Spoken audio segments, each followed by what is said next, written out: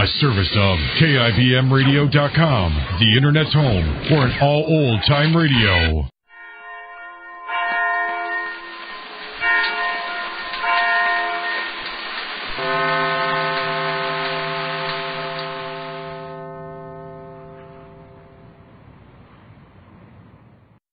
This I believe.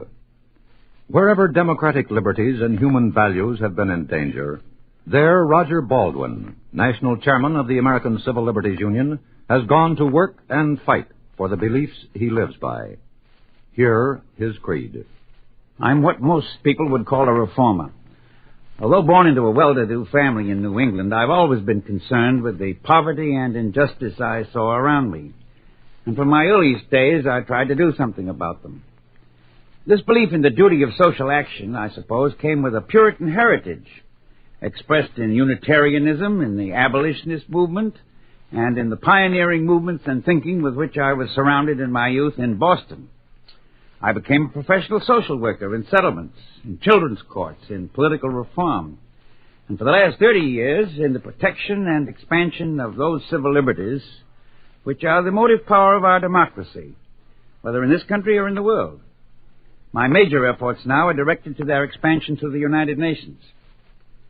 Looking over the state of the human race today, I can't say that my activities have been rewarded by practical success. But I belong to that school of optimists that holds it more important to try than to succeed. And it's worth ceaseless trying to oppose war and violence, to attack poverty, and to expand liberty. I know that it takes enduring faith to believe that mankind will abolish war, that it will produce and fairly share enough goods to make the mass poverty of our world only a bitter memory, and overcome all the tragic divisions of racial and national supremacy. But we have a goal already set forth in a document which summarizes my beliefs in practical language, that of the Universal Declaration of Human Rights, adopted by most of the nations represented in the United Nations Assembly. Of course, any such goal sounds visionary in today's desperate crisis. But I believe that mankind, since the World War, has been engaged in a revolutionary struggle toward it. No institution now goes unchallenged. I have seen in my lifetime most of the colonial peoples throw off the rule of alien masters. I've seen the darker peoples everywhere challenge white supremacy. Seen the trade unions and labor parties grow enormously in political power. And I've seen women achieve equality in law with men. The sense of internationalism, despite the bitter conflicts of nations today, gropes toward a world community through the United Nations. My beliefs seem unduly optimistic in so discouraging an era. I gain support for faith from the historic failure of all dictatorships and of all tyrannies. I can't despair when so many people all over the world are determined to advance at any sacrifice the cause of justice and equality and freedom. This universal ferment cannot result, if these forces prevail, either in the false salvation of communism or the desperate resort to fascism or in the catastrophe of another world war. Democracy, I firmly believe, not reaction, is the answer to communism, but only a democracy which recognizes that only by abolishing poverty can we abolish communism. The high goals to which mankind so gropingly moves are not new. They've been voiced through the ages by religious prophets and by social philosophers in all lands. I'm sustained in my faith in them during a lifetime of practical effort, mainly because I'm convinced not only of their justice, but because nothing less will satisfy the needs and hopes of men and women everywhere. They're the beliefs of Roger Baldwin, a distinguished New Yorker with a truly global outlook. First on the scene, crime photographer. Got it. Look for it in the Morning Express.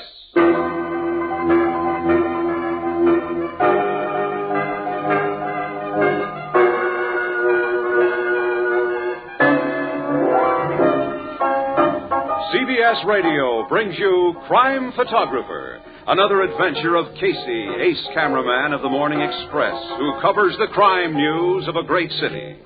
Written for radio by Alonzo Dean Cole and played by Stotts Cotsworth, tonight's adventure, Source of Information.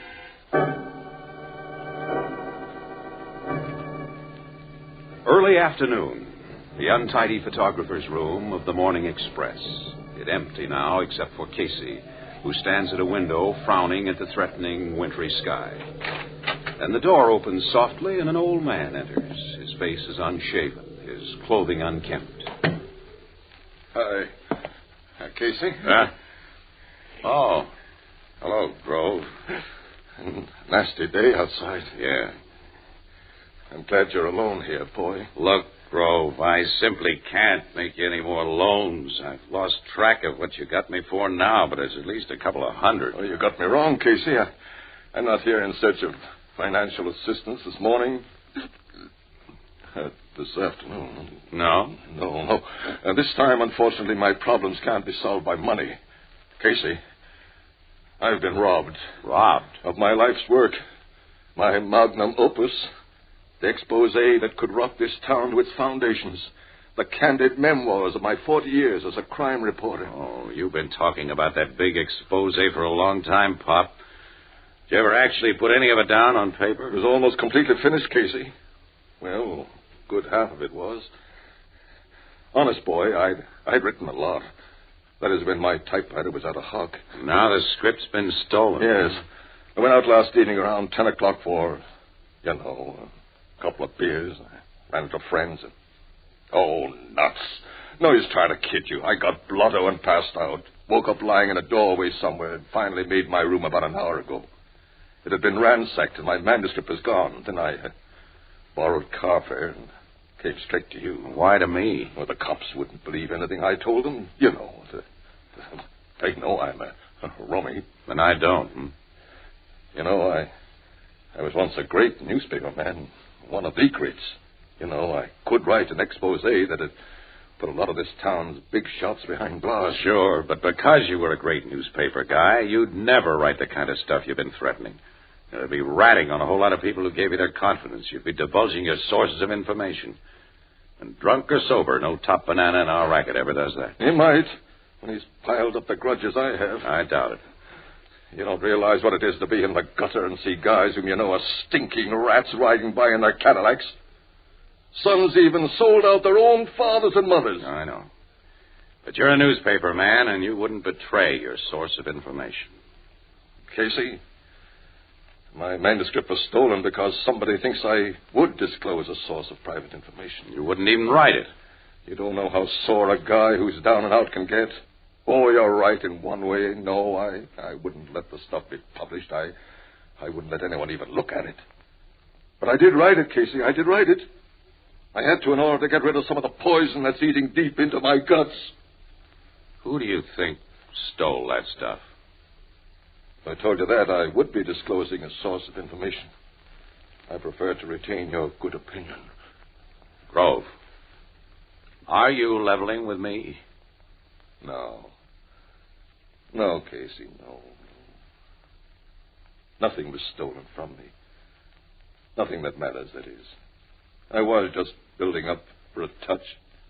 I figured if you thought I'd lost my memoirs of my life's work, which I haven't written and never will, you might be sympathetic enough for a 5-spot. Well, so long, boy. No, wait. Here's the 5. I can't spare any more. Thanks. Now, look here. I was talking to a guy last night who wants some ghostwriting done. It's the kind of thing that you can bat out in your sleep. It'll pay good dough. You go see him. Casey, I can't write anymore. You can. No one who's ever been as good as you were has ever finished until they're dead. I'm writing the guy's name and address on one of my cards. Now, you give it to him. Okay. Thanks again. Forget it. So long, boy. Yeah. Grove, you were lying to me about those memoirs being stolen. Yeah, nothing's been stolen from me. Nothing of any value can ever be stolen from me. So long. So long, pal. I wonder. Oh, nuts.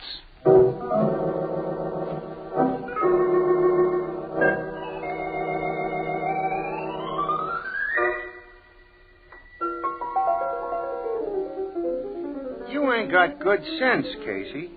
Why, I won't even let Grove Snyder come into this barroom. How you can let an old bum like him put the B on you again just beats... I didn't let him put the B on me, Ethelbert. I merely mentioned that he dropped in to see me about half an hour ago, and you go off. How much did he take you for this time, Casey? He didn't take me for anything. What if I did pass him maybe 4 bits, so what? People like you and me, Annie, and you too, Ethelbert, you should be proud to know a guy like Grover Cleveland Snyder. You know, his byline was once the most famous in this country. Sure, and then he drank it up. For the past 5 years at least, he couldn't have held a job on the Bingeville Bugle. Okay, he's a bum and I'm a sap. I wonder if he's ever wrote any of them memoirs he's always talking about.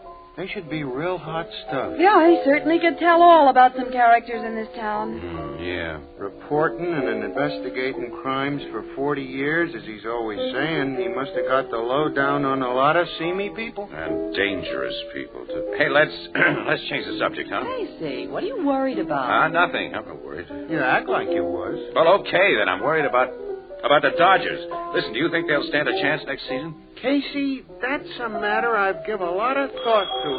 Just a second. Oh, excuse me. Blue Note Cafe, Ethelbert the bartender speaking. Oh, hello. Huh? Yeah, sure. Just a minute.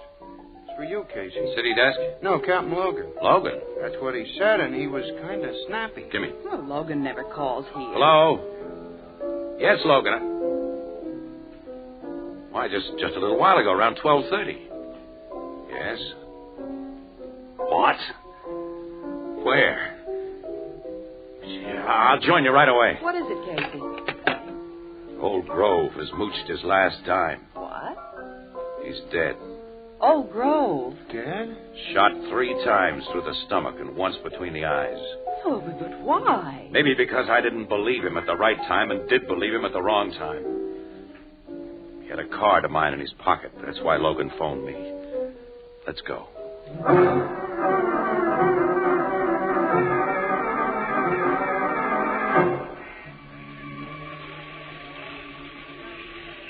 And Casey, you believe now that Grove was telling the truth when he said those memoirs were stolen from his room last night? Well, that seems to be the answer, Logan. Somebody who heard of Grove's threats to write an expose of all the inside stuff he knew didn't want something to become public. And somebody didn't realize that the old guy wouldn't and couldn't make confidential stuff public anyhow. Oh, nuts if I had only... Look, Casey, quit blaming yourself. Well, I'd have reacted to Grove's story the same way you did. Yeah, so would I, Miss Williams. So would anyone who knew the old moocher as we did, pal. I suppose so. From what you've told me, Logan, this looks like the job of a professional rod man. Somebody hired him. Yeah. The killer worked fast and effectively and then got lost in the crowd. Casey, you know where the old guy's rooming house is? Yeah. It's a crummy joint up on 90th Street. Now, let's go. I want to look at his room. So do I.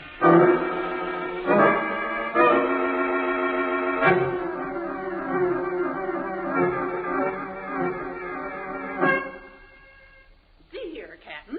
No crooked business has ever went on in this rooming house of mine, and I Mrs. Brundage, one of your roomers has been murdered.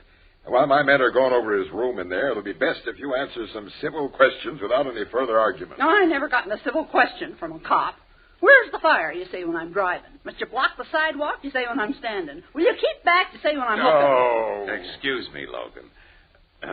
Mrs. Brundage. Yeah? That's an uncommon name, isn't it, Brundage? My late husband was an Englishman, born and bred in London. Brundish is an English name. Really? It's a name you don't hear every day. Well, ain't like Smith or Jones or Cohen. My maiden name was Gallagher. What do you know? My name's Casey. Is it now? Mm-hmm. My mother was a Shannon. Mine was a Flanagan. Well. Do you mind if I shoot a picture of you? I certainly do. What's your game, Mr. Casey? Well, I'm a press photographer. I say you're a con man, Blarney boy. And I'm not buying anything you've got to sell. But Captain Logan, you and I speak the same honest language.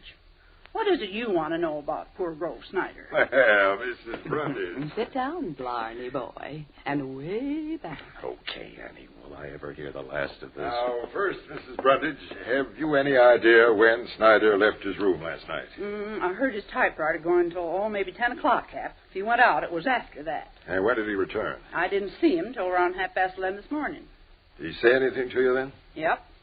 Said he'd been robbed and wanted to borrow 50 cents from me, which I'll never see again, and went out. And you didn't touch anything in his room? No. I just took a look at the mess inside and closed the door and locked it. You know anything about the book he was writing? Sure. He talked to everyone about it.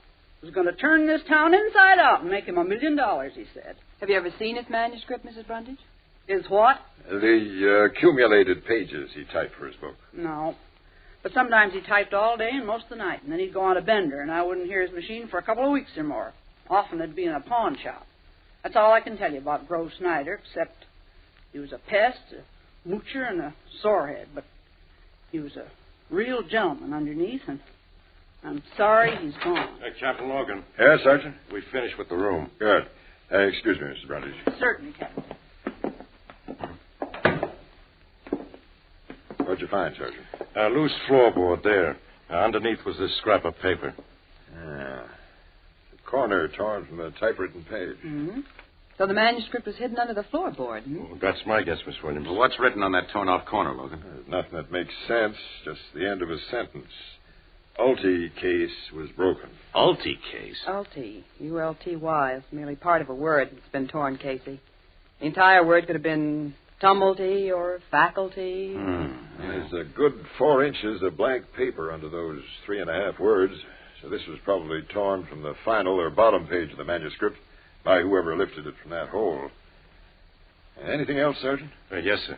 The boys and I picked up 22 cigarette butts off this floor. All of a brand the landlady said Grove Snyder never smoked. Well, the thief must have been here an awful long time to smoke 22. The thief and killer, Annie. He came here to get that manuscript and bump off Grove Snyder at the same time. The old man got too drunk to find his way home, and the killer had to get out before people in the house woke up this morning. So he picked up Grove later, tailed him, and shot him. Yeah, I think that's how it was. Here's a little thing we found that don't look as though it belonged to Snyder, sir. Dice? Only one. Well, Grove never shot craps. He didn't gamble at all. Nobody be gambling with that dice, Casey. Crooked? As a country road, Captain. Look. It always comes up 5.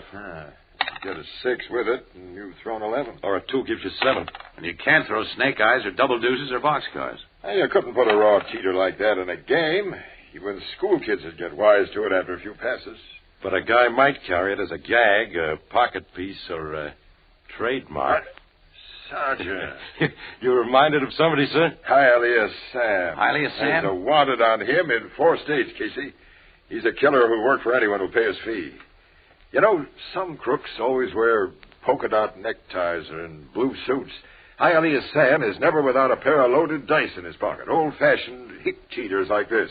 They're his calling cards, his identification papers when he goes into new territory. And he may be minus half a pair right now. Yeah, that's the picture I see. Sergeant, get out a special alarm on Hialeah.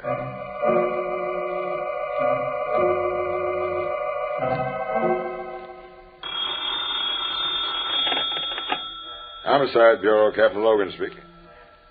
You got Hialeah Sam already? Oh, dead. Shot in the back, then tossed out of a car, huh? And half a pair of dice in his pocket that throws only 2s. That's just dandy.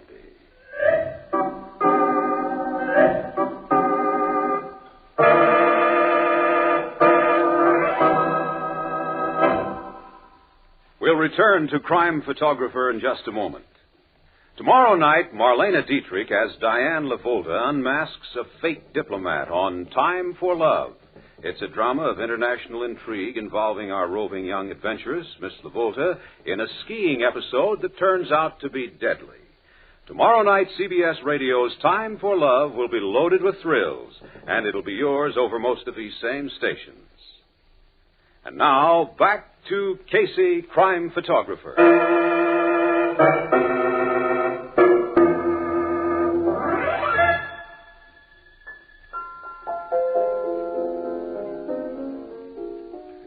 Then the murder case of Grove Snyder is right back where it started, huh, Casey? Back behind where it started, Ethelbert. We had some leads, but with this Hialeah Sam bumped off, we got nothing. Oh, well, even if the cops had found him alive, we'd have had nothing, Casey. Hired killers of his type don't talk. I know. You know the way that gunman was bumped off as a lead, Annie? Oh, yeah? It was just as unprofessional as the murder of Grove Snyder was professional. Poor old Grove had 4 shots pumped into him, all at vital spots. Hialeah Sam was shot only once. And the ME figures that he was still alive when he was dumped haphazardly out of a car and slowly bled to death. Well, where's the lead to this one?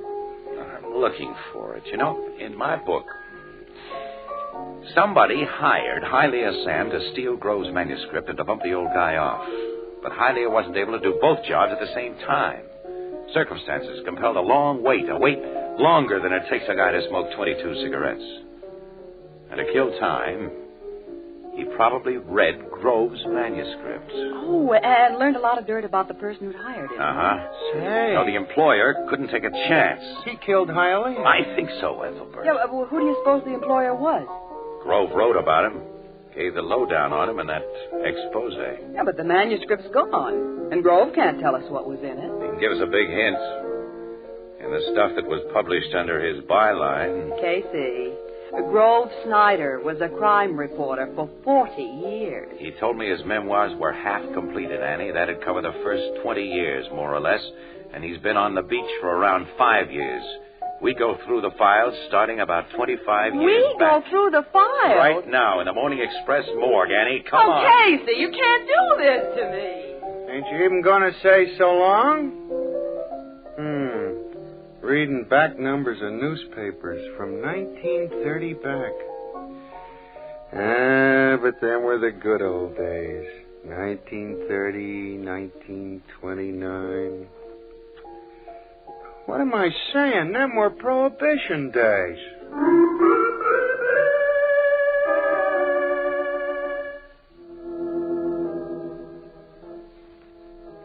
Ann? I found something. Look, come here and read this. September 15th, 1929. Today, former political power Big John Keston and his chief lieutenant Fred Ziggy Friedlander entered Woolstock Prison to begin serving the life sentences imposed on them for instigating the New Year's Eve massacre of the 4 McNulty brothers. McNulty? That torn scrap of paper, Annie. Ulti case is broken. Yeah, I know. The McNulty Massacre is one of the great crime classics. That's right. As I remember, the 4 McNulty brothers were big-time bootleggers who controlled all the liquor business on the South Side. And on New Year's Eve of 28, I think it was, they threw a big party at one of their joints, and when everybody was plastered, half a dozen masked men crashed the gate and shot several guards, and then lined the 4 McNultys up against a wall and cut loose on them with Tommy guns. Oh, yeah, and a rival gang was first blamed for the killings. That's right. That was a Carmine mob. But as usual during Prohibition days, the John Laws talked a lot and did nothing. And over a year went by, and then Grove Snyder got some information and broke the case wide open. It was one of his greatest scoops. Yeah, and he got a journalism prize for the job he did. That's right. I don't remember any of the details. Annie, get back to those files. Let's learn everything we can about the McNulty massacre.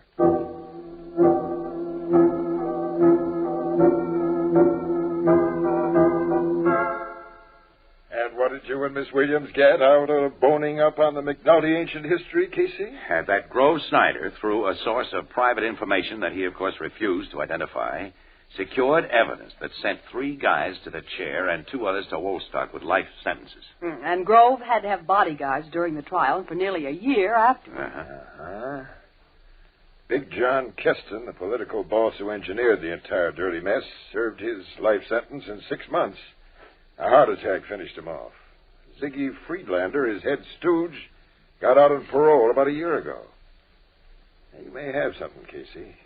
Ziggy was the kind who never forgot a grudge. Well, I've been checking on Ziggy Friedlander, pal, and he doesn't fit our picture. Huh? Now, he seems to have been a guy who played awful rough, but in accordance with the rules. I mean, he'd have knocked off Grove or his own brother to save himself and his boss from those life sentences. But after the book was thrown at him, he couldn't nurse a hate for a newspaper guy who played according to his set of rules. Well, what's your idea? Big John Keston had a son, an only child. Yeah, I believe so. You don't know much about him? Nothing, as a matter of fact. Well, I made it a point of learning something about him, and I'm going to learn more.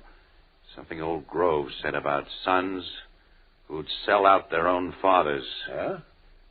I made a date with John Keston, Jr. tonight at his home. Afterwards, Logan, I'll let you know how it made out. Hey, I don't get this. I'm playing a hunch, pal, and if it's right, you'll have the solution to the murders of Grove Snyder and Hylia Sam.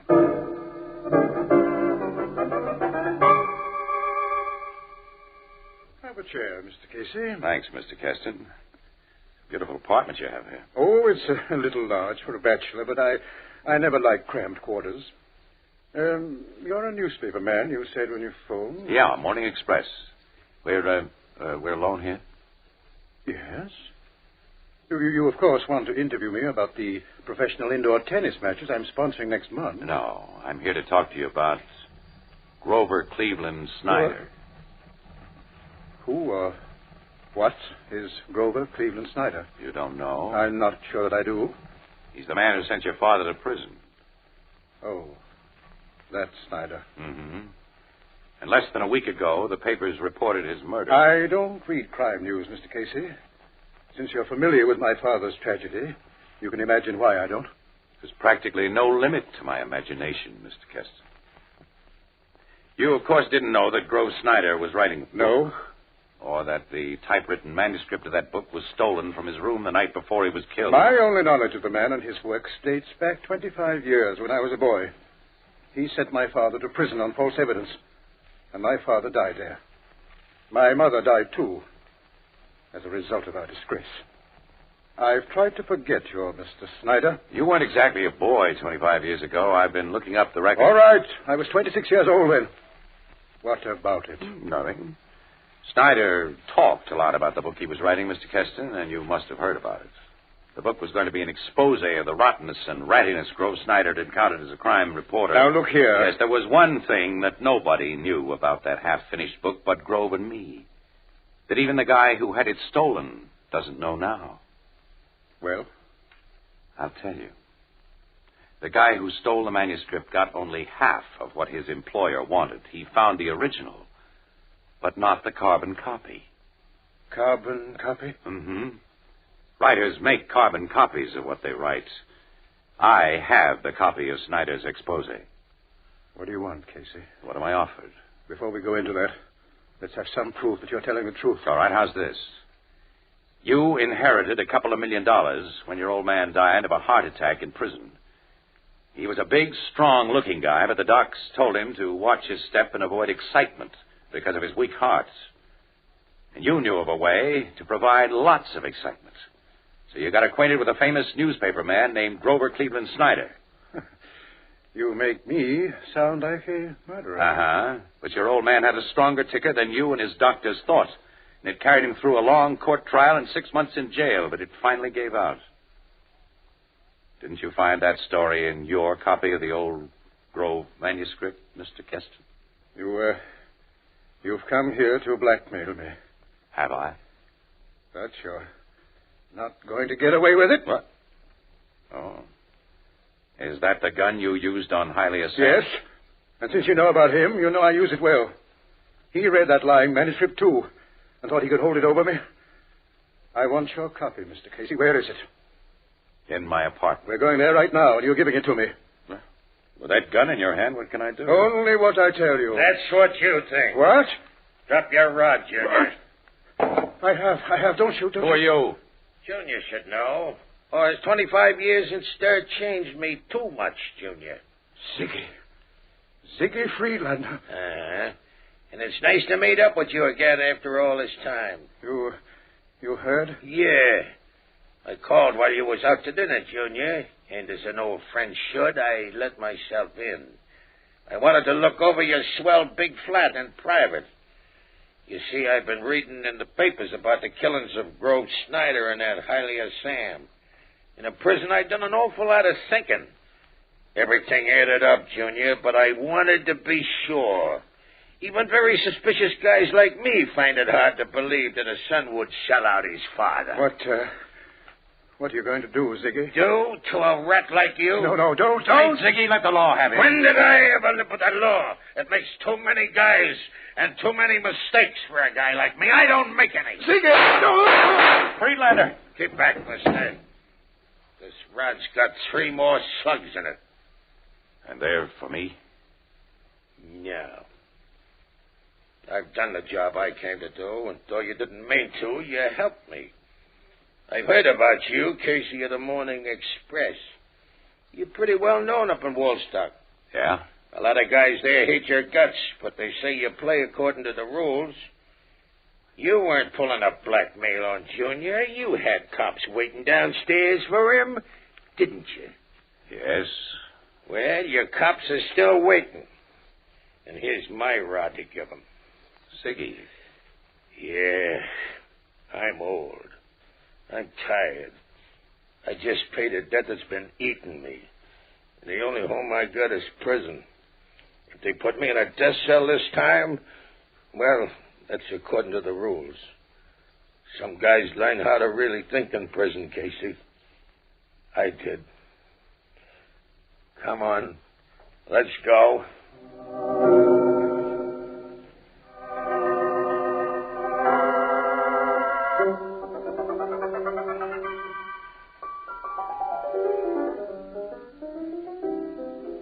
Quite a character, that Ziggy Friedlander, Casey.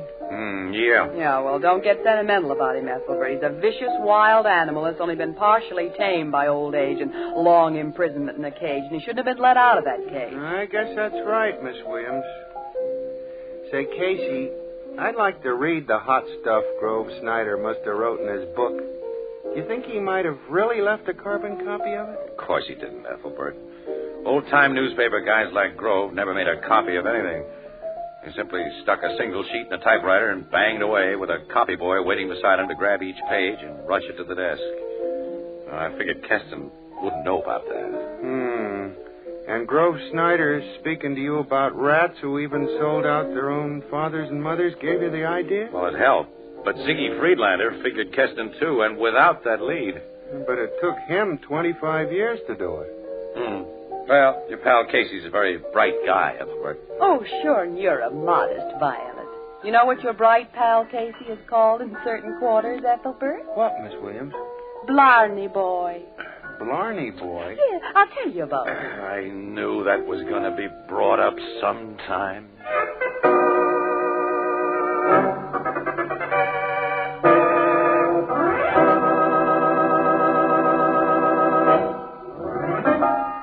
You've been listening to Crime Photographer, played by Stocks Cotsworth and written for radio by Alonzo Dean Cole, based on the original character created by George Harmon Cox.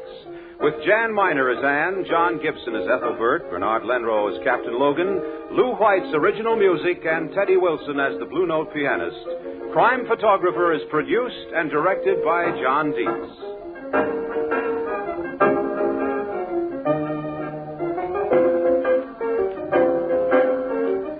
This is Bob Hite inviting you to join us again next week at this same time for another fast-moving adventure of Casey, Crime Photographer.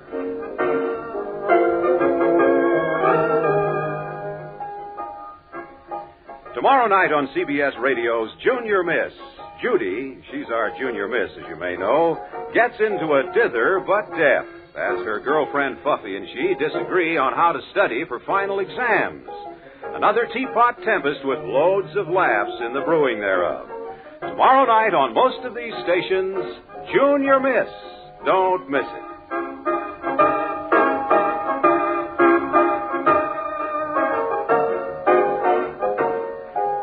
Gangbusters go into action Saturday nights on the CBS Radio Network.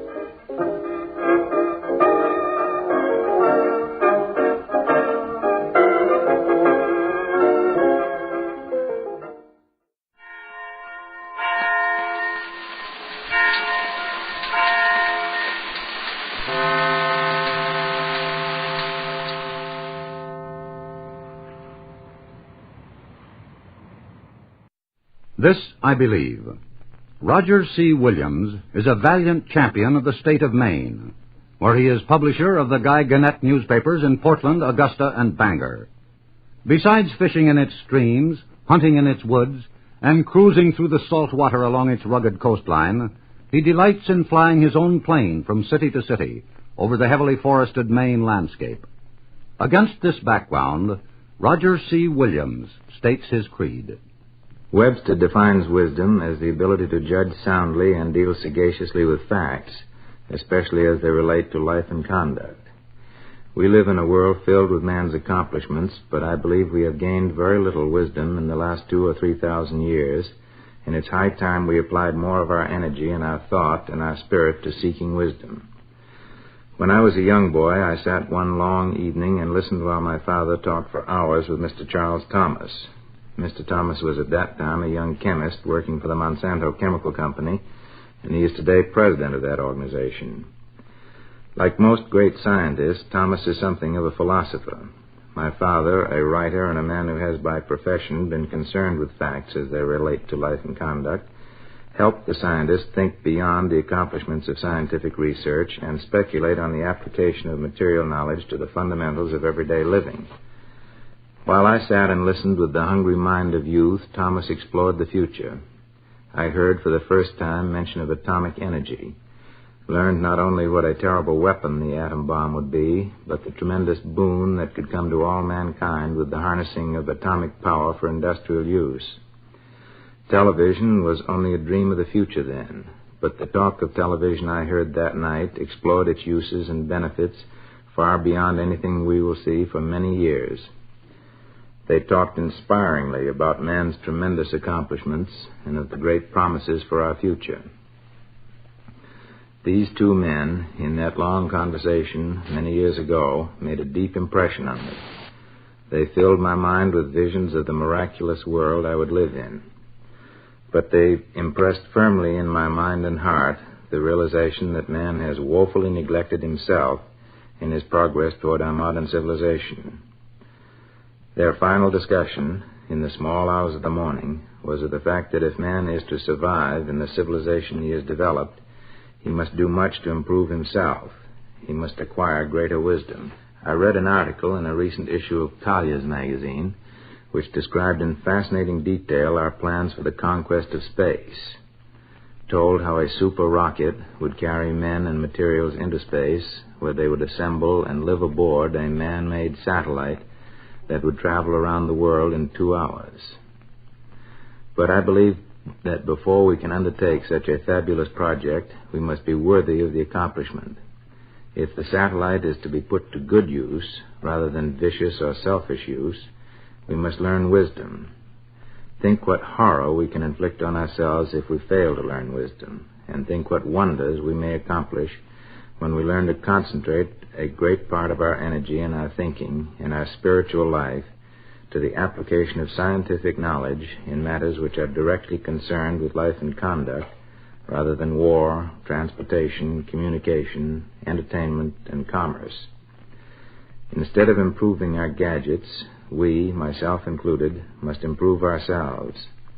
In 2,000 years, we have produced wonders in material things.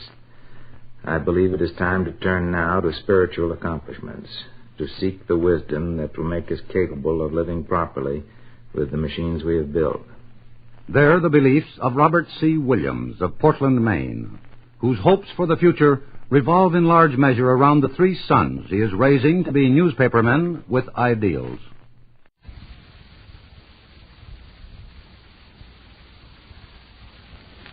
Crime does not pay.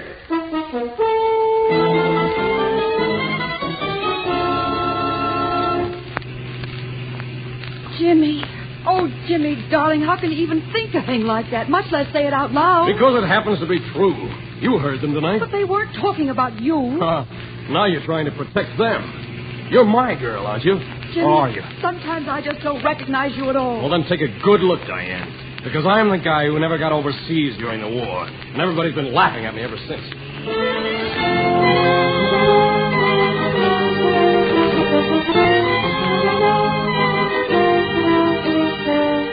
In the interest of good citizenship and law enforcement, we present Crime Does Not Pay, based on the famous Metro-Goldwyn-Mayer series of short subjects. In just a moment, you will hear For He's a Jolly Good Fellow, starring John Beale.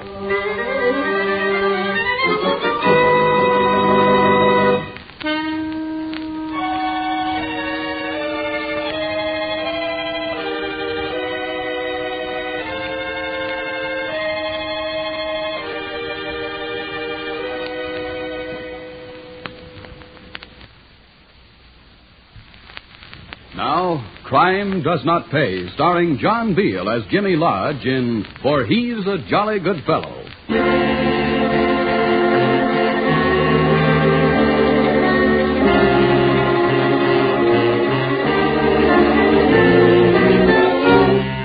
What makes someone murder? There aren't many motives, and this crime is committed much more often by amateurs than by professionals. Perhaps that's because there is so little profit in murder. Man or woman raises his hand against his fellow over love, greed, revenge. In the case of Jimmy Lodge, it was revenge. Revenge for a fancied injury. Actually, Jimmy had the kind of life everyone envies. Plenty of money, good looks, education, and a lovely girl to whom he was to be married. Typical of Jimmy's life was one evening at the country club. It was spring. No one had a care in the world. I couldn't say the same thing anyway. Jimmy, I think this is the best Saturday night ever. Yeah, well, I'm glad, darling. Diane, dear, have you and Jimmy set the date yet? Well, not yet, but soon, Anne. Very soon. Yeah, as a matter of fact, we're keeping it a secret, but very soon. You think I want to wind up a bachelor president of this club like Martin here? Hey, young fella, what's wrong with that? Oh, nothing, I guess. Only Diane will be a lot prettier to have around than that solemn-faced housekeeper you as Mrs. Krakauer. He's got you there, old man. Hey, that's my favorite. Our favorite, Di. Are we dancing, darling? Oh, no, I feel too good to dance. I'm going to sing. Attaboy, Jimmy. Give out for us, will you? Sure thing. I'll be back in a couple of minutes, Di. Enjoy yourself, darling. Hey, guys, mind if I take a chorus?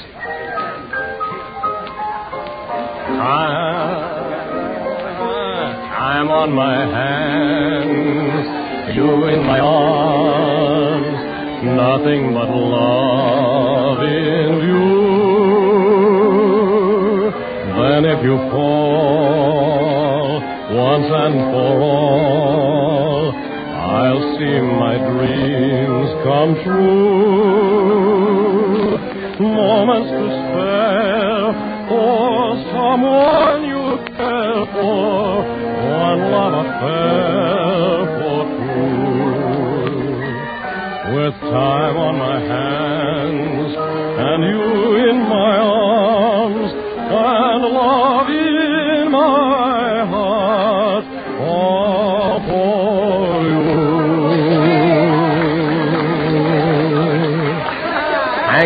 Thank you one and all. I bow. And now, if you'll excuse me, take it, Gus. And I don't know, Martin.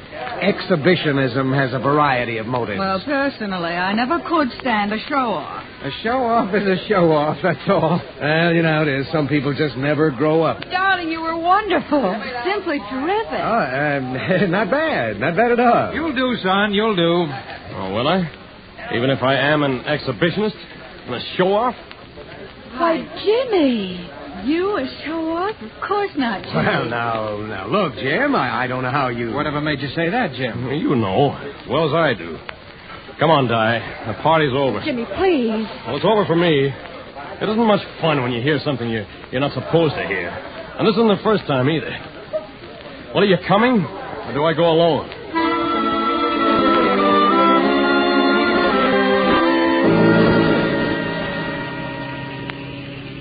Jimmy, where you got this idea, I'd like to know. For he's a jolly good fellow, which nobody can deny. Yeah, except everybody does, behind my back. Jimmy. Oh, Jimmy, darling, how could you even think a thing like that, much less say Because it happens to be true. You heard them tonight. They weren't talking about you. Oh, now you're trying to protect them. You're my girl, aren't you? Or are you? Jimmy, sometimes I just don't recognize you. Now, well, then take a good look, Diane. Because I'm the guy who never got overseas during the war. I've been laughing ever since. So that's all the ridiculous ideas. Ridiculous? Just wait. You'll see how ridiculous it is when I get even. Laugh at me behind my back, Lily. They'll laugh on the other side of their faces after I get even. If they can laugh, then.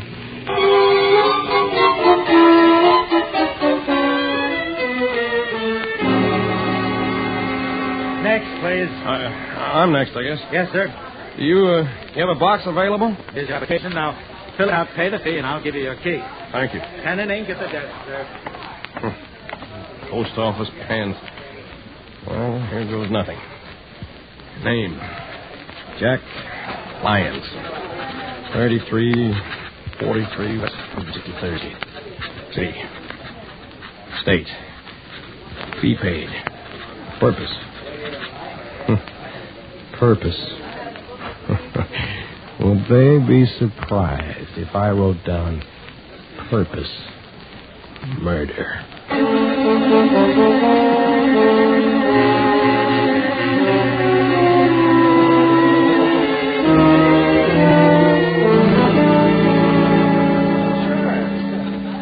Don't get it, Martin. I just don't get it. It's not that we charged a servant or anything. No. All our help has been with us for years. Well, I'm sure my Mrs. Krakauer isn't writing anything like that to me. Oh, it's some crank or other. Let's forget it and have fun. Sure. Well, I think you'd be scared. Oh, now don't you worry too, Diane. Martin's right. It's some crank who was kept out of the club or something. Hello, everybody. Oh, hello, Jimmy. How are you? Jim. Hello, Jimmy. Di? Well, kiss him. Go ahead. We don't mind. David, stop it. You're embarrassing them. Embarrassing me? The jolly good fella? Not a chance. Di, darling, your lips, please. Well, thank you, darling. Nothing like young love, I always say. Yes, indeed. Why don't you ask Jimmy? Maybe he'll have an idea. What, Ann? Ask Jimmy. Yeah. Oh, about the letters. Uh-huh. What letters? Martin and I have had threatening letters. Threatening? How? Oh, the usual thing. I'll get even for what you did to me. You know I got even while you're dying. Even? For what? Who knows? You got one too, Martin? Oh, yeah, sure. Exactly the same. Typewritten. No return address, of course. Oh, that's funny. Oh, well, some crank, I guess. Why don't you just forget about it? That's just what we were saying. Music. Well, wife, we'll dance with husband? Don't mind if I do. See you later, people. Diane? no, thanks. Not now. Say, look, will you excuse me, youngsters? I promised myself I'd be home and in bed early tonight. Oh, yes, of course, Martin. Well, it's very early for you, isn't it? What will the club do without you? Oh, it'll run itself one night anyway. Good night, Diane. Jimmy. Good night, Martin. Yeah. Good night. Jimmy, Yes, darling? did you write those letters? Oh, what in the world gave you that idea? Jimmy, did you? Oh, don't be foolish, sweetheart. Well, if I wanted to do anything about getting even with those guys, would I write a letter about it first?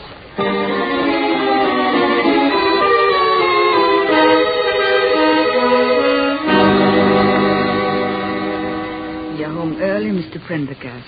Yes, I am, Mrs. Krakauer, and I'm going right up to bed. Yes, sir. I'll go to my room, too, sir. I have a small headache. Taking anything? No, sir. I thought maybe an aspirin just before I get into bed. Oh, well, we'll do better than that. There's that package that came for me this morning, that headache powder sample. You know where it is, Mrs. Kay? I put it in your medicine chest, sir. Wrapped just the way it came. Well, fine. You just trot on upstairs, and I'll fix you a dose. I hear that's pretty wonderful stuff. It's been nationally advertised. Have your writer's rain in the morning.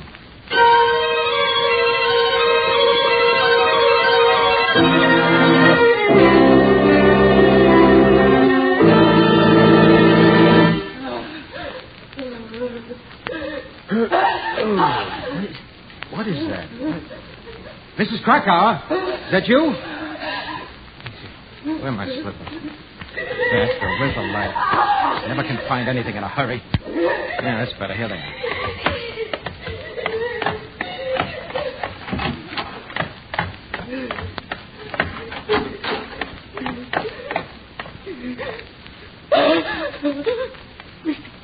Prendergast. Mrs. Krakauer, what's the matter? My feet. Well, Mrs. Gordon, what in the name of heaven is the matter? It's so... I can't stand it. Something's stabbing my stomach. Stomach. Doctor, please. Yes. Doctor. Yes, sure, of course.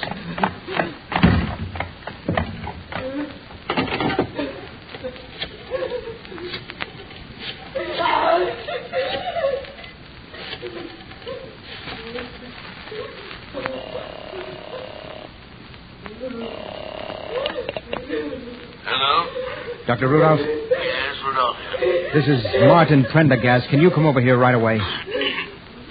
2 in the morning. Is it serious? Well, it seems to be. It's my housekeeper. It's quite sudden. She's in terrible pain and complains of itching feet. I don't understand. Oh, I'll be right over.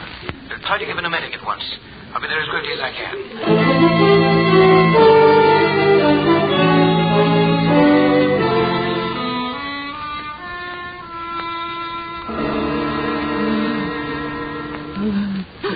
Well, Doctor? She better? I've done everything possible, Prendergast. Well, then she is better. She's dead. Why, I can't believe it. Well, you'll have to. It's a fact. A terrible, meaningless death. Well, I'll have to notify her family. There's a brother, I think. You'll tender the details for me, Doctor, will you please? Details? Well, I mean like the death certificate. There won't be a death certificate. Not tonight, least. What? Why not? Because I won't sign it. Your first call isn't to her family, Prendergast. It's to the police. Your housekeeper had all the symptoms of poisoning by strychnine.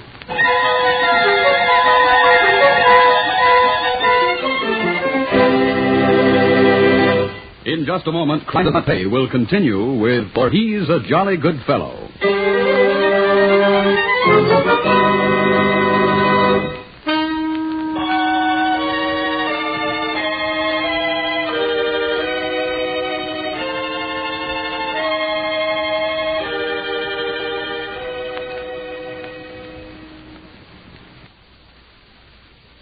Now we continue with Crime Does Not Pay, starring John Deal as Jimmy Lodge in For He's a Jolly Good Fellow.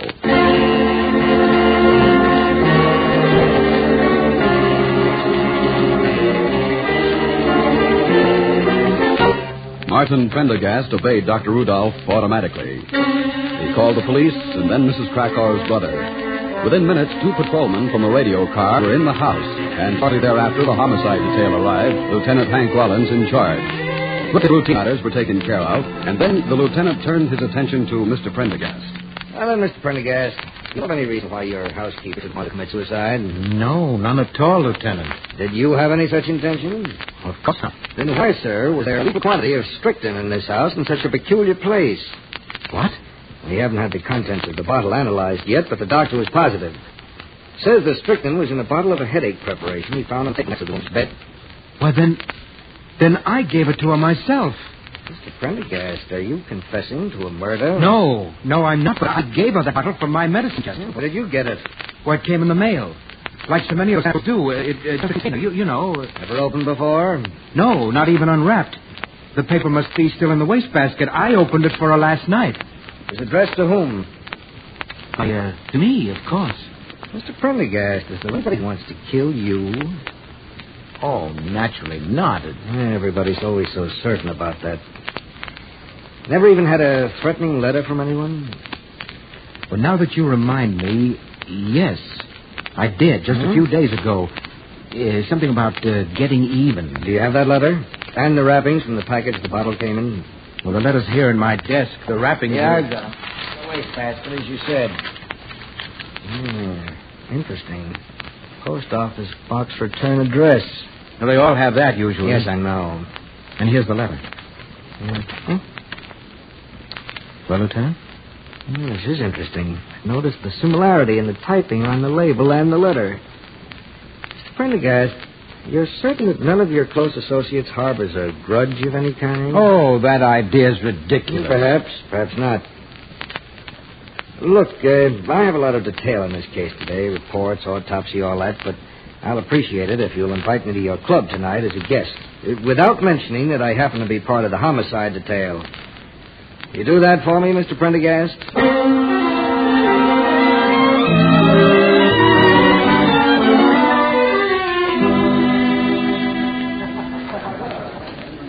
Diane, this is Hank Rollins, a friend of mine from out of town. Hank, Diane Lawson. How do you do, Mr. Rollins? How do you do? And Jimmy Lodge, Hank Rollins. Lodge? I don't know you, Mr. Rollins. You look tired, Martin. Well, I am. I wouldn't have come here if it weren't for Hank. Well, you took off early enough last night.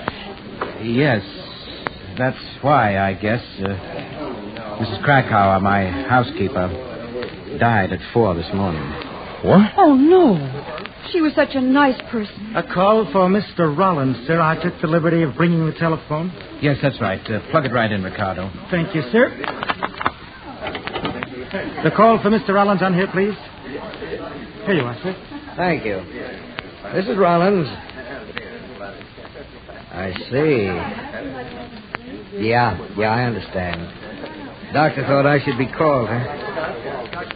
Very well, we'll be right over. I think we'd better go, Prendergast. Go where? Your friend David Maxwell is dead. Poisoned. Strychnine. Let's go over there, shall we?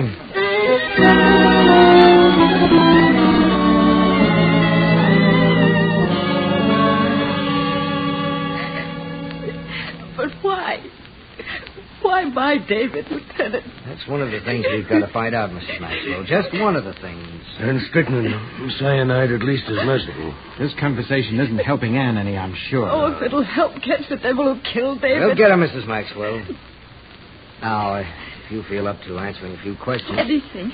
You say your husband took some headache powder? Yes. I'll have one. What? It came in the mail yesterday morning. In the mail? Well, Whitey... Martin, you didn't get some, too. He did, Mrs. Maxwell. Tell me, did you get a threatening letter also? Well, yes, you'll find it over I there. have it here. And the wrapping from the bottle. Well, it's just like mine. Yes, isn't it? Same post office box. Even the same typing.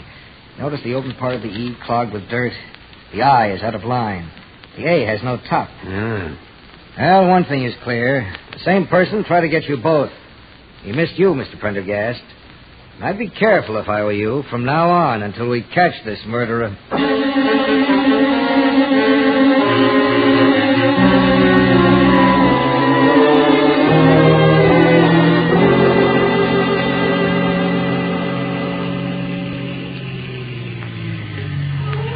Here we are, Di.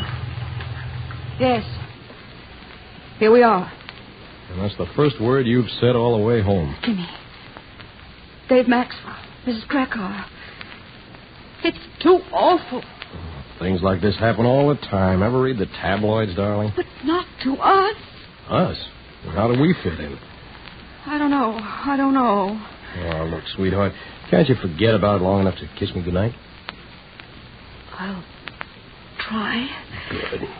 No, don't touch me. For the love of Pete. Jimmy, I've got to say it. You know more about these deaths than you're saying. You've gone completely nuts. You wrote the letters. I know you did. What? Oh, you're upset, Diane. You're talking yourself into something. No. The way you talked the other night. The same words. Get even. Will you stop it? I can't. Are you hysterical? I have to slap you? No, don't you touch me. I think I loathe you. I'm going in the house. Don't get out of the car. Don't, Jimmy, don't. Diane, why do you talk like this to me? Because not once since I started talking have you denied you did it. Goodbye, Jimmy, goodbye.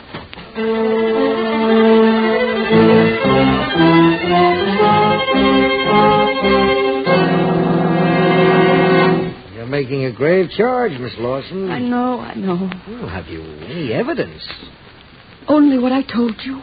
Conversation in an automobile when you both have had a few drinks. That's not evidence. Wasn't any smart lawyer would destroy a cross-examination. I know. But I know Jimmy did it. Maybe he's pretended. He knows I know. Maybe I'm the next.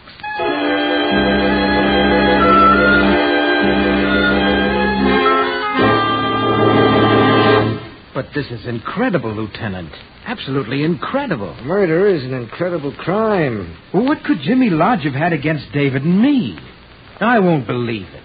Not Jimmy. Why, he's always been the life of the party. Oh, once in a while we used to kid him, Yeah. Well, all I can say is we're getting closer. We have the mailing list of the firm that manufactures the headache powder. I had a request for samples from a post office box in this city. The same number that was on yours and Mr. Maxwell's packages. And, the name? Jack Lyons. Jack Lyons. Jimmy Lodge. J.L. Exactly, Mr. Prendergast. That's one of the mistakes an amateur almost always makes. The same initials for his own name and his alias.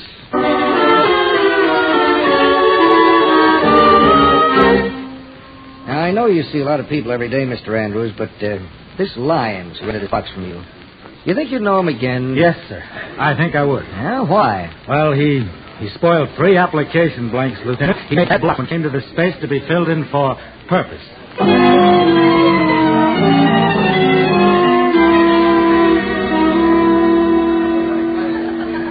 I still don't believe it, Lieutenant. Well, Mr. Andrews here will make it definite.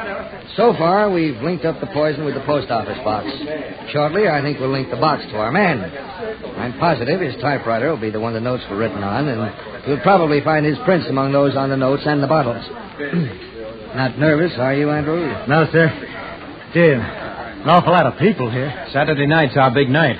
Lieutenant, may I see you a moment? Yes, of course, Miss Lawson. Pardon us, gentlemen. Certainly, Lieutenant. He's here. I saw him come in the side entrance. I asked Gus to play his favorite song. He'll get up to sing it, I'm sure. Oh, thank you. You're a smart woman. Andrews knows nothing about his singing, and if Andrews recognizes him... I'm on my hands. Here it is, the song, I mean. All right. Let's stand here with Andrews. It is difficult, Mr. Prendergast, looking for someone in a crowd like this. It'll make your identification all the better. Exactly, Andrews. Proof in court. A vocalist, too, eh? Real nice affairs you run, Mr. Pratt. Well, Andrews? That's him. That's him singing. I'd know him again any place. That's the fella calls himself Jack Lyons. All right. Stay here, all of you. I'll get him. No. I'm coming, too. Diane, come back here. No. Pardon me. I beg your pardon. I beg your pardon. Pardon me, please. All right, Miss Lawson. Be quiet. All right. Pardon me. Just stay with me.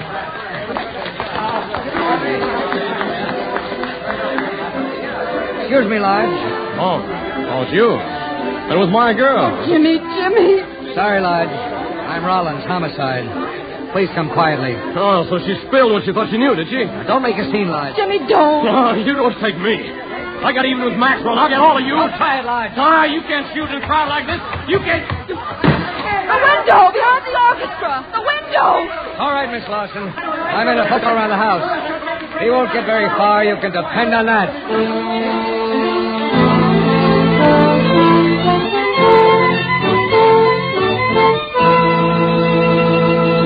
Crime does not pay.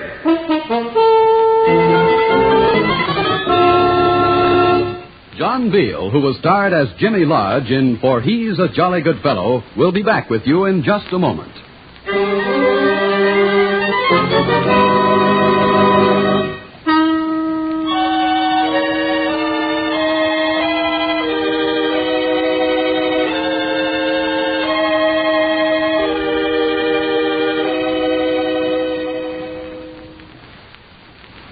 Now, here in person is John Beale. Jimmy Lodge might have gotten away with it, as the saying goes, even after Diane went to Lieutenant Rollins, if he hadn't left a trail behind him. A trail of similarities in the two deaths, and in the way the poison was introduced into the households of the victims. But the fact is that no matter how clever a criminal may be, one way or another, justice is always served. And inevitably, the perpetrator of a crime learns the cardinal lesson that crime does not pay. Thank you, John Beale. Crime Does Not Pay is written by Ira Marion and directed by Marks B. Loeb, with music composed and conducted by John Gart. Technical advisor is Burton B. Turtis. The events, characters, and names used in the story you just heard are fictitious. Any similarity is purely coincidental.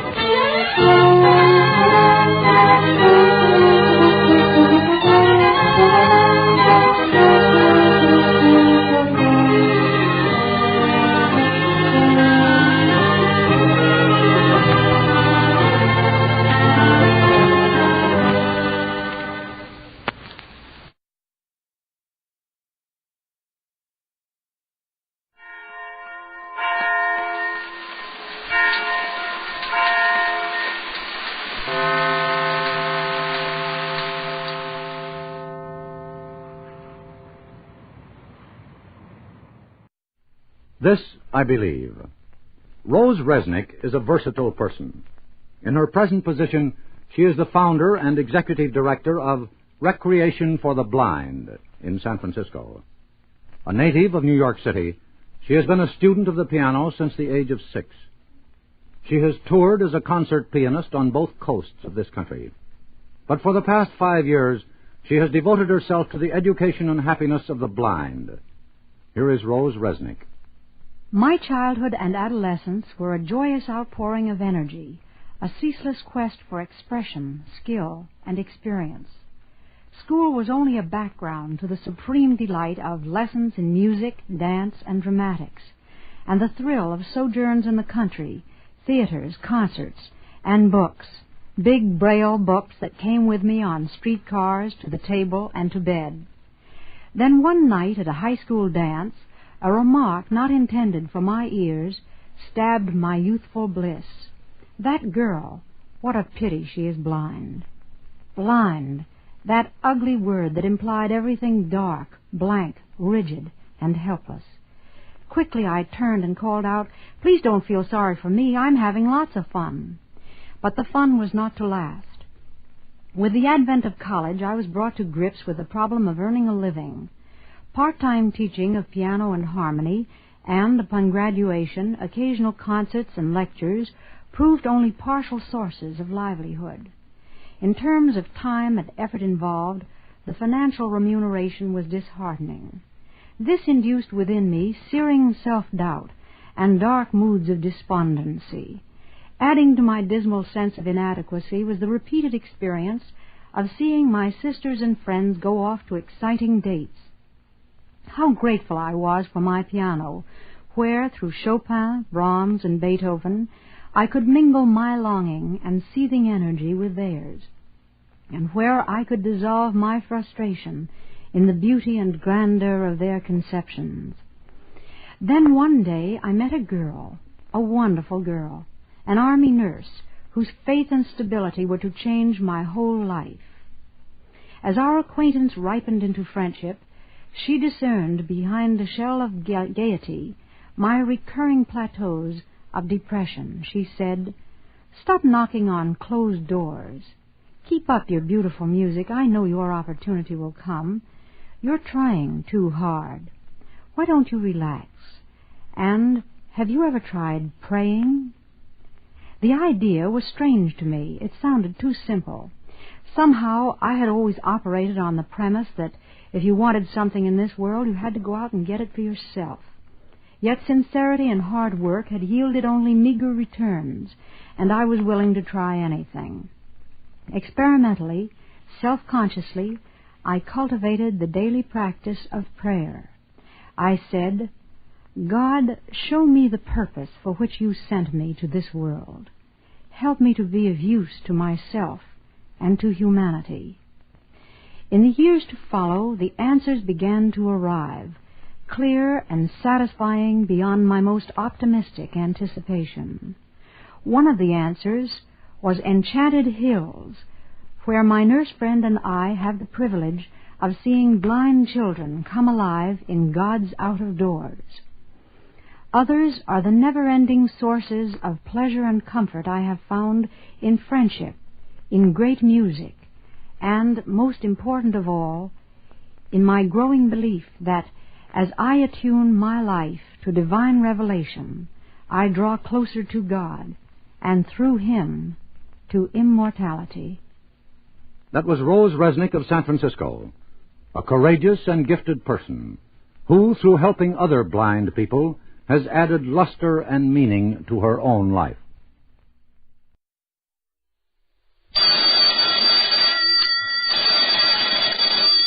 Calling all detectives.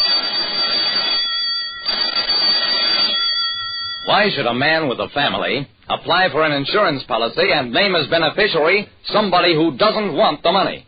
That is the problem on this page from my casebook, the casebook of Jerry Browning, private detective. When a private detective like me, Jerry Browning, gets a case, he seldom knows where to lead.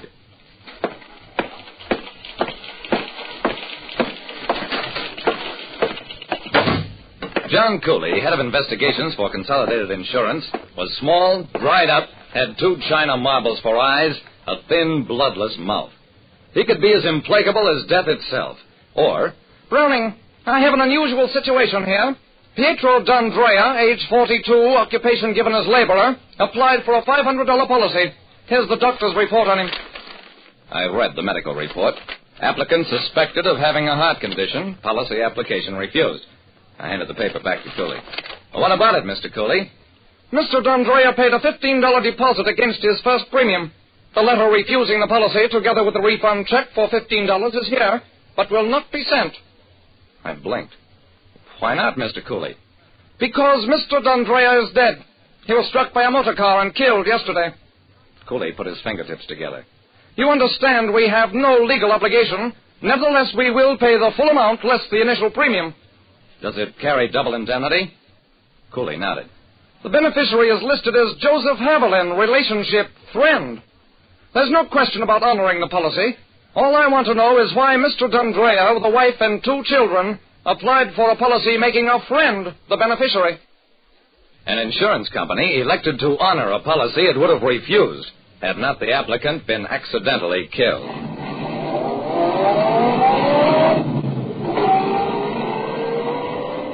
On the way to the address given for the beneficiary, I thought about the contradictions in John Cooley's makeup. If there was anything wrong about a policy, he'd fight against payment even if he had to spend twice the face value of the policy.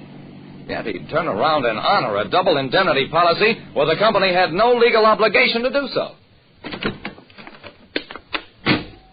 The address given for Joseph Haviland, beneficiary under D'Andrea's policy, turned out to be a tavern. I went on in, asked the bartender, "Are you Joseph Haviland?" No. "Well, does he own this place or live here?" "I never heard of him." I shrugged. "Okay.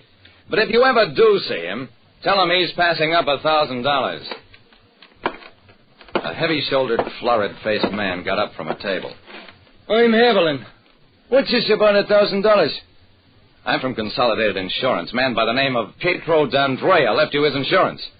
Haviland's already red-faced muttered.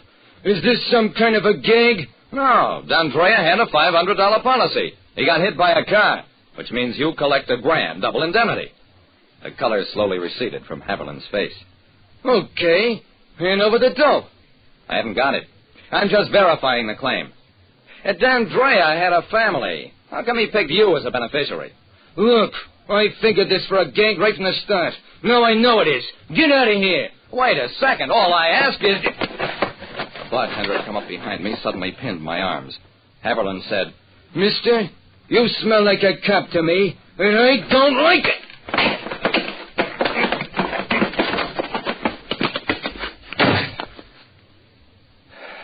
I picked myself up off the sidewalk, waggled my jaw to make sure it wasn't broken.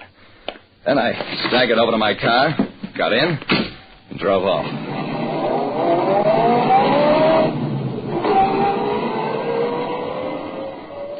"You let the man beat you up." The bartender was holding my arms, Mr. Cooley. Who is this Joseph Haviland? I checked into it, sir. He owns that tavern, and I suspect has a shakedown racket, a protective association going in that neighborhood. Cooley rubbed his chin. "Did he strike you as a man who would engage in an insurance murder?" I shrugged. He'd probably do anything for money, but he'd also be smart enough to wait until the policy was issued. No, I don't think murder for insurance is involved here, Mr. Cooley. Cooley frowned. "Well, get to the bottom of it, Browning." "Yes, sir. It may be expensive, Mr. Cooley." "I said get to the bottom of it." Okay. So I had the job of reconstructing the life of a poor laborer, now dead and buried. His wife couldn't tell me much, only that he'd been a good husband, a good father, worked hard. As for the insurance policy, she didn't even know he'd applied for one. The foreman of a road crew told me. "D'Andrea? Well, he was a good guy. I hated to fire him." "Why did you fire him?" "Well, you know how it is. I had to make a job for a friend of a friend at a district boss." "Yeah, I'll bet you did."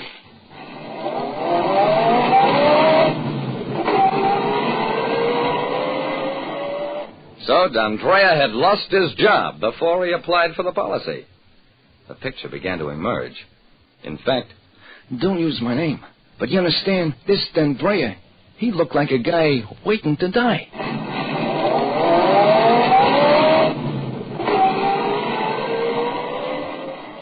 I only had one more loose thread to tuck in, and I took care of that at the county courthouse. Case against Joseph Haviland? Well, yeah, sure. Suspected of killing a butcher on 108th Street.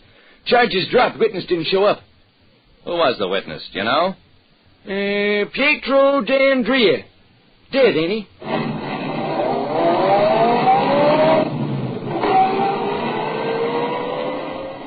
I reported back to Cooley, and that's when he pressed the button starting wheels turning. Front fender of Haviland car dented. Paint cracked. Chemical analysis, paint spots on D'Andrea's body. Check with paint analysis of Haviland's car. Hear ye, case of the state versus Joseph Haviland. Charge, the willful and deliberate murder of Pietro D'Andrea. Haviland tried to make a deal for life imprisonment, but when they told Cooley about it... No deals. He'll either go free or go to the chair. So that's what it was. The chair. A little man, Pietro D'Andrea, knew that he was marked for death, was afraid to appeal to the police lest his family be involved. But he also knew that if he enlisted a great insurance company on his side, there would be one chance that he might be avenged. That's why he tried to buy a policy and named as beneficiary the man he feared would kill him. Like I said, you may be a little guy, but there's nothing like life insurance to get an awful big guy on your side. Listen next time to Calling All Detectives. Mystery drama, mystery quiz, and a chance for you to match wits with yours truly, Jerry Browning, Private Detective.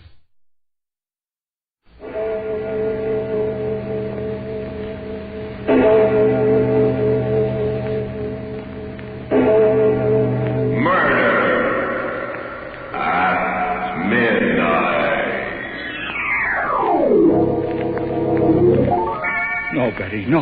Don't make me... I say yes. It's got to be. And now and here, she's got to die. Betty. I say yes. Here, I'll hold her arm. All right, Betty, but... No, don't. I don't want to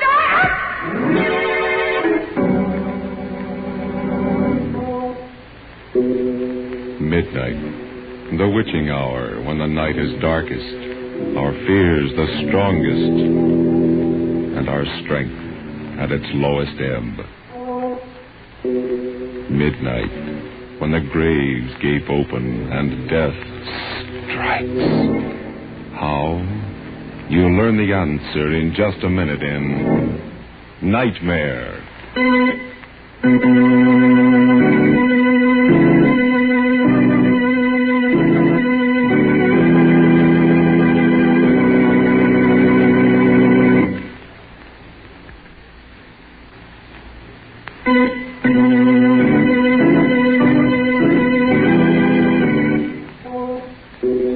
And now, Murder at Midnight.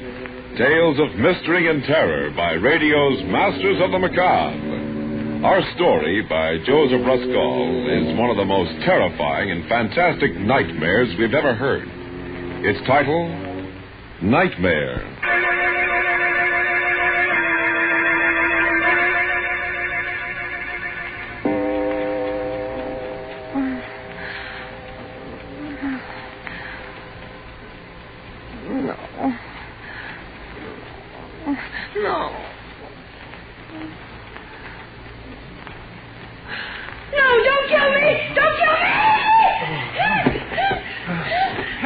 Helen, what's the matter?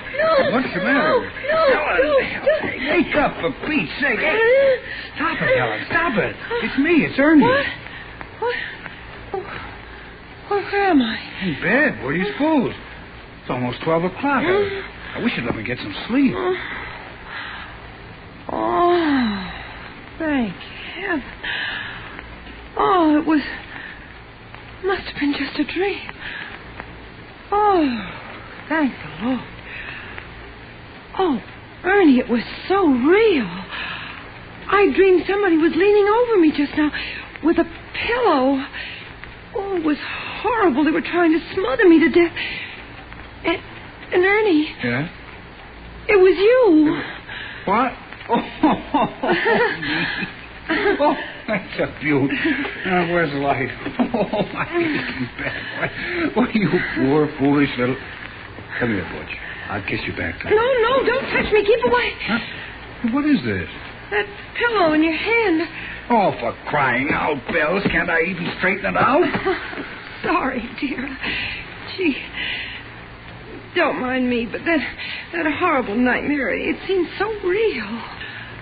Oh, darling, wasn't that crazy? You, the sweetest, gentlest husband in the world. Then why... Ernie, now please don't look so hurt. Now I can't even look hurt.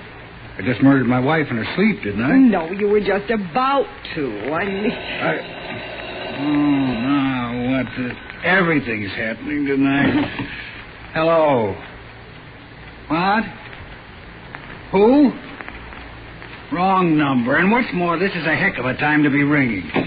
Why, what a nerve. What a night. Thought maybe that was the police you phoned in your dream. Now will you go to sleep? Ernie, Kraft, I'm sure I didn't mean to insinuate anything. I was just telling you my dream. You asked, didn't you? Oh, you're a character. I guess I'll have to put you in that book I never wrote, too. Well, now what? That was in it, too. Huh? That book you never wrote. You nagged about it so much, no wonder. Oh, and that look when you bent over me, like a madman. Oh. Ernie, what on earth do you suppose made me have a nightmare? That's easy. You would insist on eating hamburgers after the show tonight. Yes, I did, didn't I, when we got out of the movies? Hamburgers, of course. Ernie, they were part of my dream, too. Hamburgers. Ernie, stop punching on that pillow, please. All right. Go ahead, then. Better tell me your dream, all of it. Neither of us will sleep until you do. I'll just light this butt. There. Now, let's have gruesome details. Well, I don't know if I can remember now. It was all so hazy and terrifying. Well, what happened before I smothered you with a pillow? A crazy quilt. Something about your job, and I was a millstone around your neck, and hamburgers, and you hated me, and July 15th. July 15th? Yes, I can't imagine what that meant. Look. Start at the start. Why did I decide to murder you? Because of that other woman, your secret love. Huh? You promised her you'd kill me tonight when I was asleep. My secret love? Yes, she had you in her spell. Oh, that's kind of bad casting, isn't it, Butch? I'm the dishes and dustpan type, remember? In the 5 years we've been married, have I ever looked at another... I know. I told you it was a crazy dream. Maybe you want me to eliminate my one night a week out, too, my Saturday gin rummy with the boys. Oh, no. Who was my secret love? Did she have a face? Oh, this is the silliest part of it, Ernie. It's absolutely ridiculous. It was that girl, Betty Daniels. Betty Daniels? Who's she? You remember that tall, dark-haired artist I introduced you to at Cape Cod last summer? At the exhibition. No, I don't... Oh, wait a minute. Trousers, long cigarette holder, Yes. very intense. Yes, very intense. But what the devil... What was she doing in your dream? We said hello to her, we walked off, and that was that. Casual. Yes, I know. I hardly remember her myself. I can't imagine why I dreamt of her. Why? No, don't touch me. Don't. No. Oh, that dream. That awful dream. So crazy. And yet it seemed to be telling me something, warning me.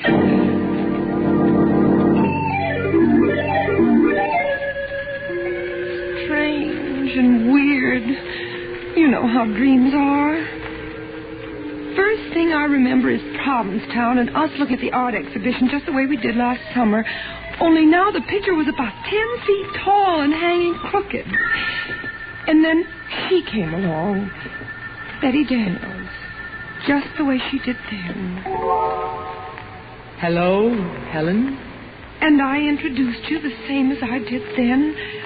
Only not exactly the same. Like in a dream. You know, silly. Betty Daniels, this is my husband, Ernest. He is very faithful to me. How do you do? How do you do? We've never met. That's a marvelous Goya painting, Helen, don't you think? Or do you prefer hamburgers? Well, My wife prefers hamburgers, Miss Daniels. Oh, I didn't know. Only after a movie, though. Anyway, I'm sure I can't tell one painting from another. My husband's the art lover in the family, I guess, and I just tag along for the fish. Only I don't like fish, I like hamburgers. I know. You don't wear trousers like I do. You're fluffy. Betty and I met on the beach, Ernie. She's a painter. Our rowboats got tangled. That's how we met. Yes, it was all very casual. I hardly remember. Well. Ernie and I are going back to New York today. Isn't that a shame? I wish you two wouldn't stare at each other so. Well, we better run along, Helen. Lots of packing to do. Ernie has got to get back to his silly old job. He's a reporter. A reporter? Shouldn't he write a book he never wrote? Well, imagine. That's what he always says. Well, goodbye. I'm wondering why I'm thinking of you now. Goodbye. Goodbye. The scenes sort of dissolve into each other like a kind of dream movie. And I'm trembling with fright because I have a feeling I know how the plot's going to end. The next thing I remember, Ernie, I'm in a penthouse apartment on Park Avenue. Everything zigzag, even the butler. And I'm the maid, Helen, there. And what I'm doing is turning pages for Betty Daniels while she plays the piano. For you, Ernie. Isn't that crazy? Neither of you hardly notice me at all. And I keep trying to open my mouth. Like that. But it's stuck, and I'm absolutely frozen at what I overhear. Darling. Yes, Butch. Love our loveness. Out of this world. Ah, this is heaven. Ernie, do you ever call your wife Butch? Never. What gave you that idea? I hate the very sight of her. She's really a little ignoramus. You're telling me she prefers hamburgers. Ernie, do you think she suspects yet? Of course not. She thinks I'm at a gin rummy game. Darling, you're blind, but she's not. She knows. She knows? How'd she find out? You may go, Helen. Helen, do you hear me? Why don't you go? Answer me. Have you lost your tongue? Oh, well, there's murder in the air. How'd she find out, Betty? Tell me. Darling, do you suppose she doesn't know what happened last summer in Provincetown? After we all said goodbye, you came to look for your cigarette lighter. She knew you hadn't lost your lighter, that you'd come back to ask me for my New York telephone number. She knew? Of course, intuition. She knows we've been having a secret affair ever since. I can't go on like this. I'm tired of being just a gin rummy excuse. Ernie, if you love me, you'll do what I promised. But I pity her so. Don't be a fool. Isn't it her fault you never wrote that book you never wrote? It's true. She wouldn't let me give up my job. She's a millstone around my neck. Then get rid of her, Ernie. Get rid of her, and I'll bring your genius to the world. I've plenty of money, and you can give up reporting and write that book. Fulfill your destiny. Fulfill my destiny. Oh, Betty, you'll help me. Yes. But only forget July 15th. You'll forget about July 15th. It won't mean a thing to you from now on. Not a thing, I promise. And you'll do away with her. The way I told you. Yes, like you told me. The pillow. The pillow. Don't let her hear. Just look at her standing there at the piano. You've been spying on us, Helen, haven't you? Haven't you? Answer, have you lost your tongue? Oh, don't try to fool us. We know you're the real Helen and not the maid. She's heard everything you've said, Ernie. So we'll have to kill her now. Unless she gives me a divorce. Will you give him a divorce? Answer or we'll finish you right now. Very well. Here's the pillow, Ernie. Right now. I'll hold her on. Answer, Helen. Don't make me do it. Answer, Helen. I pity you, but I hate you. You let her cry. Look at her. Stricken dumb. Her mouth's moving, but she's not saying anything. What are you trying to say? Helen, please don't make me do it. Will you give me a divorce? Tell me. Ernie, stop. Oh, sweetheart. Do you want her body found here? I'll hang for you. She's got it. She's got it. No, not here. Not like this. There must be some other way. Later tonight, Ernie. After the movies. Hamburgers. She'll get hungry for hamburgers. She's bound to. The waiter will ask her how she wants them. That'll give you the clue. And then, when she's asleep, And they'll find her in her bed. The perfect crime. Don't you see, Ernie? Hamburgers.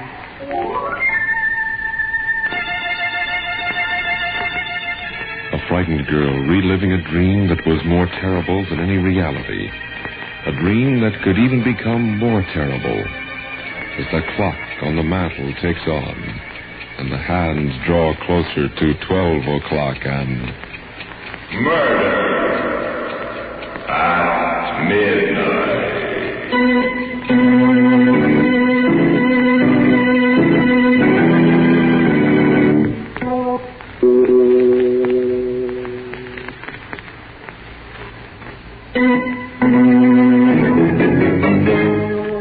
And now back to Murder at Midnight and Nightmare. Well, let's hear the rest of this dream of yours, Helen. What happened after that? Well, it was after that it really got bad. It was so crazy, but so real. I don't know what stopped you, Ernie. Kept you from killing me then, but you didn't. And still I knew you were going to. You dragged me out into the street and then into a movie and then out again. And I looked at you and you were crying because you'd made up your mind to finish me off when we got home. You should have let me write that book, Helen. You should have. And I kept crying, I love you, Ernie. Don't kill me, please. Don't kill me tonight. But I've got to. I've got to. I pity you, but I've got to. And you pulled me along through the streets again. I was terrified. And then I saw a policeman and I cried to him, "Officer!" Yes? What is it, lady? Please save me. My husband here wants to kill me. Oh, wants to kill you, eh? Why, that's a crime. A felony. Oh, why are you joking? Don't joke about it. Do something, please. I'm frightened to death. Don't pay any attention to her, officer. She's dreaming. I'm not. Don't believe him. He wants to wait till I go to sleep tonight. And then as soon as I fall asleep... Oh, come now, lady. He wouldn't do it to you in your sleep. Why, you're cute. Not in her sleep now. Would you, mister? Of course not, officer. Not in her sleep. As a matter of fact, we're stopping off first for a hamburger. She's hungry. No, I'm not. I mean, I am, but I don't dare. I'm starving, but I don't dare. He's just waiting for me to order one, officer, to see what I'll say. And then he'll take me home and kill me. Oh, lady, stop. Sure, and you're breaking me heart. Come along, dear. No, officer, please protect me. Don't let him take me, please. Come along, I say, darling. And then we were in the little lunchroom in our neighborhood, around the corner from our house, sitting on stools. The counterman came over to us. He winked at you, Ernie, and you winked back at him, and he said... Evening, folks.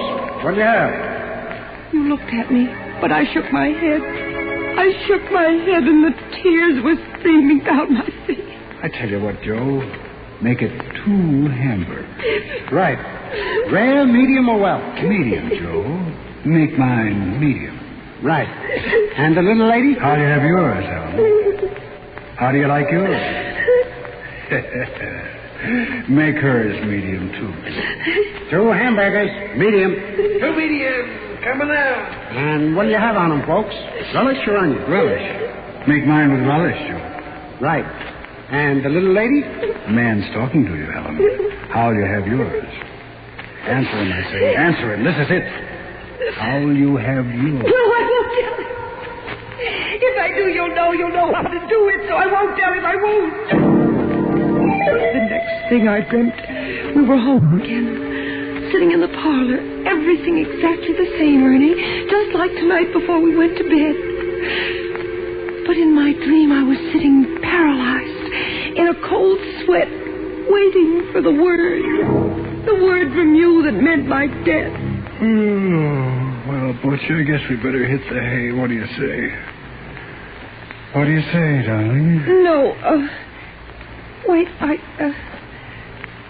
Ernie... Did I tell that counterman how I wanted my hamburger served? Of course, dear. What did I say? I can't seem to remember. Oh, I forget to come along to bed. No, I don't want to go to bed yet. Please don't make me go to bed. I'm scared. Helen.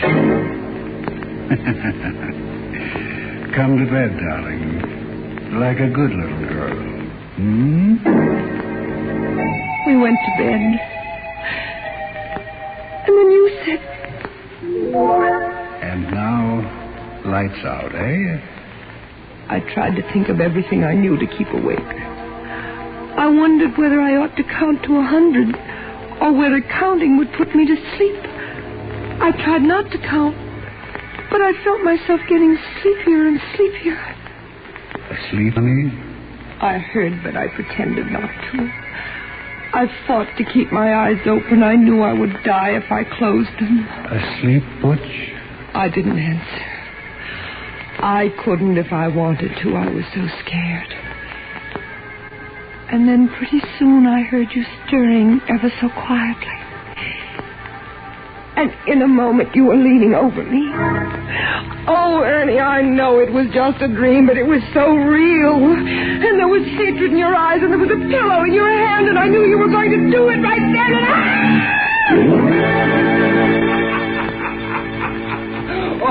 Oh, that's a beaut, that's a honey. Oh, my aching back. Darling, when you have a nightmare, you sure do it up golden brown and creamy. Wasn't it crazy? Oh, darling, wasn't it mad? Oh, wait till I tell it around the office tomorrow. Oh, this is too good, kid. But, Ernie, how does a person have a horrible dream like that? What does it mean? Oh, it's a cinch. I'll interpret it for you, and without a dream book, You too. will? Well, go on then, Ernie. Tell me. Okay, then here it is. First of all, a dream always means the opposite, right? You ever hear that? Yes, I have. That's right, it does. Which means I must love you simply awful. Granted? Granted, silly. But goodness, what about the rest of it? Easiest thing in the world. Darling, where'd we go tonight? To a movie? What kind of a movie? It was a murder story. Gee, that's right. Do you think that was... Now, don't interrupt, Butch. Who was starring in the movie? Betty Davis? Repeat the first name. Betty. And the villainess in the dream, my secret love, the girl we met last summer, was also Betty. Betty Daniels. Oh! Well, that gave you Betty on the brain when you went to sleep tonight, and movies and murder, and those hamburgers you did stop to eat after the show wrapped up the whole sequence. And no wonder. They're still lying on my stomach, too. Well, what was the pillow doing in it? Sweetness and light, what were you talking about early this evening? That chore you intend to get after someday? Oh, yes, I've got to stuff the pillows. They're caved in the way the feathers have come out. Right, that's your pillow you had on the brain, which brings me back to the hamburgers. Yes, I was going to ask you. I mean, that nonsense of how did I want my hamburgers, what did all that mean, for heaven's sake? Precious, how did you order your hamburgers done tonight? Remember? No, I can't recall. Oh, of course you can. Think now. How do you almost always order your hamburgers? Well, smothered in onions. Oh, Ernie, of course. Smothered in onions. Smother, pillow, smother with a pillow. Jack. Oh, my heaven sakes alive. Oh, my gosh. So that was it. Oh, if that doesn't beat... Ernie, that was wonderful. Really. The way you did that, figured that all out. I think you'd make a terrific detective. Yeah, so I'm a police reporter. Close enough. Darling, it's made me think, though, that maybe I have been a little bit selfish. What do you mean? Well, that book you always want to write. Maybe I ought to let you give up your job and try. Oh, and have us both starve? Nuts. Anyway, in my sane moments, Helen, I've always known the truth. I'm no writer. If I had it in me, it would have come out of me, job or no job. I could go back to work again, you know. I could take up nursing again. It was pretty hard, No, nonsense. I won't have it. I won't say any more about it, and that's fine. You're a swell guy, though, Butch. So offer to. Oh, there was one thing more, Ernie. Yeah? What do you suppose that was all that about July 15th, about your forgetting July 15th? What did that mean, you know? Yes. Don't you? No, I can't. It does seem familiar, but I can't seem to...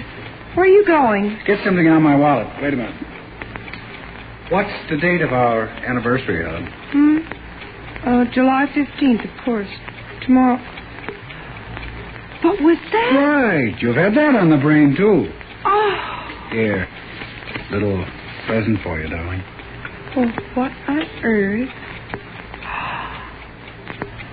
Tickets. 2 railroad tickets to Montreal. Right again. We're taking an anniversary trip. I wanted to surprise you when you woke up, but... Well, anyway, happy anniversary, baby. Oh, Ernie, oh, you great big precious darling. How can I ever... You didn't forget. You always did before, but this time you didn't. Oh, Ernie, I just can't stand it. First that dream, and then finding out that it didn't mean just the opposite. No, Helen, don't. It's so sweet of you. I'm so thrilled. Montreal, where we had our honeymoon, and you haven't forgotten. Oh, Ernie, I do hope I've been a good wife to you. And if there's anything I ever... I mean, if you want me to, I can always change. Darling, I wouldn't want you any different for the world. I want you to stay just the same sweet little girl I married. And now, let's get some shut-eye, huh? Lights out? All right. And I'm going to put the tickets right here under the pillow. And have a happy dream for a change. Good night, Butch. You haven't kissed me?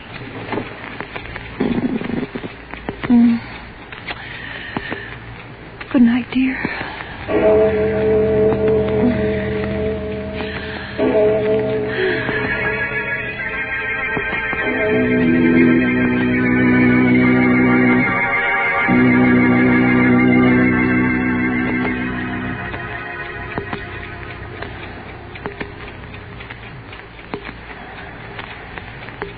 Asleep, darling.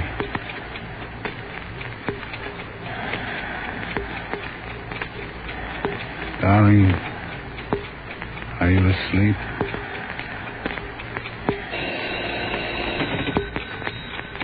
Hello? Ernie? You shouldn't have phoned before, Betty. She was still awake. I had to know. Is it done? Not yet. You got the tickets? Yes, It has to be tonight. Promise. I know. Is she asleep now? Yes. Just gone off. Then what are you waiting for? Nothing. I'll do it now. Right now. As soon as I hang up. Putting down the phone, Ernie turns and picks the pillow off his bed as the clock finishes striking 12. Murder at midnight.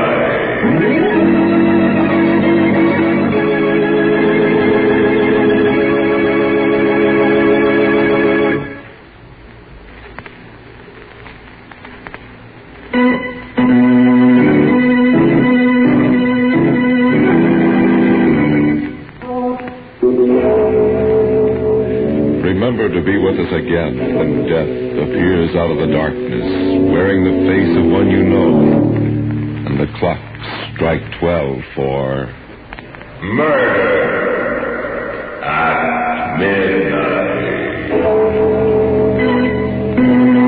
Margaret Helen was played by Elspeth Eric. Walter Vaughn was Ernie. With music by Charles Paul, Murder at Midnight was directed by Anton M. Leader.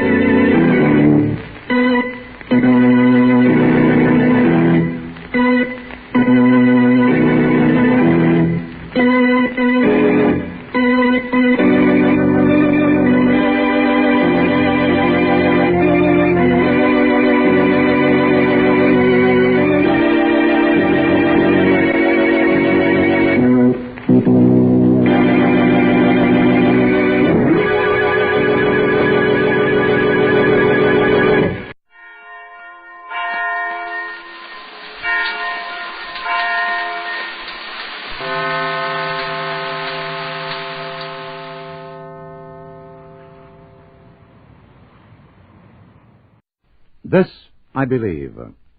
Roswell G. Ham is president of Mount Holyoke College. Born and educated in California, he was a teacher of English literature for many years at the universities of Washington, California, and Yale. Here is the creed of Roswell Ham. My journey hitherto has been kindly, neither in a savage environment nor in one protected from the shocks of life. My father was a 49er to California, reckless and always ready for adventure. After making 2 or 3 fortunes and happily losing the last one, he died in my 8th year and left me to the rearing of my mother. She was the first of several women who contributed most to what I now believe. She had begun her teaching in Wisconsin at the age of 14 and continued her pioneering till her death in my 24th year. She was a woman remarkably clear-sighted, deeply but quietly religious, and affectionate without display. Life was not easy for her, and sometimes tragic, but she had resources to meet the best and the worst. In public service, with one other person, she was chiefly the creator of a fine school system in her hometown, while simultaneously running a hotel, paying off mortgages, and providing a very real family life. Thus engaged, she managed to put her 2 sons through college. In my own case, literally so. For at the end of my freshman year, I lost the use of my eyes for a long period, and she lent me her own for some 3 to 5 hours a day and saw me through. Yet, in spite of this close community, I will not pretend that I ever fully knew her. The reserves and depths of her nature were so great. Nor will I pretend that I knew another superb woman who came subsequently into my life. She was a poet whose mind moved by indirection through a world of beauty that was her own, only revealed, and then but partially, in her posthumous book of verse. Thus, for years, with one or the other of them, I walked in the company of beauty, at times blind to it, or at best only dimly apprehending it. But today I believe in its ultimate reality. One is hard-pressed to formulate a basic belief. To me, it stands in terms of symbols. Great people that I have partially known, great characters of the imagination that I have read and reread, beauty that I have seen, and high purpose that I have felt. I believe in those symbols. And I also know for certain that the unseen is often far more real than the seen. It is true in personality and religion, and I rather think that it is true in science. Christ spoke in parables and Shakespeare in magnificent allegory. And on the reverse of the medal, a wise scientist once wrote a book on the limitations of science. Science can go a vast way within that thesis, but I do not believe that it can ever make the ultimate leap. Nor do I attempt to make the ultimate leap, even though my belief in the unseen is strong. I do not deny the hereafter, indeed suspect that it may be there.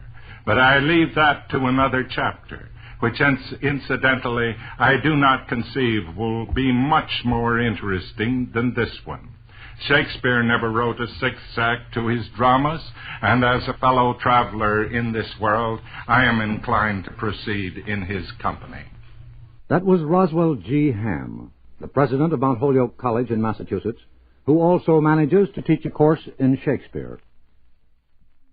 What's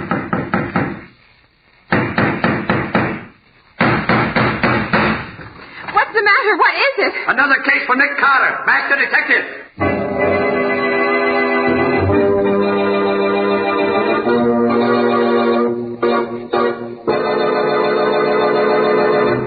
Yes, it's another case for that most famous of all manhunters, the detective whose ability at solving crime is unequaled in the history of detective fiction, Nick Carter, Master Detective.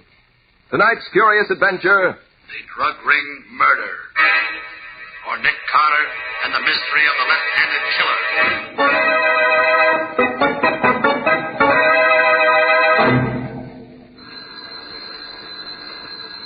Well, Mr. Nicholas Carter, are you going to answer your telephone, or are you going to take me out to lunch, as you promised? There's no reason why I can't do both, Patsy. Nick Carter speaking. Dick, this is Riley at headquarters. Oh, how are you, Lieutenant? There goes my It's on your mind. Murder. And you're right in the middle of it, Nick. Meet me at the city morgue as quick as you can. I'm waiting here. What's the matter, Riley? Can't headquarters solve this case without me? Who said anything about your solving the case? You get yourself down to the morgue right away, and that's an order. An order, Riley? What are you talking about? The body of a man was washed up on the beach this morning, only he didn't die from drowning. It was murder. Yes? There was no identification on the body. None at all. Except one of your business cards. Nick Carter, private detective. What? I hid the card in my pocket as soon as I laid eyes on it. But there's a chance one of the reporters saw it before I did. Now, do I have to draw you a diagram? You've already done it. I'll be there in the double, Riley. Bye. What's up, Nick? Plenty. Look, Patsy, hold on the office until you hear from me. I'll call you within an hour. I knew you shouldn't have answered that phone. Business before pleasure, Patsy, and right now I've got business at the city morgue.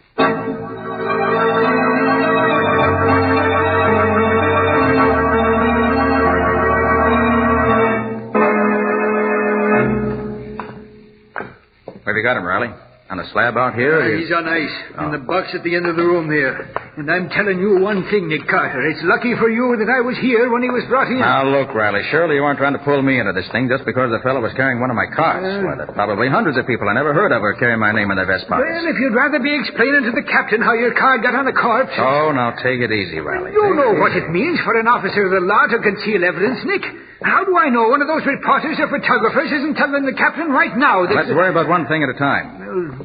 You said the body was washed up on the beach on the north shore of Long Island? Yes, it was. Stuffed in a gunny sack with every bit of identification removed. Everything was ripped out except a concealed pocket. Yes, I know, with my card in it. Yes. Here we are. Last box here. Now, take a good look, Nick. Yeah, did you ever see him before? Oh, yes. That's Stanley Phillips. Huh? Dr. Stanley Phillips. He's a research chemist. Sort of an eccentric. Oh, balmy, huh? No, just strange. He's assisted me in a few investigations. But for the most part, he was pretty much of a hermit. Didn't like to mix with people. Yeah, that don't make sense. People who mind their own business don't go around getting themselves murdered. Where did he live? He has a big house on a Long Island Sound, but his laboratory was in his yacht. It was anchored about half a mile or so up from the house, if I remember correctly. Laboratory on a yacht? Mm-hmm. Oh, he was balmy. Hey, Riley, look. Here in his neck. Oh, what did you expect? I told you he was strangled. The autopsy showed he was dead before he was put into the gunny sack and thrown into the water. I know, but that isn't what I mean. Here, look at the prints in his neck. Closely, look at him. Yeah, well... Lest I miss my guess, Riley, he was murdered by a left-handed killer. Say, maybe you've got something there, Nick. I'll phone the fingerprint expert. Now, wait a minute, Riley. Let me hit the phone first. I gotta be on my way. Hey, now, don't be forgetting you can't take long on this, Nick. The captain will be wanting to question you about your card being found on the body. I can't hold off more than a few hours. Give me those few hours, Riley, and I'll wrap the murderer up in wax paper. Nicholas Carter's office. Oh, hello, Patsy. We got work to do. Yes, Nick? I want you to go through the files and dig out all the stuff we have on Dr. Stanley Phillips. That queer duck who did some work for you once? Yeah, that's the one. Research chemist. Get all the dope on him and meet me down in front of the office in 10 minutes. I'll pick you up. All right, Nick. That's all. Yeah, where are you headed for, Nick? The Phillips estate on Long Island Sound. Meet me there as soon as you get the report on the fingerprints in Stanley Phillips' neck.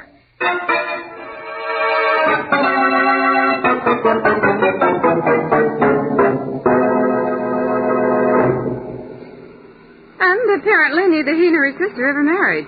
After the parents died, they continued to live in the big manor house. What did you say the sister's name was? Rose Phillips. Rose. Go on. You know all about his laboratory being on his yacht. Mm-hmm.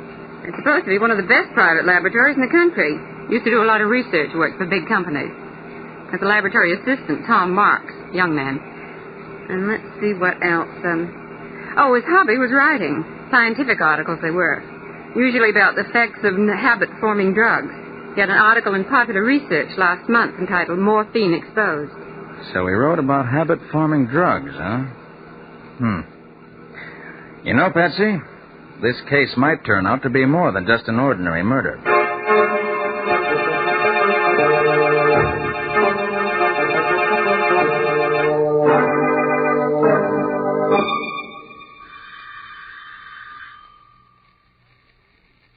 I guess nobody's home, Nick. You're wrong about that, Patsy. Saw the curtains at the window move.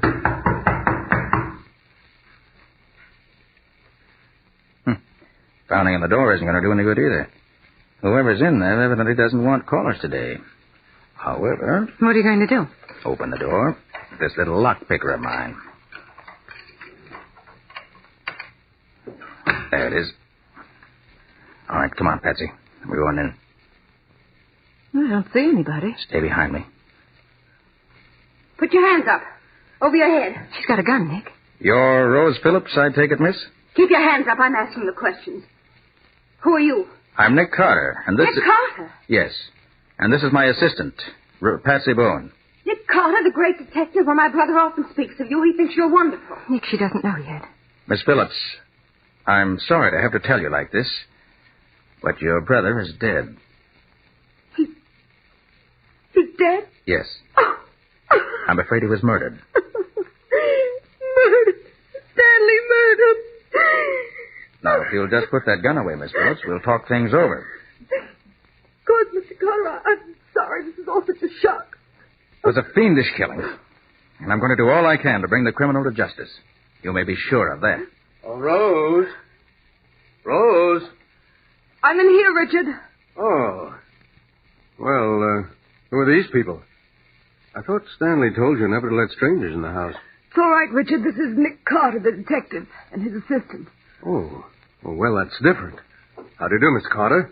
I'm Richard Coles. I take it you've already heard about Dr. Phillips. Yes. Ghastly, isn't it? I can hardly believe it. The police say it was murder. For the life of me, I can't imagine who would want to murder Stanley. He was a strange man, Mr. Carter, very strange. He had a phobia about not letting anyone in the house when he was away. You seem to manage an entrance all right, Mr. Coles. Well, Mr. Cole's a very old friend of the family and has always had a key to the house. He's our lawyer. Look out, Nick! There's someone at the window. He's got a gun!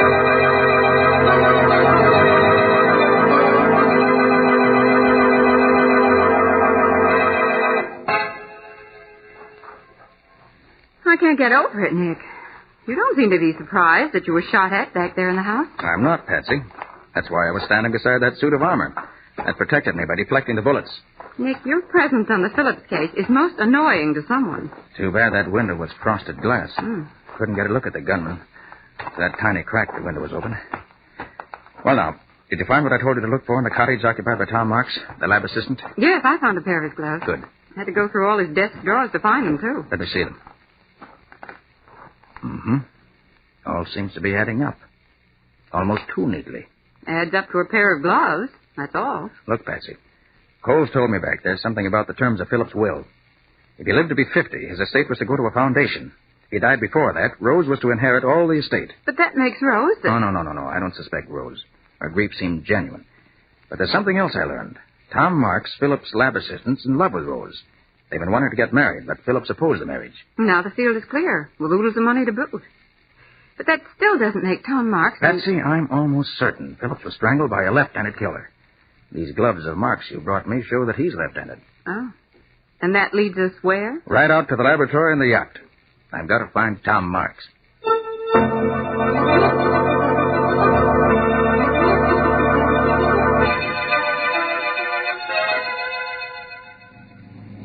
Nick, why in the world do you suppose Dr. Phillips had his laboratory way out here in the middle of the Sound? There's no mystery to that one, Patsy. Told me why once. Well, why? So people couldn't bother him. I'd have used his technical knowledge a lot more often on cases myself if it'd been more accessible. Well, here we are. This is the Phillips yacht. I'll tie up here. I've never climbed up a rope ladder before. And you're not going up now either. Not until I look around the boat myself. Oh, Nick, am I helping you on this case or not? You are, but I don't want you taking unnecessary chances. Nick, please. Now, quiet a minute, Patsy. Let's see if we can raise somebody from here. Hello up there. Hello aboard the Phillips yacht. It's funny. Tom Marks is aboard. He's keeping quiet about it. Well, we'll find out right now. You better stay here in the motorboat. And let you solve this case alone? Not a chance. Okay. But stay directly behind me, remember? Phew. Climbing this rope ladder's no cinch. I'm glad I'm not a sailor. Can you make it? I'm coming.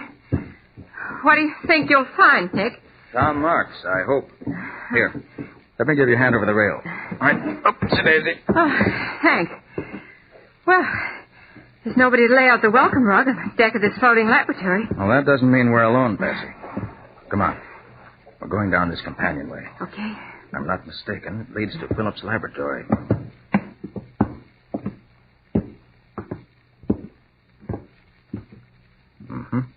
This is the laboratory. All right, Patsy, stay behind me. I'm going to open the door. Hey, Marks. Tom Marks, you in there? All right, Patsy. We can go in. Tom Marks seems to have vanished, but he certainly left a mess behind him. Yes. Overturned retorts. Bunsen burner knocked over. Look here on the floor. Broken bottle. Sulfuric acid spilled and eating into the floor. Yes, this is where Dr. Stanley Phillips met his death, all right. And when the killer came at him, he was sitting at this desk writing. Well, how do you figure that? That bottle of ink tipped over. Wonder if he has any papers here that'll tell us what we want to know. No. Desk's been rifled. Everything of any value has already been taken. It still all adds up to Tom Marks, doesn't it? Yeah, seems to. We'll know for sure as soon as Riley gets the report from the fingerprint expert. Nick. Nick, come here. Look what I found in the sink. What? This piece of paper. Let's see. Now, that's in Dr. Phillips' handwriting. Somebody tried to burn it out. Then they threw it on the drain board of the sink here. Part of it didn't burn. Let's see if I can figure it out.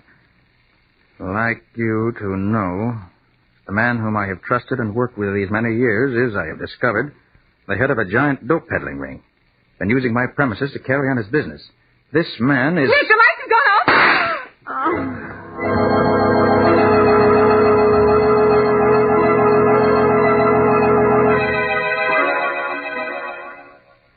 Patsy. Patsy, where are you? Patsy. Nick. You all right, Patsy? My head. Somebody hit me. Stay where you are till I find the switch. Do you have your flashlight? Yeah, I'll find the switch in just a second. Oh, the lights won't work. They must have been turned off at the master switch in the engine room. And that means there's more than one person on this boat besides us. One of them turned off the lights, and the other one shot at us in here. You were right when you said you felt everything wasn't okay on this yacht. You able to get up, Patsy? Oh, sure. I'm all right now. Just a big hen's egg on my head, that's all. Okay. Come on. Nick, did they take the note? That's what I want to find out. Let's see. Flash a light down in the sink. Yeah, it's gone. Yeah, but wait. What are you going to do? Clean up the sink a little. Ashes don't look well scattered around in a white sink. Carefully now. A little bit. There we are. Now we're ready. Ready for what? To search this yacht from stem to stern.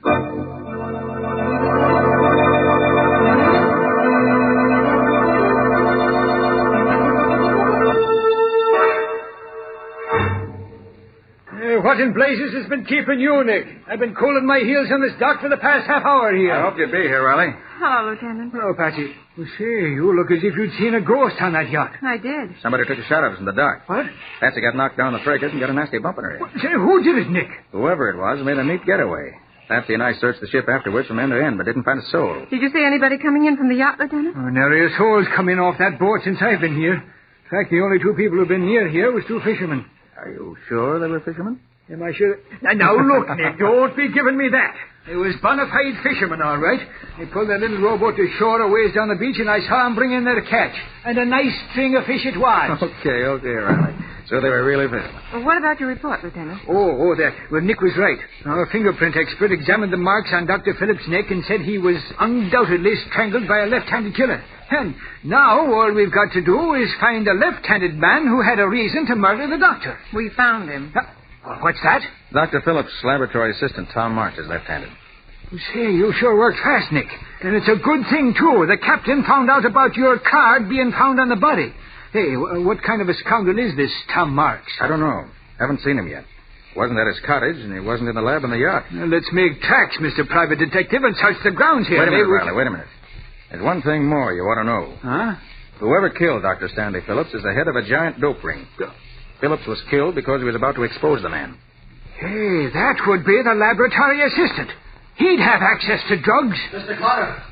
Mr. Carter! Who in tarnation is that? Richard Coles, close friend of the Phillips and also the lawyer. Oh. Riley, Yeah? put this envelope in your pocket. Careful of it. It's a piece of evidence I picked up in the boat. Okay, Nick. Mr. Carter.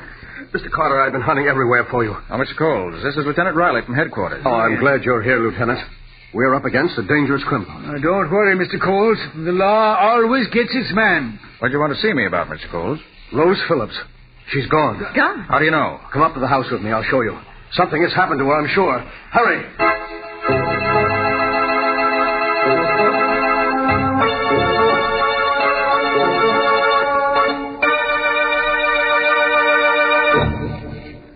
Here, this is Rose's bedroom, Lieutenant.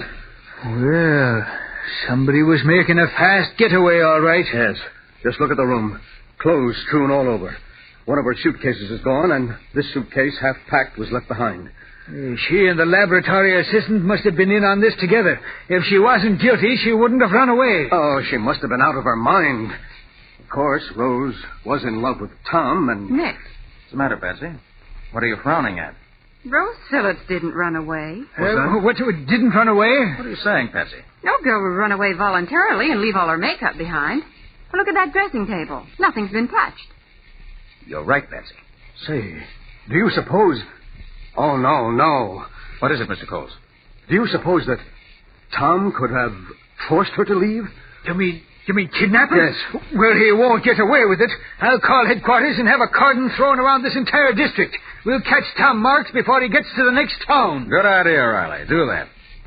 Well, Mr. Coles? Yes, Mr. Carter. I guess Lieutenant Riley has this case all sewed up. His men will have Tom Marks and Rose Phillips within the hour. Well, Mr. Carter, it was nice of you to take such an interest in my friend's death.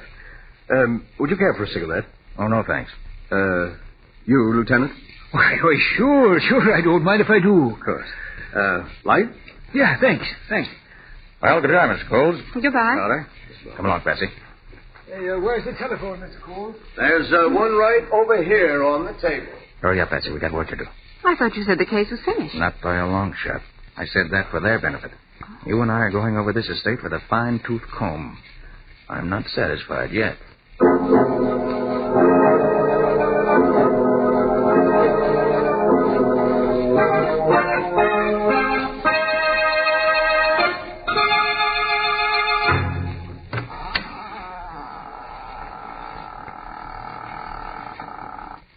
You see anything, Nick? Come on in. Shut the door.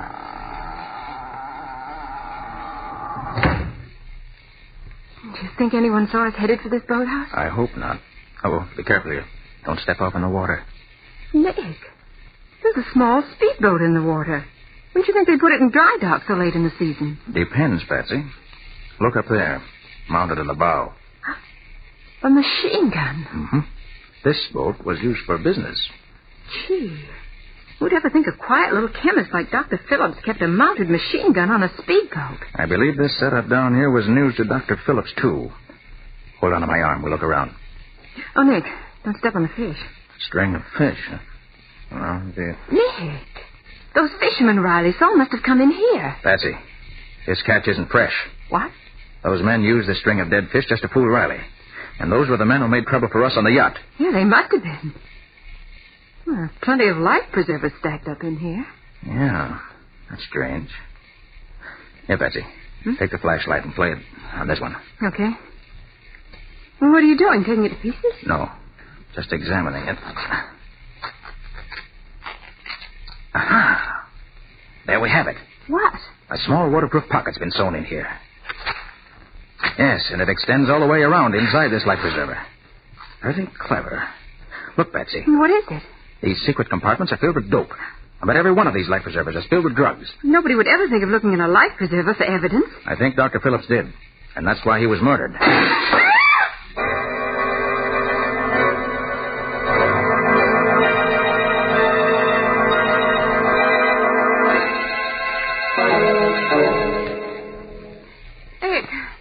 Nick. Are you okay, Patsy? Yes, but I can't stop crying. Well, that's not surprising. Somebody threw a tear gas bomb through the window. Oh. That's right, friends. It was tear gas. Who's there? Pretty clever of me using the tools of my trade that way, isn't it, Mr. Carter? But Tom Marks is always clever. So you're Tom Marks, huh? I've been waiting to set my eyes on you. It's too bad your eyes are filled with tear gas, because now you'll never have that pleasure. Okay, Pete. Come in and get the lady. Right. I'll take care of Mr. Carter myself. Come on, come on. Just here, Carter. Let her go alone. Here, let her go alone.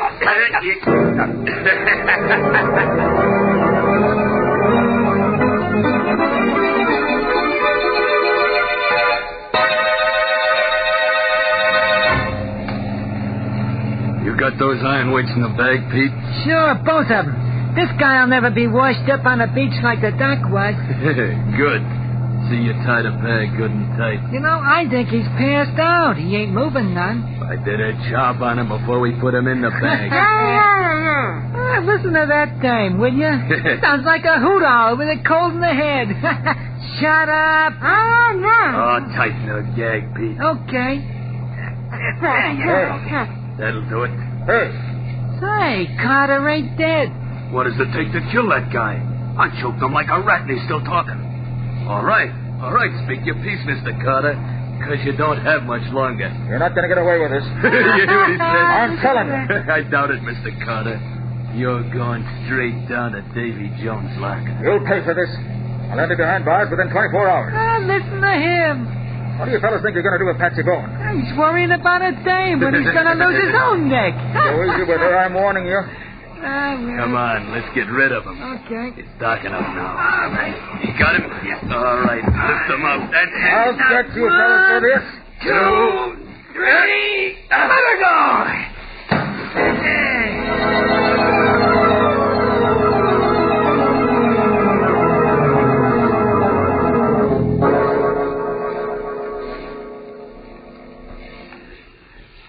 I came as soon as I got your flashlight signal from the shore, Nick.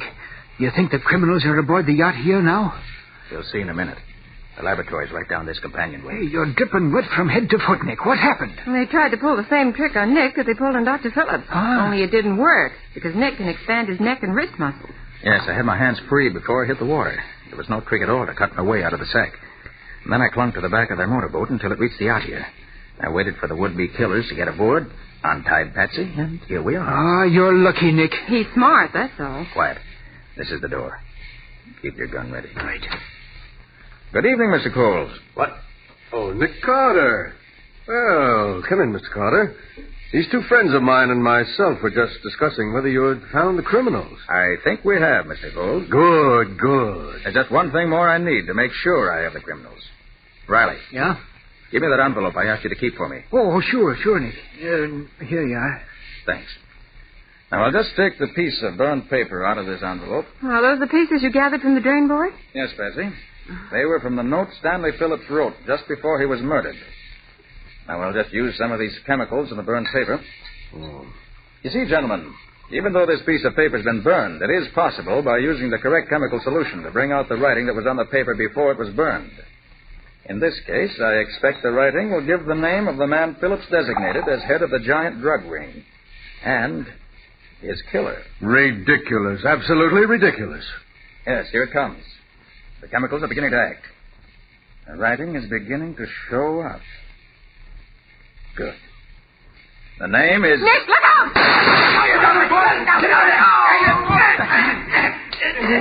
And I got these two thugs, Nick. Knocked him out cold. Sorry I had to plug in the shoulder, Coles, but I had to put you out of action. Now, Riley, there's your murderer. So it was Coles who did it. You're right, Carter. I killed him. The powers be praised, Nick. I thought Tom Marks was the killer.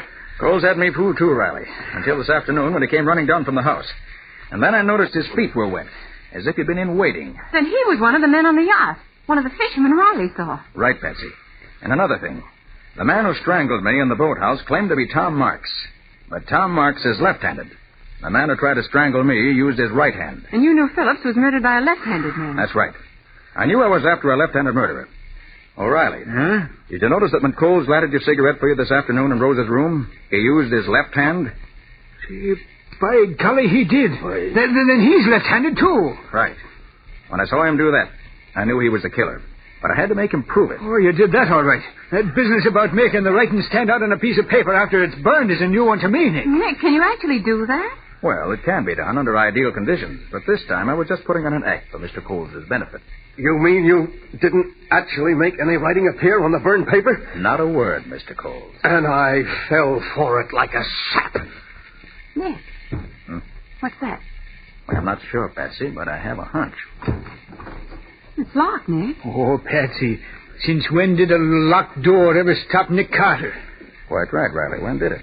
This is no time for it to start. So, this one ought to do the trick. There we are. Nick Carter. Oh, thank heaven. Rose. This man with you is Tom Marks, Miss Phillips? Yes, I am. They were going to kill us, Mr. Carter. They tied us up and threw us in here.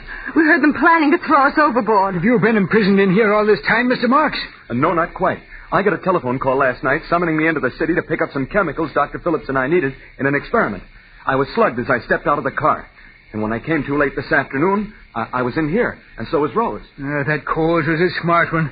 Throwing suspicion on you and then trying to get rid of you in order to make it look as if you'd run away. Smart, but not smart enough for Nick. Well, Riley, you've got your murderer. I have that. And Rose, you and Tom are safe. Yes, thanks to you. And I guess that's that. Oh, no, Nick. You still have to solve my case. Well, what's that, Patsy? That luncheon date you promised me. Oh. Where are you and I going to have lunch at this hour? Why, say, that's easy, Patsy. I know a swell place in town, right across from the morgue. Come on.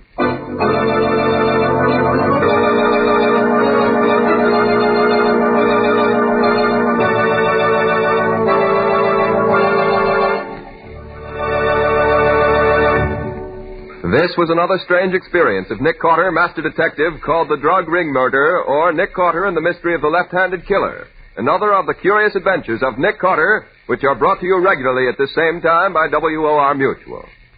And now, Nick, what can you tell us about next week's story? When a young man who was a very good friend of mine arrived in town to claim his bride, he suddenly became aware that she was not the girl to whom he'd become engaged. You mean she wasn't his fiancée? That was the question that started off the whole case. Yes, indeed. Because we couldn't be sure whether the girl he loved was really the girl he loved, we prevented 2 murders and saved a gigantic fortune from disappearing. But you didn't save me from disappearing, Nick. Oh, quite true, Patsy, but after all, you weren't gone very long before we found you. But I'm sure glad you found me when you did, or I might not be here now. So long, folks. Get the rest of the story next week. Right. So long. And so long to you, Nick and Patsy. In the strange adventure you have just heard, Nick Carter was impersonated by Lon Clark, Patsy by Helen Choate.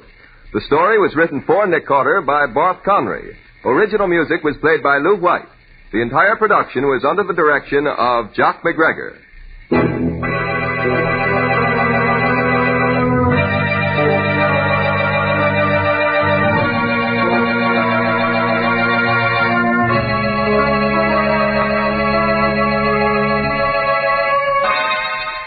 Next week at the same time, listen to another curious experience of Nick Carter entitled The Substitute Bride, or Nick Carter and the Mystery of the Night Ferry.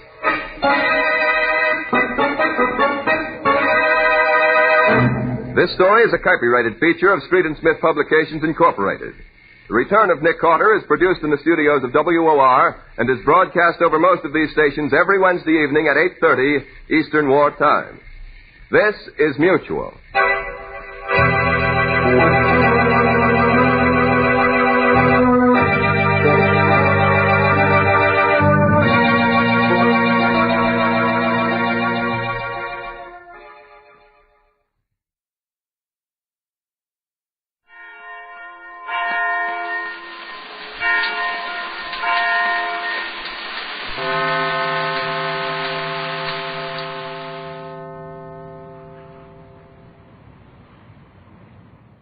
This, I believe. Dr. Roy Garland Boger is the director of the Amarillo Center of West Texas State College. For the past 40 years, he has devoted his efforts to higher education.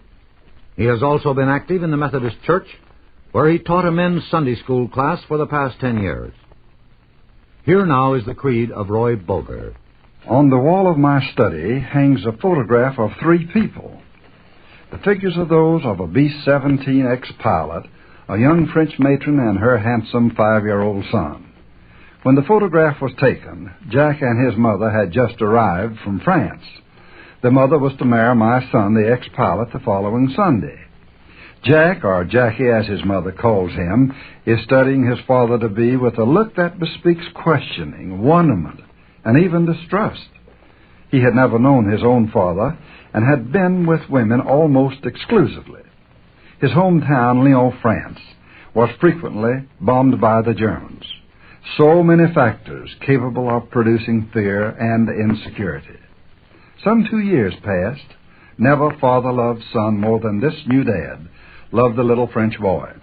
And the lad returned the devotion more fervently and more easily than any other child I have ever known.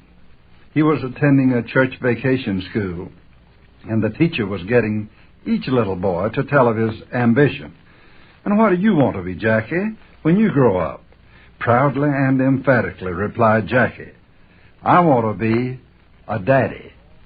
True to its nature, the law of love had made a new boy. No more was there questioning, wonderment, or distrust, not only about his daddy, but about people in general. This I believe. Love is the greatest thing. And most of the time, unselfish love will be repaid by loss of pension, and with more love. Love must be shown, however, and it must be expressed. Hate and fear do the greatest damage to the person who hates and fears. So we have stomach ulcers and people who are emotionally upset. Love does the opposite to the lover, who is healthy and happy. In the several towns where I have taught, it has been said that I have had an unusually large number of friends. If this be true, it is because it is love being returned. I have never hated anyone. I have always received love. For 35 years, my wife and I have been complimented as a perfectly married couple. We have worked hard and have lived on very small salaries, but we have loved each other devotedly. Our children love us as we have always loved them. So goes the circle of love. I believe fervently in God, my Father, and the best I can explain His love for us men is to compare our love for our children to God's love for us, and then to multiply this understanding as time is multiplied to become infinity. But love is not a possession merely for youth. It is just as necessary to the middle-aged and the older person. Men need it just as much or more as do the other members of the family. And we need it nationally and internationally more than all else. When love is gone from us here on earth, the greatest comfort left is divine love. Yet love must be nourished and cultivated day by day, else it will wither like the body of one physically ill.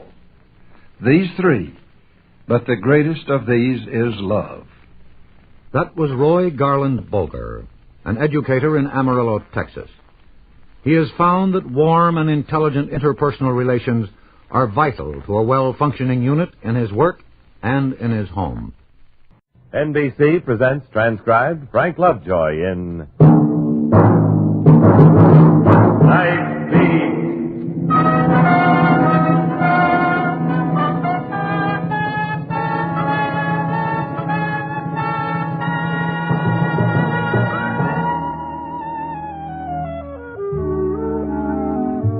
Hi, this is Randy Stone. I cover the night beat for the Chicago Star. I guess any newspaperman will tell you that if you're a reporter, you have to be interested in people.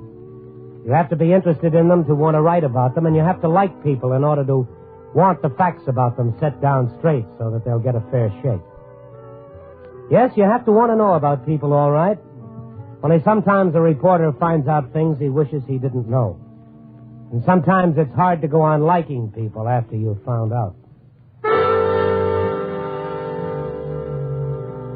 It was getting to be a habit, a nightmarish habit, standing beside Homicide Lieutenant Tilson at the morgue and hearing the same report. 3 times in the last 3 weeks we'd stood there, and now, number 4. This one left choir practice, never got home. What's her name? Mary Sims. Any connection between her and the other 3? Yeah, they had a lot in common. All blonde, all about 25, all pretty, and all knifed to death. Same old pattern. 4 young women from 4 different parts of Chicago. Their families say none of them knew each other. Maybe the killer knew him, maybe he didn't. I don't think he did. I don't think it matters to him who he killed, just so long as he killed. I know. I read your column on it last night. Thanks for not asking for my head like the rest of the press has. Well, I'd settle for your head if that'd solve anything. You don't have to be smart to catch up with a psychopath. You have to be lucky. Well, maybe we're getting lucky. Mary Sims had a steady boyfriend. He's supposed to be out of town right now. But anyway, we can at least connect her to some guy. The other 3 didn't seem to go anywhere but the YWCA. You got everything you need from here? Yeah, I guess so. Well, let's go out to the office. I want to check in with the station. What's this guy's name, her boyfriend? Blake. Al Blake. We're checking on him. His landlady said he left on a business trip yesterday afternoon. Mary Sims was killed last night, around midnight, we figured. The body wasn't found until this afternoon. When did Bug call? That's just it. Before the other 3 murders, he's always called, said he was about to kill. He didn't call this time. Wonder why he slipped up this time. Because he's a screwball. It takes a screwball to do a serious killing like this. It takes one to call the police beforehand. This is Bug, he always said. This is Bug, I'm going to kill her tonight. And then he hangs up. He may be sick, like you said in your column, but in my book, he's off his base. I'll get that. City Morgue, Lieutenant Tilson. Oh, yeah, he's here. Hold on. For you, Randy. Thank you. Hello. Sorry, Randy. You going to languish down there at the morgue much longer? You got a better idea? Yeah, when's your way back to the office? I got some action going. What kind of action? It'll keep till you get here. Make it quick, huh? I'll fly. You got to check into the office, Lieutenant. If you get a line on Bug or the Blake guy, let me know, will you? Sure, Andy. Otherwise, I'll catch up with you later.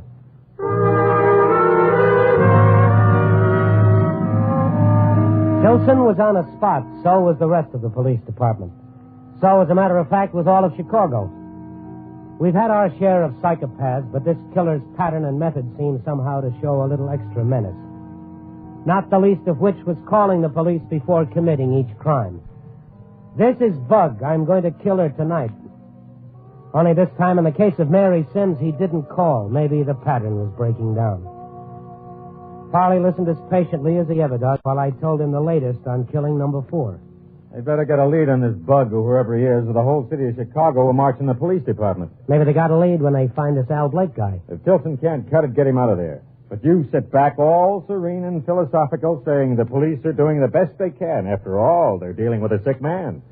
Yeah. You said you had some action going, Farley. Yeah, I do. You know Professor Murray Blenheim? The psychologist? Well, I've heard of him. I've never met him. No, he's due here now. As long as the Star's attitude in this is going to be so all-fired psychological, I decided to hire a guy who knows the field to do a series of articles. What do you want me to do? Turn in my badge? I want you to help him. You know the facts. He can handle the dream stuff. Ought to sell a lot of papers. Yes, and that's what we're here for, isn't it? If we don't sell papers, we're not here. It's that simple. Well, as a matter of fact, I think hiring Blenheim is a pretty bright idea. I don't know how you thought of it. Oh, you don't you? Well, let me tell you something. I didn't think of it. What do you think of that? Well, I think that's wonderful. Who thought of it? Blenheim himself called late this afternoon, said he thought there was a great need for the clinical scientific approach to the problem. Said people ought to know what they're up against, the kind of mind they're dealing with. Said we shouldn't attack problems of this sort emotionally. Said this killer was a sick man and... Yeah, That's what I've been saying. Yeah, but when you say it, it sounds like bad reporting. When Blenheim says it, it's true. See the difference? Oh, sure. Come in. Mr. Farley? Yes?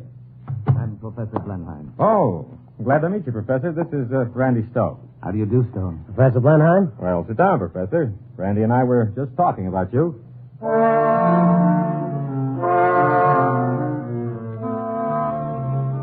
Blenheim was a small man, and yet you could feel the stature about him. His manner was quiet and reflective, but his mind was keen with an intellect that cut through emotion to the core of fact and truth. I told him about Mary Sims and about Bug. And this Bug chap didn't call the police this time? Well, it's the first break in his pattern. The police haven't heard from him since before he committed the 3rd murder. The fellow's insane. Why do you expect him to act in a pattern when you know right off he's insane? Probably because he has acted in a pattern up until now, Mr. Farley. All insanity, you know, is not that of a raving maniac. How simple it would be if it were. No, Bug has behaved in a specific methodical pattern until the Mary Sims murder. I believe it is highly significant that this pattern has been broken. Well, this Al Blake, Mary Sims' boyfriend, is the nearest thing to a direct lead the police have had. Well, maybe this boyfriend Blake and this Bug character are the same guy. That'd make it simple. I don't think we can plan on a simple solution, Mr. Farley. Blake is so far merely the sole suspect. He may be quite innocent.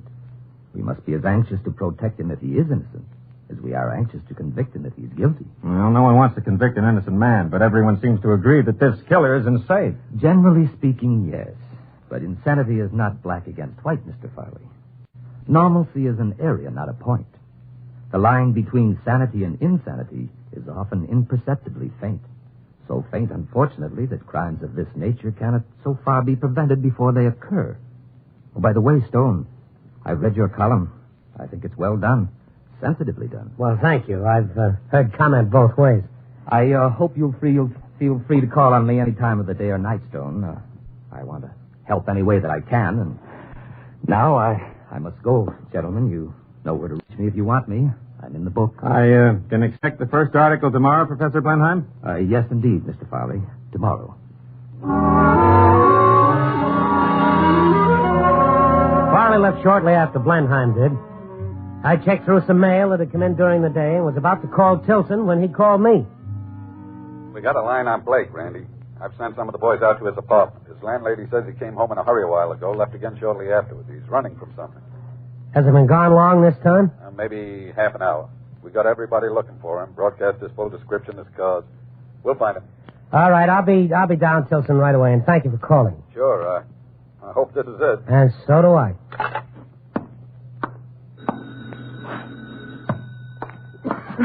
Hello. Is this Randy Stone? Yeah, what? This is Bug. Bug? You know who I am. You've been writing about me. All of them have.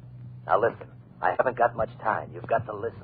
Okay, I'm listening, only why call me? Because if I call the police again, I'll have to talk a while.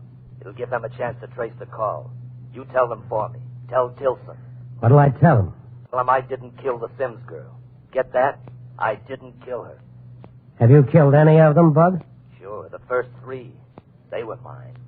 I told the police I'd kill them. I did. But this Mary Sims, I didn't kill her. Somebody's trying to make it look like I did. You've got to tell Tilson. I didn't kill Mary Sims. The others, I had to kill. But not her. But she was killed the same way, Bug. She was knifed. I've seen them all. Don't argue with me. Just tell Tilson what I said. And listen, I've seen what you wrote in the paper about me. That I'm sick. Look, you don't understand. He makes me do it. It's his fault. I have to do it because he won't. Don't you see that? Well, who is he? Who makes you do it? You just tell Tilson what I said. Make sure you do that. And look, maybe I'll talk to you again. You be at the Copper Bar in an hour. Got that? The Copper Bar on Clark Street. The Copper Bar on Clark Street in an hour. Okay, Bug, I'll be there. Yeah, and listen, I'll find you wherever you are when I got something to say.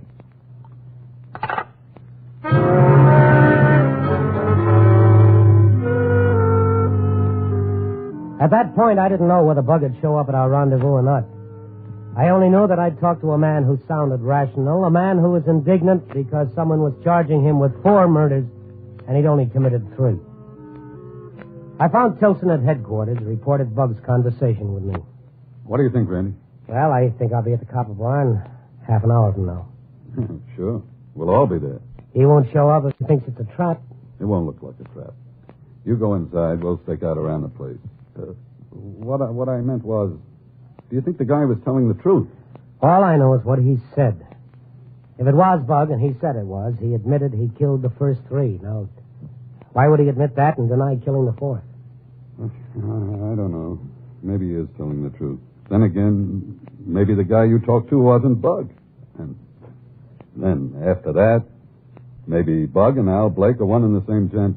I don't know. How about Blake? Found him yet? No, not yet. It's a funny thing, though. That Copper Bar place you're going to isn't far from where Blake lives. That's what I love about this whole thing. It's full of maybes, and who knows. This could be the beginning, or the end, or nowhere. Yeah. Well, you'll be glad to know my boss Farley's got the whole thing licked. He's hired Professor Murray Blenheim to do a series of psychological studies on the crimes for the Star. Oh, swell. Tell Blenheim to stick around. Either way this thing goes, I'll be in the market for a psychologist.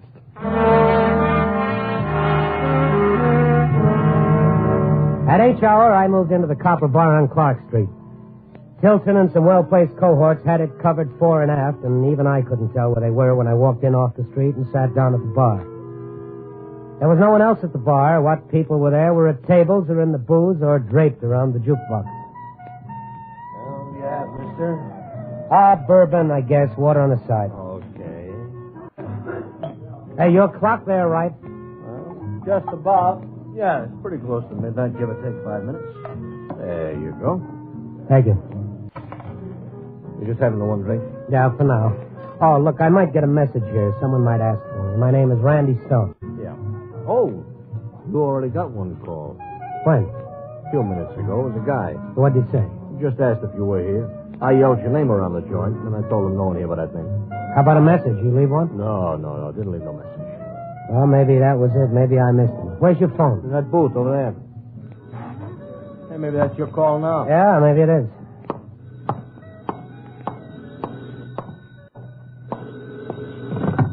Hello? Hello? Hello? Hello? Hang up on me. Hey, what's going on out there? Tilson. It's okay, Randy. We got it.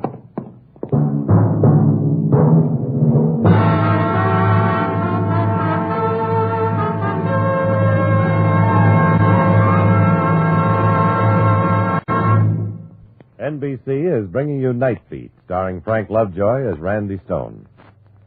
Our blood banks are still badly in need of plasma and whole blood to replenish our reserve, which has been almost exhausted, according to reports from our Defense Department.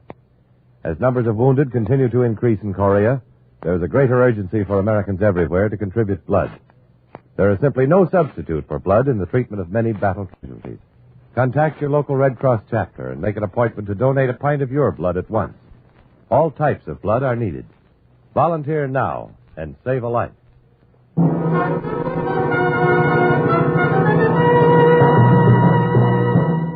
And now back to Night Beat and Randy Stone. I left the Copper Bar and its bartender in a state of shock and followed Tilson to the emergency hospital. Tilson and his men had spotted Al Blake's car on Clark Street near the bar. When he returned to the car and they approached him, he took off down the street, and Tilson gave chase and winged. I waited for Tilson to come out of Blake's room at the hospital. How is he? He's not hurt. I caught him in the shoulder. He's scared stiff, though. Won't say a word. I don't suppose your friend Bug kept his appointment, huh? Well, the bartender said someone called me there just before I got to the bar. Phone started ringing again about the time you drew a bead on Blake, and when I answered, whoever it was had hung up. Proves nothing. You don't actually know it was Bug on the other end of the line before he hung up? No, and I don't know that it wasn't. Maybe Blake's your man. That's what you think, isn't it? That's what I hope, that's all. At this moment, about Blake, all I know is that he's running from something, and he's got a hole in his shoulder because of it. Emergency hospital. No, just a moment. Lieutenant Tilson. Yeah, coming. Stick around, Randy. Lieutenant Tilson. Oh, yeah, Bonnie. You did, huh? Sure. Better take him to the lab first. Is that all you found? Yeah. Yeah, I'll be here. Keep in touch. Thanks, Bunny.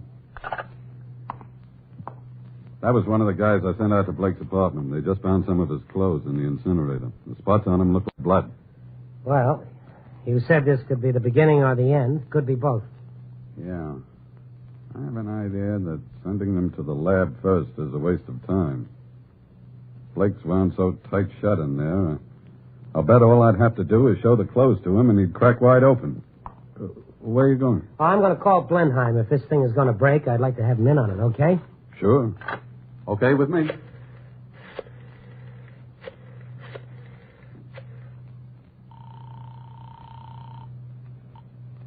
Hello?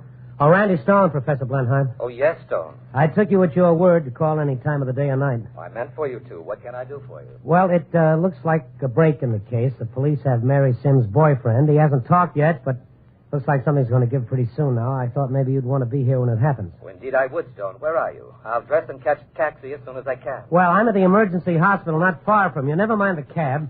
There's time. I'll come by and pick you up. Splendid. I'll be expecting you.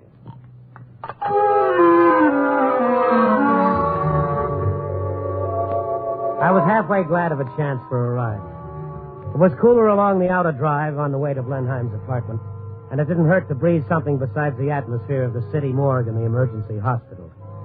It was still the dead of night, now tattletale gray of dawn in the east. Most of Chicago was asleep. I wondered what they'd wake up to. Professor Blenheim's apartment building was one of those good addresses on the near north side. He was in the last stages of dressing when he admitted me. His apartment was as quiet and scholarly as he was. Sit down, Stone. I won't be a moment. Oh, thank you. Don't rush. We're not in that big a hurry. I'll get my coat in the other room.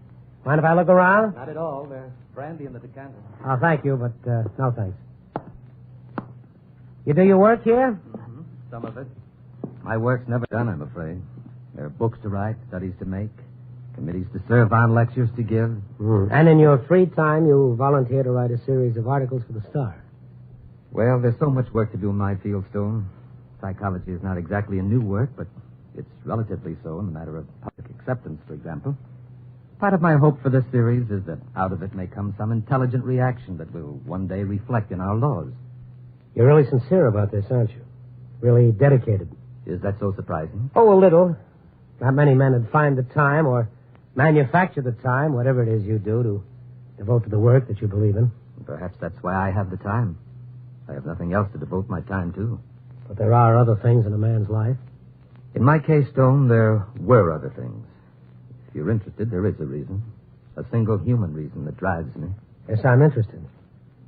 Her picture's there on the desk. Her name was Catherine. She was my wife. Oh, she was very pretty. Yes. She's been dead 5 years. I'm sorry. She was murdered. The man who killed her must have had the same warped mentality we're up against in this killer. Must have had? Don't you know? So far as I know, Catherine's killer is still at large. The crime was never solved. Professor Blenheim, you all right? Yes. Yes, I just felt dizzy all of a sudden. Here, let me help you to the couch. Oh, it's foolishness. I'm just tired, that's all. How about you having some of the brandy? No thanks, Tony. It'll pass. It happens sometimes when I talk about Catherine. Remember. Now, you just take it easy. Can I get you a doctor or anything? Oh, no. No, it isn't that important, really. Besides, we've got to be going. There's work ahead. No. You stay here, get some rest. I'll let you know what happens with Blake. I really want to go, Stone. I can't give into this thing, and perhaps I can be of some value there. Forget it. I'll call you in the morning.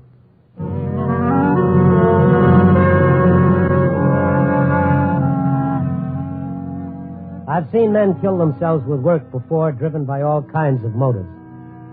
It didn't seem fair somehow that a man who was obviously trying so hard to forget a great grief would, by the very nature of his work, be plunged into the middle of remembering.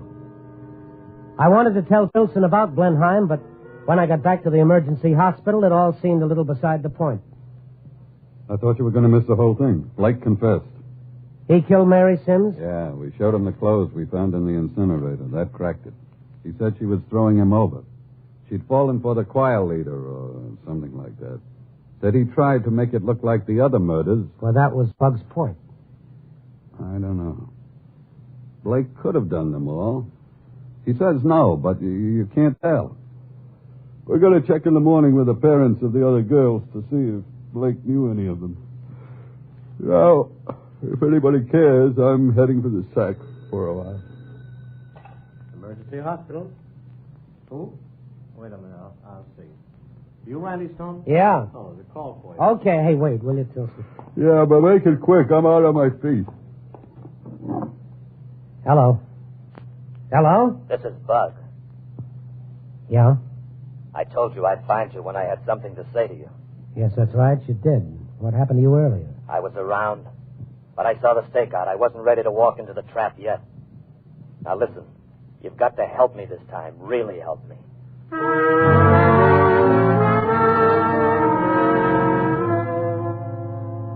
I waved Tilson to the phone, wrote the word Bug on a slip of paper, and pushed it at him. He and the operator got busy on another line, checking the call, getting a tracer on it. I kept talking to Bug and listening. You listening to me? Sure I am. You better. It's important. You know Lincoln Park? Yeah, what about it? The zoological gardens there? There's a big monument not far from it. Can you find it? Yes, I can find it. Why? Get there as soon as you can. I'll be there. I'll meet you, see? This time I'll really meet you. I've got to talk to somebody quick, you understand? I understand. You want to meet me, I'll be there. Make it quick. It gotta be quick. Or maybe too late. I've just seen her. If you don't meet me, I'll have to kill her, too. Bug, don't do anything. Just go to the monument in Lincoln Park. I'll be there right away. Bug. We better get out there, Tilson. He says if I don't, he's seen a girl, he'll kill her. Don't worry, we'll have a convention out there. He ran out on one trap you set. We'll take our chances. How about it, Bud? You find out where the call came from? Yeah, it's all here in the paper. It's a phone booth outside a filling station just off Lake Shore, not far from Lincoln Park. It's right on our way, Randy. Let's go.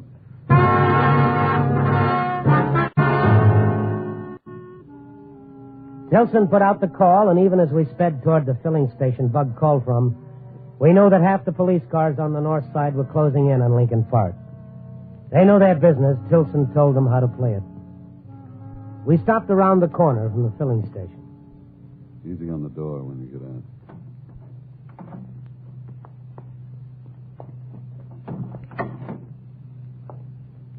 You think he's standing around here waiting to get caught? I think you're a whale of a lot better off if we can meet him here instead of the park. Come on. Just to the corner of this building now. We can see the station from here. Yeah, I get a perfect view of a street that's empty and a station that's closed. Yes, you're right. Anyone for Lincoln Park? You never made a mistake, kid. Come on.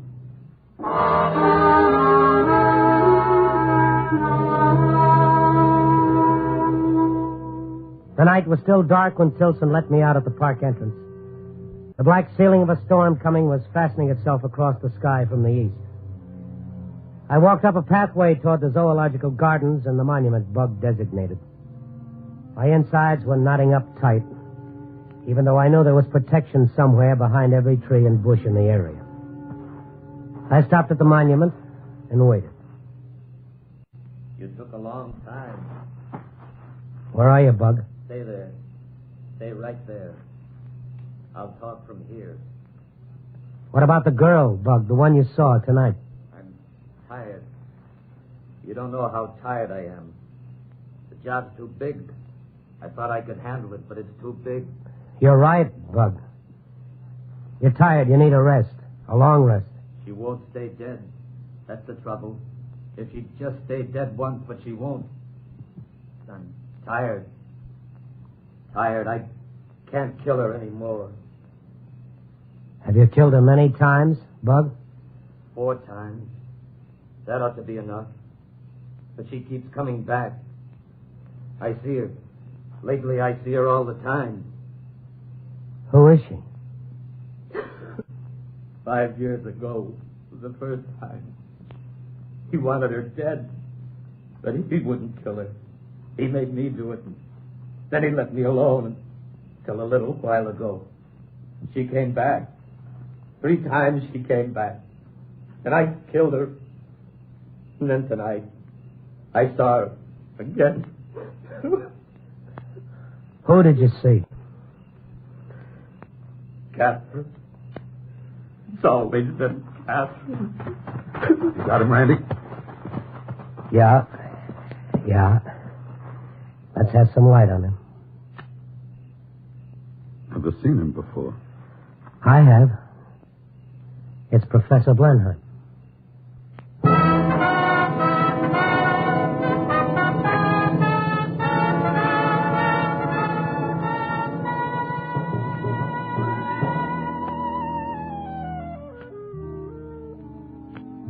The schism was complete now, utter and complete. There were 2 people, really.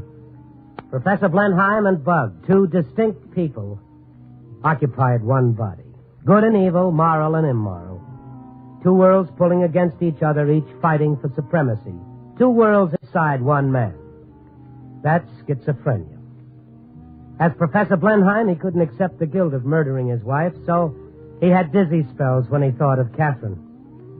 And when he gave way to them, fell finally into exhaustive sleep, Bug emerged to do all the evil Professor Blenheim could not do. Like I said, you have to want to know about people to write about them. And you have to want them to get a fair shake. Yes, and sometimes you find out things about people you wish you didn't know. But once you know, you've got to set the facts down straight. Copy, boy.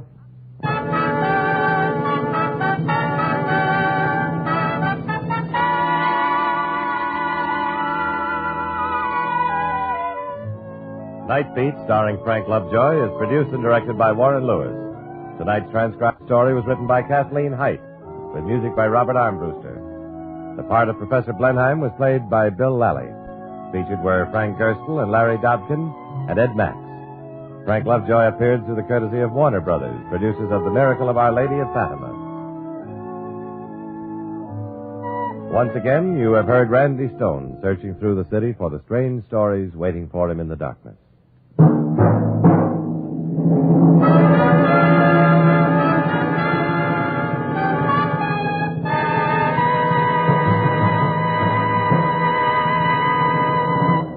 Night Beat came to you from Hollywood.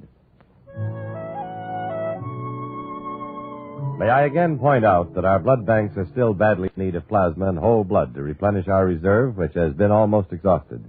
Contact your local Red Cross chapter and make an appointment to donate a pint of your blood at once. Volunteer now and save a life. They're returning soon. Hear Fibber McGee and Molly on NBC.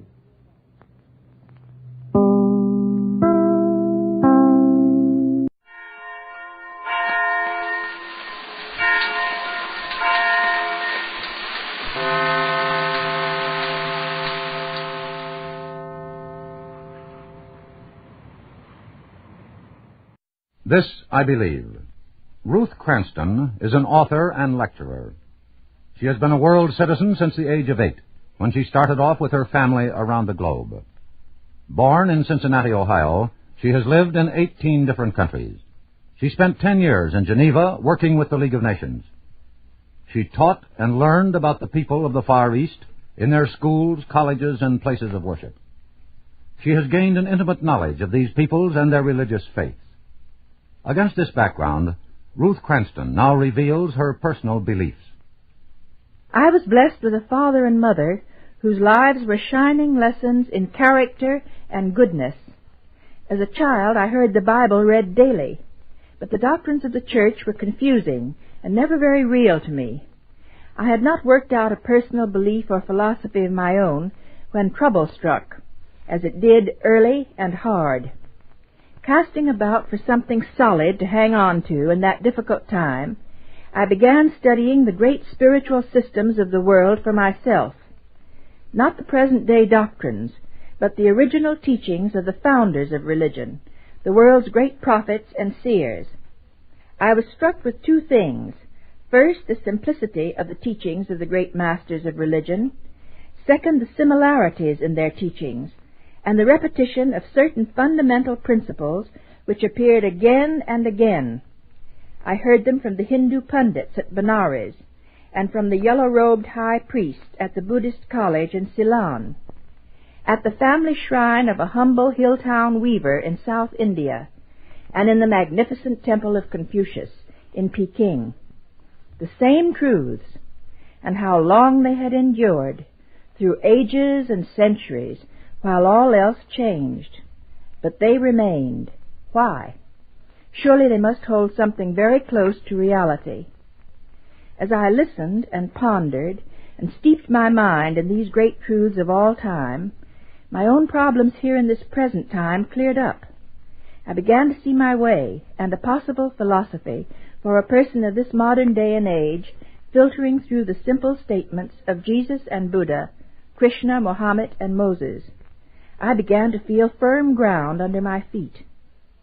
They taught the unity of all life, the interdependence of all men, love and service to fellow man, help, not exploitation, of the weak and backward. They taught non-violence and non-injury. They all taught purity of life and of motive, simplicity of life, too, and that true riches are within. They taught the worth of individual man and the ability of every man to rise to higher states of development than we are now experiencing. They taught the immortality of the soul and the building of the kingdom of heaven here on earth. People say, yes, these are noble truths, a grand ideal, but they won't work in practical everyday existence. Gandhi worked them. St. Francis worked them. Modern business executives are working them in scores of successful business enterprises. After a life spent among many different peoples, I am convinced that they are the only things that will work, for you, for me, for us all. A pattern of life putting into concrete daily practice these eternal truths taught by every prophet of God from time immemorial. No atom bomb can destroy them. No scientific theory can nullify them. For me, they constitute a solid rock on which to build my life and the life of the whole world in these or any other times. Those were the beliefs of Ruth Cranston, world traveler, lecturer, and author. Her latest book is World Faith, the Story of the Religions of the United Nations. The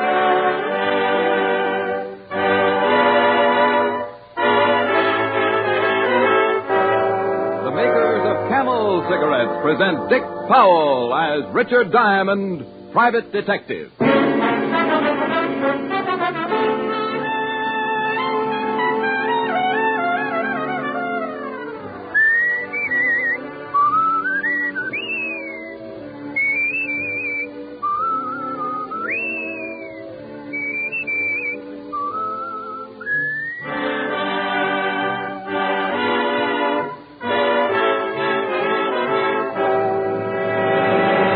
More people smoke Camels than any other cigarette. Make your own Camel 30-day test, the one sensible, thorough cigarette test. You'll enjoy the rich, full flavor of Camel's costly tobaccos. You'll see just how mild a cigarette can be day after day, pack after pack. And you'll know why more people smoke Camels than any other cigarette.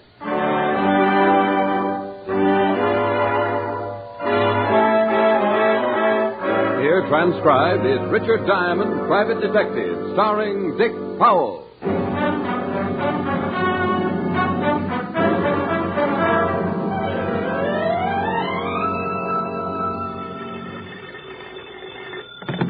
Diamond Detective Agency, the Ham and Mayhem.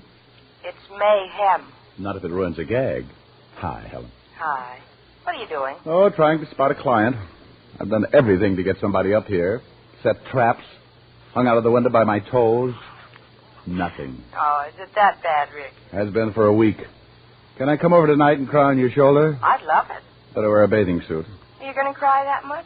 No, but the bathing suit will sure make me feel a lot better. You idiot. Yeah, I can't help it. I try so hard. Are you really coming over? If I cry long enough, I'll work up a heck of an appetite. I'll have Francis fix you a good dinner. I'll pay you back for the first client I get. We'll eat out? No, I'll have Francis fix you dinner. What time will you be over? Mr. Diamond? Rick? I think I've spotted one. Client? I'm afraid to ask. I might scare him away. Are you Richard Diamond, the private detective? Are you interested in hiring him? I certainly am. Rick? You just made a score, baby. I'll see you tonight. Oh, wonderful. Bye. Well, come in, sir. Come in. No sense in standing in a draft. Might catch pneumonia before we get around to my fee. My name is John Alistair. Well, sit down, Mr. Alistair. Pull up a wallet. A chair. Thank you. Now, what can I do for you? Quite a lot, I hope. 2 days ago, I made arrangements for my own assassination. Huh? It's really very simple. Well, so am I sometimes. Maybe you better be a little bit more specific. Well, I was bankrupt, in danger of going to prison. I have a family, a wife and 2 children. And an insurance policy. That's right. If I was to be killed, my family would be well taken care of. You said you were in danger of going to prison. Why? Well, I'll be perfectly honest. I embezzled money from my firm. Oh, embezzlement. Well, you can get a lot of years for that. Yes. So I decided to do away with myself, leaving instructions for my wife to replace the stolen funds. She could live quite comfortably on the rest. I knew suicide would revoke the insurance policy, so I went to the only underworld character I knew, a man named Gimpy. A long time ago, he'd been my bootlegger. Oh, yeah, I know him. Nearly poisoned me once. I told Gimpy I wanted to hire a man to kill me, a professional assassin. Gimpy said it could be done, and I gave him $200. I told Gimpy to take care of the arrangements and not to tell me anything about the man who was going to kill me. I didn't want to know a thing. How it would be done or when. Well, what do you want me for? Well, something has happened. My wife's brother arrived last week from South America, a very wealthy man, and advanced me enough money to pay back the firm and make a fresh start. Well, then go tell Gimpy to call the gunman off. Have you read the morning papers, Mr. Diamond? No. Here, front page. Gimpy was shot to death last night. Oh. Oh, it's kind of tough, then, to tell Gimpy to call it off, I want you to find whoever Gimpy hired and stop him from killing me. Find a man with the only clue to his identity lying dead in the morgue? He could be one of 50 professional killers wandering the streets. One of 50 who would make it tough to be found even if you just wanted the time of the day. Can you find him? I don't know. I can try. You must find him before he kills me. Well, I'll try my best. In the meantime, you stay here and lock yourself in. In this office? Yep, right here. Don't even let your wife know where you are. All right, if you think it's necessary. Oh, I think it is. And, by the way, I charge $100 a day in expenses.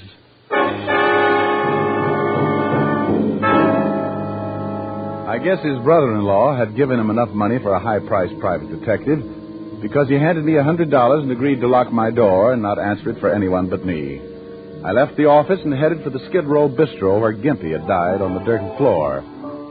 It was called the Black and Red, and the bartender was wearing an apron that looked like he'd been making hash on it. Yeah, Gimpy got killed here. Right over there, the clean spot near the bar. He bled a little. You know who gunned him? What am I answering your questions for? Because I'm asking them. That ain't enough. I got a fetish for living. I'm a private cop. Well, that's the worst thing you could have said. You better buy a beer or take a walk. Huh? I'll buy. You don't even have to change the $10. You think I'd tell you something for a lousy 10 fish? Yeah? Well, you're wrong. I don't know nothing. You were in here, weren't you? Yeah, on my stomach behind the bar. You saw it start, didn't you? You want me to tell you as much as I know? Unless you want to play another tune. We could dance. $10 for what I know? You don't think it's worth it, huh? Nah. But I seen the 10 and it made me greedy. Okay, here. Live a little. Thanks. Well, Gimpy was standing over there drinking a beer. These two guys come in, and one of them walks up to him. What did they look like? Two guys, big guys, hats, coats with their collars turned up, the whole bit. Looked like just what they was. This one guy started arguing with Gimpy about some money. You hear the conversation? Yeah, something about wanting all the 200. Well, Gimpy gets a little nasty. He was like that, you know, a nasty little guy. Well, the guy gets tired of arguing and pulls a gun. Gimpy tries to climb the bar, and he must have been halfway over when the guy cut him in two. By then, I was flat on my face waiting for mine. But these two guys took off, and I called the cops. Wait till 10. You don't remember what either one of the guys looked like? Nah, I was minding my help. Okay, thanks. Hey. Yeah? I don't know whether it means nothing, but the guy who killed Gimpy was wearing a small red flower in his buttonhole. A red flower like a rosebud. I remember it. Funny a guy like that should be wearing a pretty flower.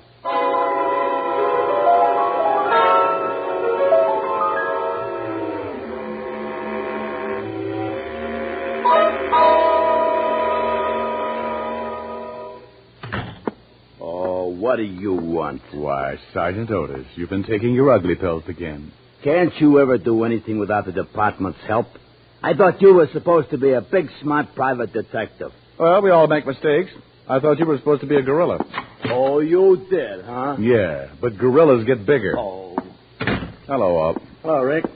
What can I do for you? I got a little problem. Your department handle that killing over in the Black and Red Saloon? Skid Row? Yeah.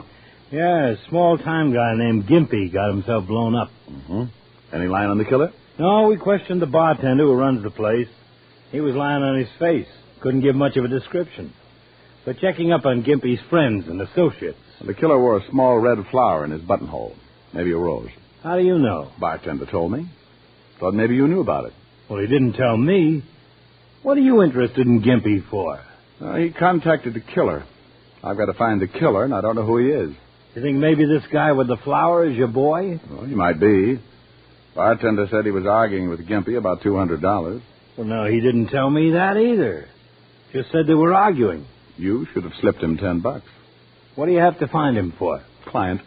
You got a client who wants you to find a killer? Yeah, and that's all I'm going to tell you.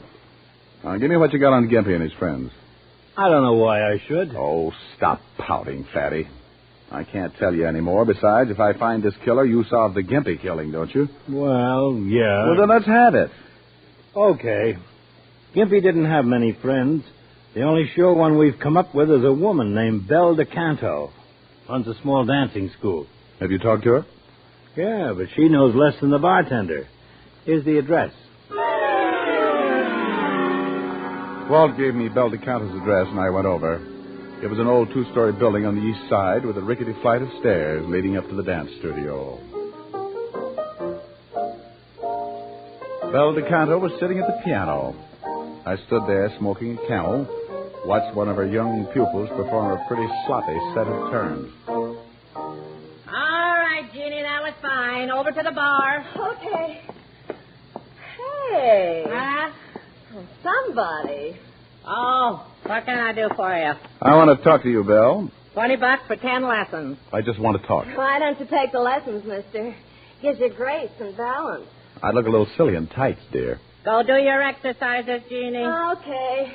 But I still think you look great in tights, mister. We could do Swan Lake and things. I bet we could. Talk him into it, Belle. He's real cute. What do you want to talk about? Gimpy, You a cop? private cop. I entertained the whole 5th precinct all morning. I'm looking for the guy who killed Gimpy. I told the cops all I know. I don't know who killed Gimpy. Back straight, honey. Okay. I can't help you, mister.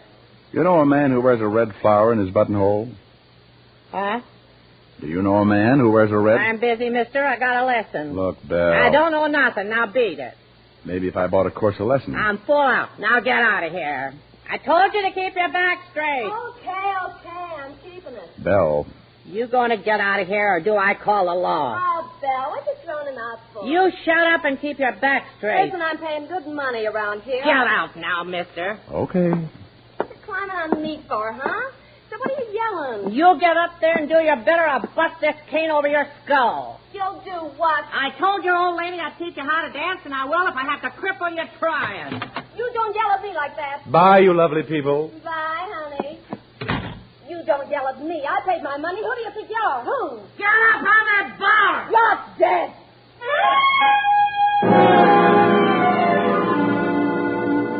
It was pretty obvious my mention of the man with the red flower had set off Belle DeCanto's charming temper.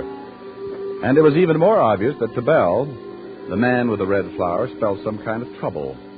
The third and most obvious point was that I wouldn't get anything out of Belle even if I dropped her in a pit full of enraged mice. I started down the steps of the dance studio, heading to the street, and I stopped cold. Something on the third step set off little bells in the space in my head reserved for danger. There, on the third step, was a small red rose, and it hadn't been there when I went in. I stopped and thought about it. Maybe the man I wanted was in the building. I looked around. Only one other door besides the studio, and that led to Belle's apartment above. I went up there and looked around. Nothing. Then I got a pretty scary thought. Maybe the man with the red rose had tailed me, waited around listening at the door. If he'd found me, maybe he'd found my client. I spent the next 20 minutes making myself hard to follow. When I was satisfied no one was tailing me, went back to my office. Alistair. Mr. Alistair. Who is it? It's Diamond. Open up. How do I know it's Diamond? Well, you are being cautious. You gave me a $100 retainer. I told you to lock yourself in my office and not to answer to anybody but me. Did you find out anything? Close it and lock it. Is something wrong? The man who killed Gimpy was wearing a red flower in his buttonhole. I met an old biddy who runs a dancing school, and when I mentioned the flower, she froze up like a clam in a barrel of glue. Who is this man with the flower? I don't know, but before he killed Gimpy, he argued with him about some money. $200. Well, that's the amount I paid Gimpy to hire the assassin. Yeah. I think the man with the flower is probably your killer. When I left the dance studio, I found this. A red rose? Uh-huh. I think maybe he's tailing me. He knows I came to see you. I don't know. I think he's found out I'm looking for him. Maybe figures I'm trying to catch him for killing Gimpy. Anyway, you're not the only one on the spot now. But what'll we do? If he's looking for me, there's no sense in letting him find you, too. You got to get out of here. But where? Well, an out-of-the-way hotel I know. Manager's a friend of mine. But what if this killer finds you? That's a good question. I hustled John Alistair out on the fire escape, and we climbed down to the floor below, just in case our boy with the red rose was waiting outside my office. We climbed into the 7th floor hall, made our way to the service elevator and down to the alley. A half an hour later, I'd deposited Alistair in room number 11 of the Bunker Hill Hotel in charge of the manager, a one-time safecracker named Herman Clipp. I'd done a lot of favors for Herman, and he assured me Alistair would be safe, and that no one would be allowed to see him unless his name was Diamond, and he had the bluest eyes in the private detective business.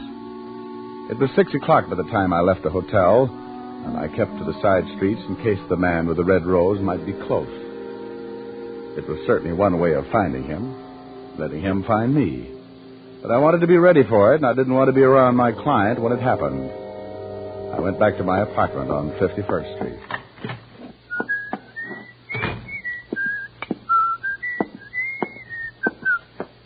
Hello, chum. I've been waiting for you. Oh, that's nice. Lonesome? For a while. You had that nice big gun to keep you company. Sure. You forgot to wear your rose. You got the wrong boy, Don. Drago's busy.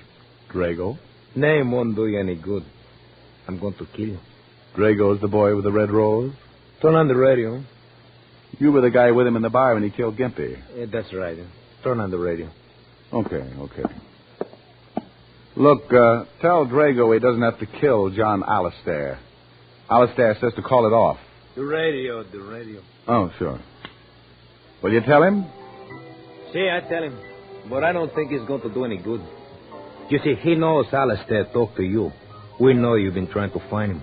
And we don't want anybody who can pin Gimpy's killing on us. I didn't tell Alistair anything. Sure. Where you got him hidden out, huh? We'll find out. Drago should have knocked off Gimpy like that, but he gets excited. Like running out of the bar before he knocked off the bartender. If we had knocked off the bartender right then, he couldn't have told you nothing. What about the bartender? He's in the river.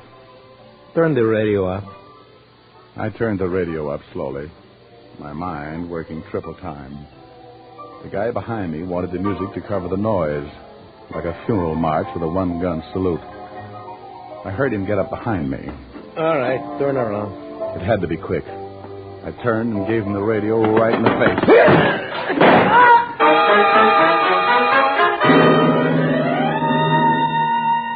I had twisted his gun right into his stomach. He looked up at me like a kid who was going to bust out crying because somebody had dumped over his blocks. Then he slid down on his face and died without a sound. I put in a fast call to Walt, told him to check his files for a killer named Drago. I told him what had happened and about the bartender who was probably floating on the river. Then I took off for Bel DeCanto's dance studio. The man I just killed had said Drago wasn't going to leave anyone around who might pin the Gimpy killing on him.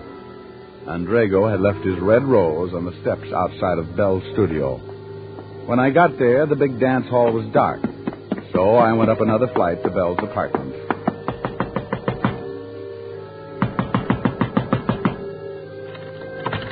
Well, here goes.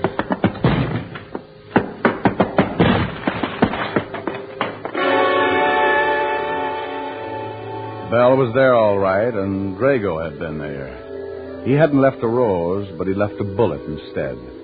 It was somewhere in Bel DeCanto's heart.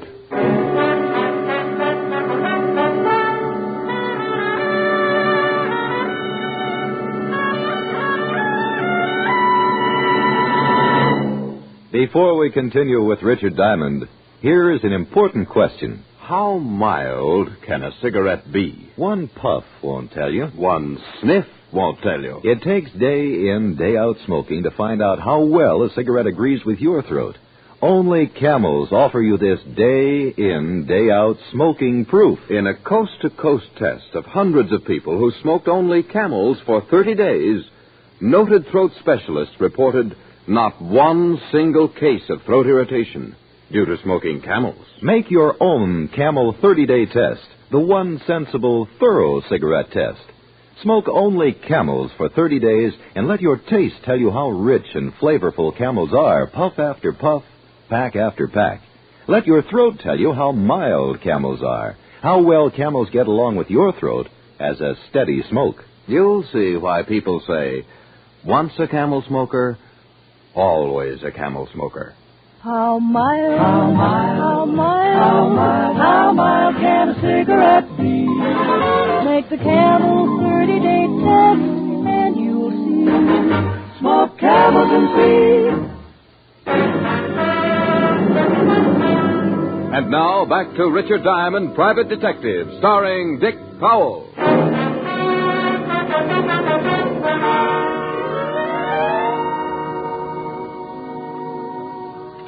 Well, here's all the information, Rick. The only man we got on file named Drago is a well-known hood named Tommy Drago. 7 arrests, 2 convictions, assault and armed robbery. Can you find him all? Well, I put out an APB. Maybe we'll pick him up.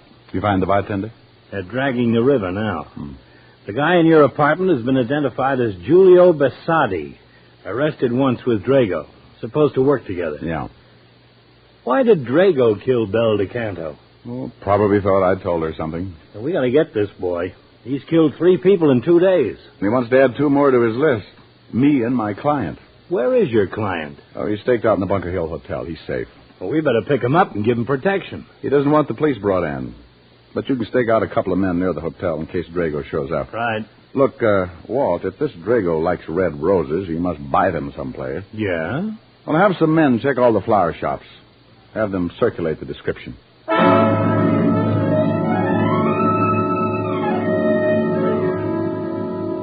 For the rest of the day and into the evening, the entire precinct turned out to look for Drago.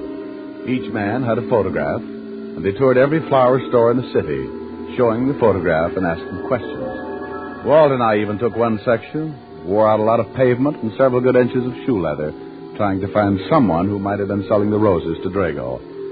By 6 o'clock, we were back in the precinct, discouraged, and, as Walt said... Oh, I'm beat. Yeah. You want some coffee? Yeah, might as well. We took in 12 shops. Here. Thanks. Looks like the guy grows his own. Well, maybe he does.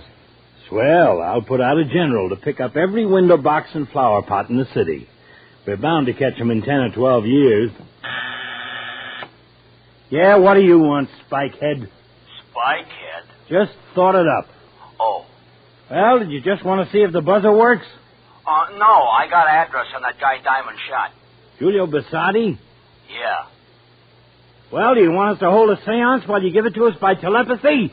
Oh, 456 River Street, apartment 7. And you sure are getting grouchy.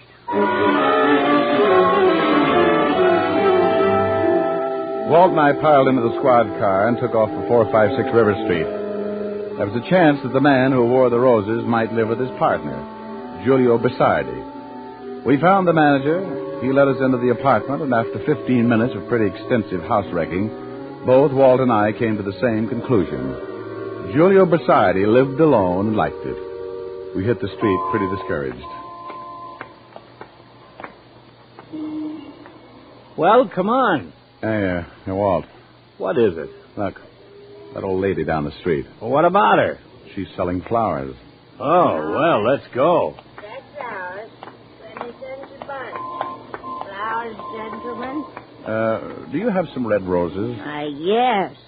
Single red roses that I could wear in my lapel? Yes, 25 cents. Have you ever seen this man? What man? Here. Yes, Mr. Drago. I sell him a red rose every evening, fresh. You know where we can find him? Well, what do you want him for? Police. Has Mr. Drago done something? He's wanted for murder. Oh, no, how terrible. He seemed like such a nice man, so generous. He dressed so nicely. He's killed 3 people. 3 people? Do you know where he lives? 3 people? Yes, he lives in the next block. I don't know the number. I'll have to show you. Here, I'll take all the flowers you've got. The old flower woman showed us the building, and again we dragged another manager out to let us into Drago's apartment. This time we went in low, ready to shoot if Drago happened to be home. He wasn't. And once again, we tore another place apart. Find anything? No, not yet. Get a load of this closet. Drago really dresses. Walt. Yeah? You find something? Look at this telephone pad. What about it? The writing. Read it. Bunker Hill. Bunker Hill Hotel. That's where my client is. Drago's found him.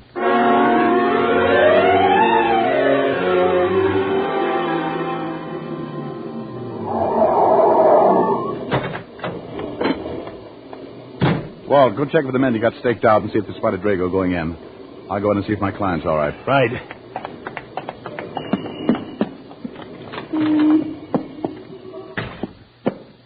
Herman.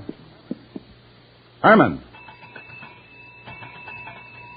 Oh. Rick? Over here, Walt. Herman is out cold. Herman? Yeah, the manager. Oh, he looks pretty bad. Yeah, he's really out. Drago? Your men see anybody? No, but he could have slipped in. Now, let's get up to my client. Well, come on. I'm looking for the key. What room? 11. Well, it's gone. I had my client locked in. Come on. Second floor.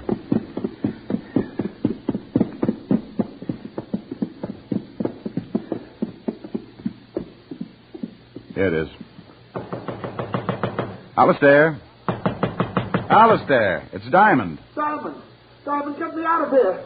He's been here. He's got a key. Where is he? He tried to get in, but I have the chain lock on. Then he tried to break it down. I pushed the furniture in front of the door. Get me out, please. Just take it easy. We'll try and break it down. The furniture's still there. Well, get it out of the way. Yes.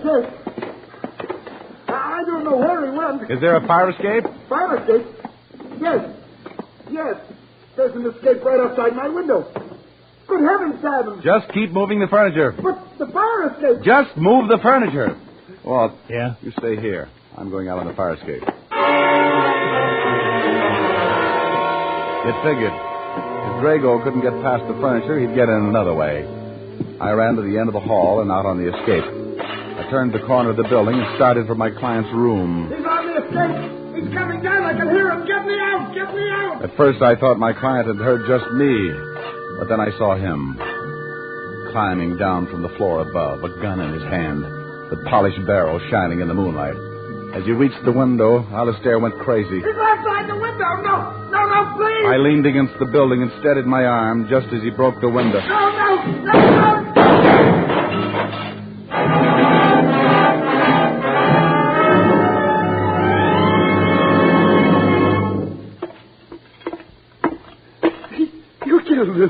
You killed him. Yeah. Funny. What was done? Shot him right through his red rose.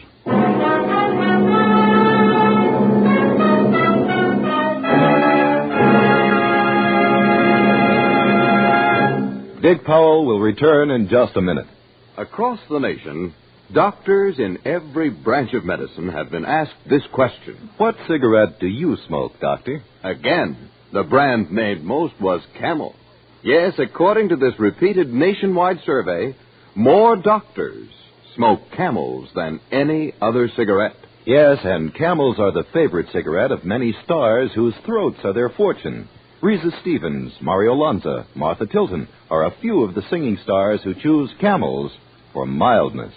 How mild, how mild can a cigarette be? Make the Camel 30-day test, and you'll see. Smoke Camels and see. Here's Dick Powell with a special message. Thank you. Ladies and gentlemen, this week we add a new name to the list of recipients of gift camels for hospitalized servicemen and veterans. It's the Military Air Transport Service, United States Air Force, which evacuates virtually all overseas wounded servicemen. Camels are also on the way to veterans' hospitals, Lake City, Florida, and Nashville, Tennessee. U.S. Naval Hospital ship Haven. Now, until next week, enjoy Camels. I always do.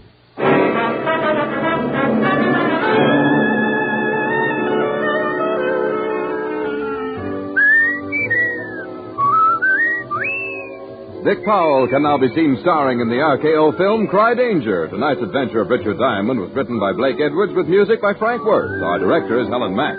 Featured in the cast were Virginia Gregg, Wilm Turbert, and Arthur Q. Bryan. PA stands for two things, pipe appeal and Prince Albert. They go hand in hand. For Prince Albert's Choice Tobacco has a rich flavor and a delightful natural aroma. PA is crimp cut for smooth, even burning, and it's specially treated to ensure against tongue bite. Get Prince Albert, the National Joy Smoke, America's largest selling smoking tobacco. Listen next week for another exciting transcribed adventure of Richard Diamond, starring Dick Powell. This is Your FBI, the official broadcast from the files of the FBI. Follows immediately. Stay tuned. This program came to you from Hollywood. This is the American Broadcasting Company.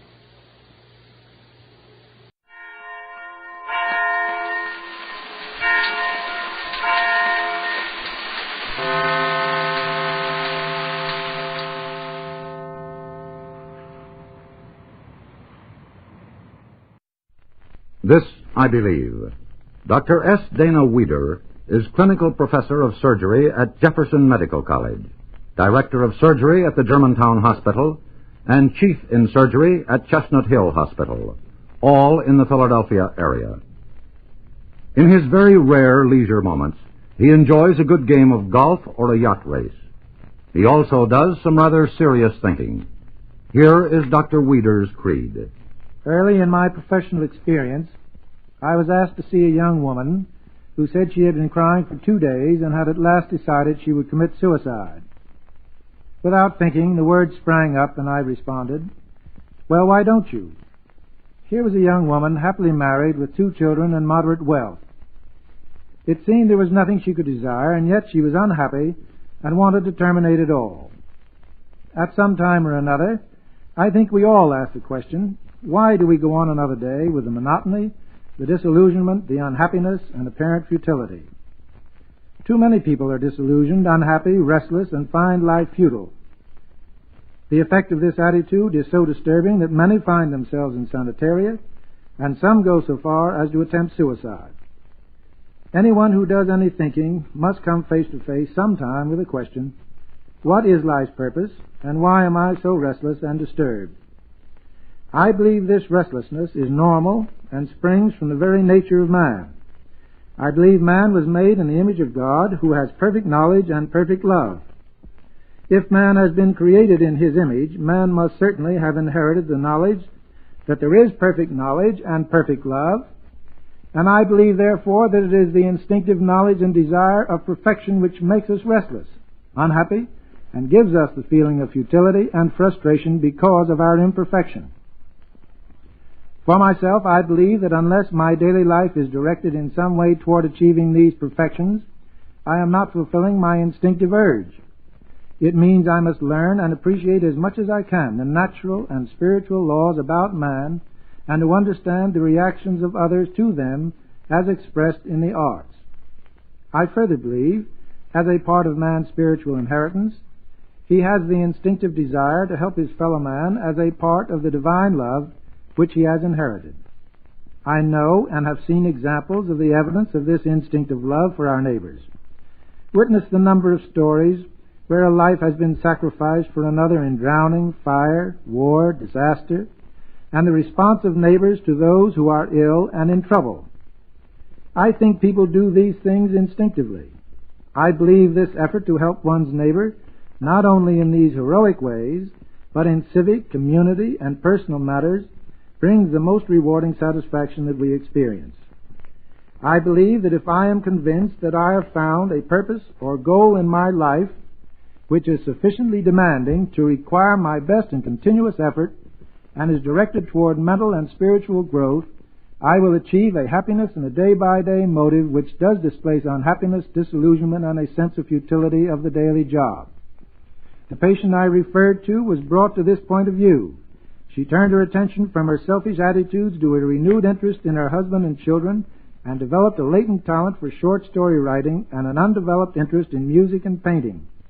These new attitudes and effort have been most rewarding to her. In summary, therefore, I believe that a life devoted to the acquiring of more perfect knowledge and the relating of my everyday tasks to that knowledge and the love and concern for my neighbors will bring about an enthusiasm for life, a joy in living, and a satisfaction that will overcome disillusionment, unhappiness, disappointment, and a sense of futility. They're the beliefs of Dr. S. Dana Weider. one of Philadelphia's leading surgeons. Mr. District Attorney, starring David Bryan. Mr. District Attorney, champion of the people, defender of truth, guardian of our fundamental rights to life, liberty, and the pursuit of happiness.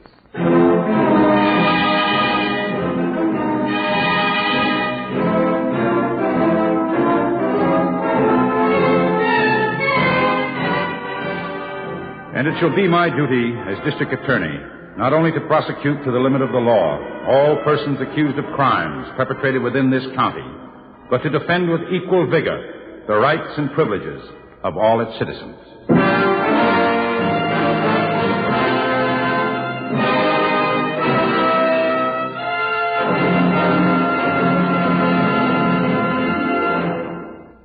This is David Bryan. In a moment, we'll bring you another case from the files of Mr. District Attorney. But first, a word from our sponsor.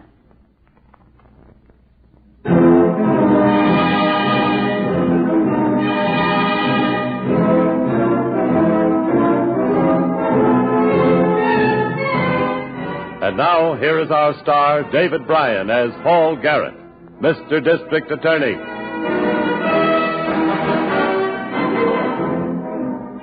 In order to prove the guilt of a murderer, a district attorney must establish a motive.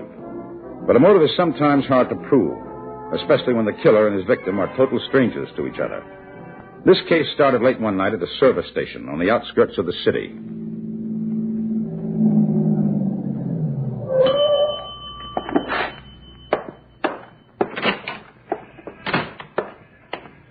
Sorry, fellas, but I'm just closing for the night. We need some gas. I've already locked the pumps. There's an all-night place about 2 blocks up. Big truck stop. You can't miss it. You hear that, Fred? Yeah, Benny, I heard. Man don't want to wait on us, Fred. I didn't say that. I said I'm closed. He's laughing at us, Benny. He thinks it's funny that he don't want to wait on us. There's no point in getting out of the car. I'm not going to wait on you. Hear that, Fred? This is a real nasty guy. Yeah. No wonder his wife don't like him. What's that supposed to mean?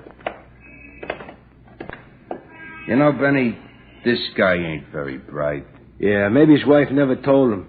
Maybe she didn't want to hurt his feelings. What are you guys up to? What the... Get inside the office. Hey, what the... He said get inside. Gun, huh?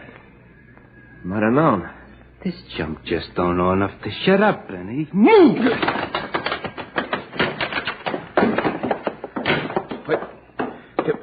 If this is a stick-up, you're out of luck. All the money's in the safe, and the day man has the keys. Hey, he thinks it's a hold-up, Fred. I don't know why, Benny. You got a nice, honest face. Could it be me? Nah, you got an honest face, too. It's like his wife says. He's a dope. What is this?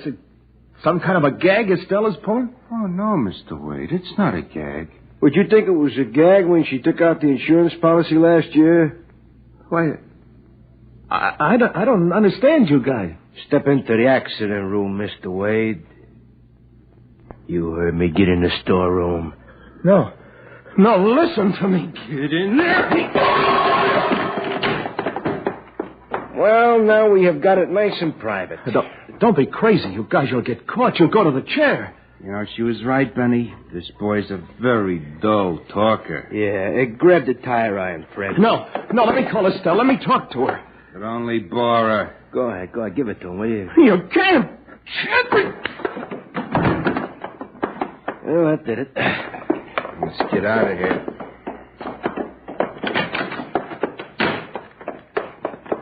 Hope his wife don't get nervous collecting that insurance money. Well, why should she? She got a perfect alibi. You spend the evening with a mother-in-law. Ex-mother-in-law, you mean? You know something, Benny? Oh, what? I'm hungry. So, stop when we get to town. Let's eat.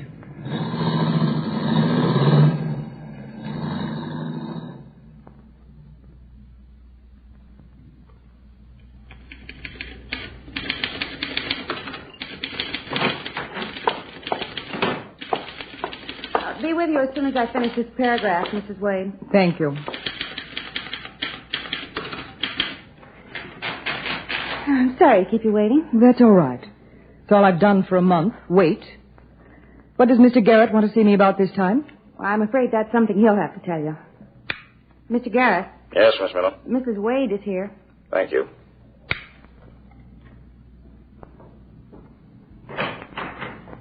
Come in, Mrs. Wade. Go right in and have a seat. Call Harrington, Miss Miller. Ask him to come in. Yes, sir. I'm sorry to have to call you in again, Mrs. Wade. I'm sorry, too, Mr. Garrett. My husband's been dead for almost 5 weeks. I want to get away someplace by myself and forget about it. But you won't let me.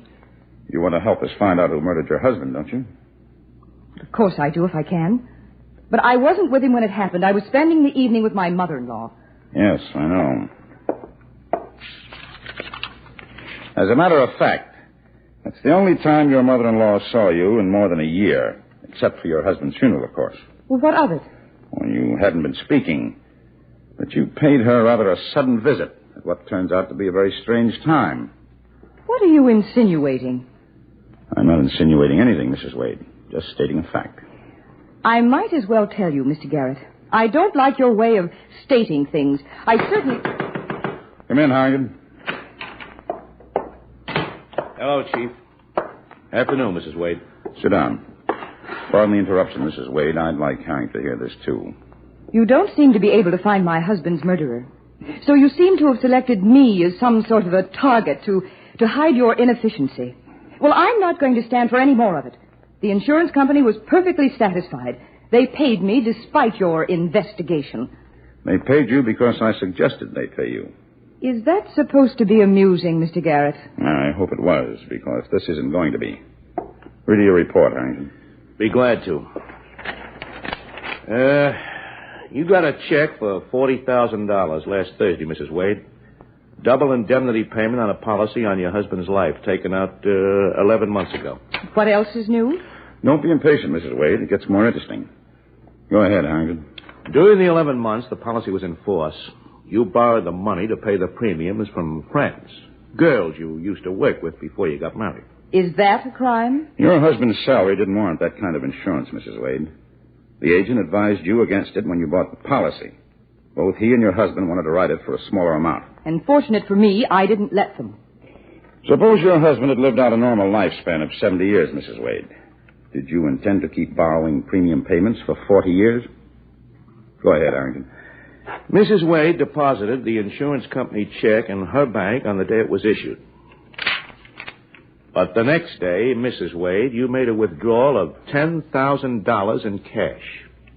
And that's a large sum, Mrs. Wade. Where is it? I'm not obliged to answer that. In other words, you haven't got it anymore. I had some bills to pay. Might I see your receipts? Personal loans from friends. How about a list of their names, then? We can ask them. I won't have you embarrassing me. No. And I'm sure you would be embarrassed if we could find out who got that money and why. I don't have to listen to this. I'm leaving. You do, and I'll have you brought back on a warrant.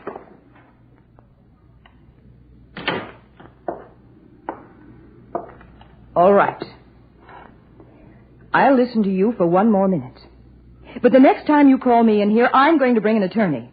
I advise it, because the next time I call you in, you may need one. You know what these are? No. Reports on your husband. No criminal record. No dubious associates. No enemies. Well liked by all who knew him. Except you. Do you know what reports like this, in cases like this, always make me think? I'm not a mind reader. They make me think of professional killers. Killers hired by somebody who can profit by the murder, but be shielded by the safety of a perfect alibi. Do I make myself clear? Too clear. What did you do with that $10,000? None of your business. If the lecture is over, I'll leave now.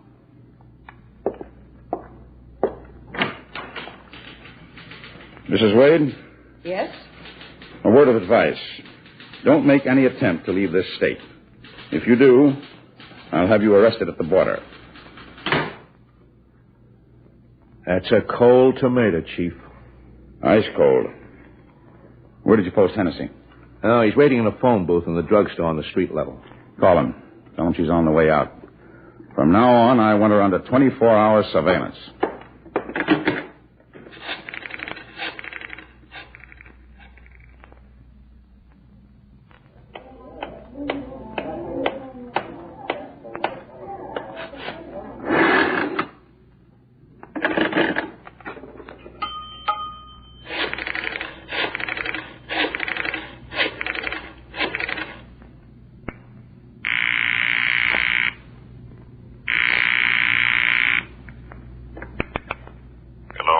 Kraft?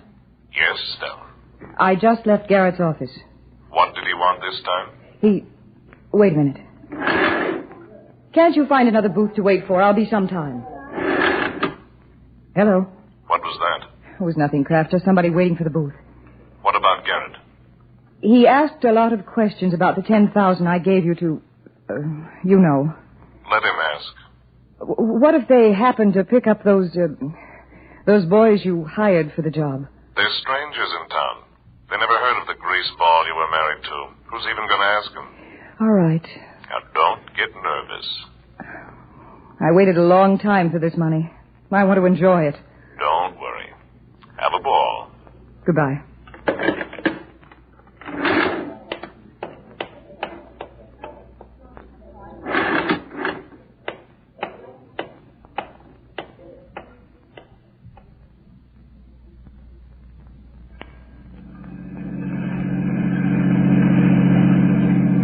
How did Hennessy find out it was Max Kraft she called?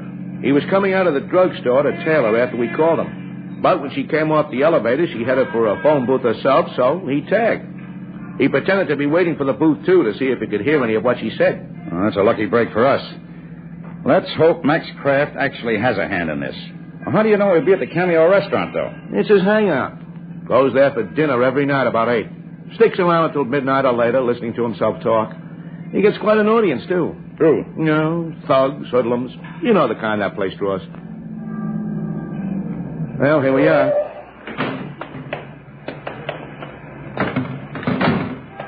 We'll have a good show for his audience tonight when you start asking him questions.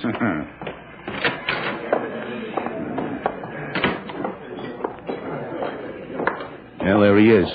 Corner booth with those two guys. Quick, into the alcove before he sees us. Before he sees us? You came down here to talk to him, didn't you? Well, not now. Not after seeing who was with him. Take a look. Yeah. You recognize them? I've seen them on 100 wanted bulletins. They've done time in half the pens in the country. Benny Fox and Fred Lesser. Yes, Benny Fox and Fred Lesser. The only two members of the Black Sash Gang the Detroit police didn't put away for good. They were with the Black Sash Gang? That's right, Harrington. The Black Sash Gang, alias the Murder Syndicate.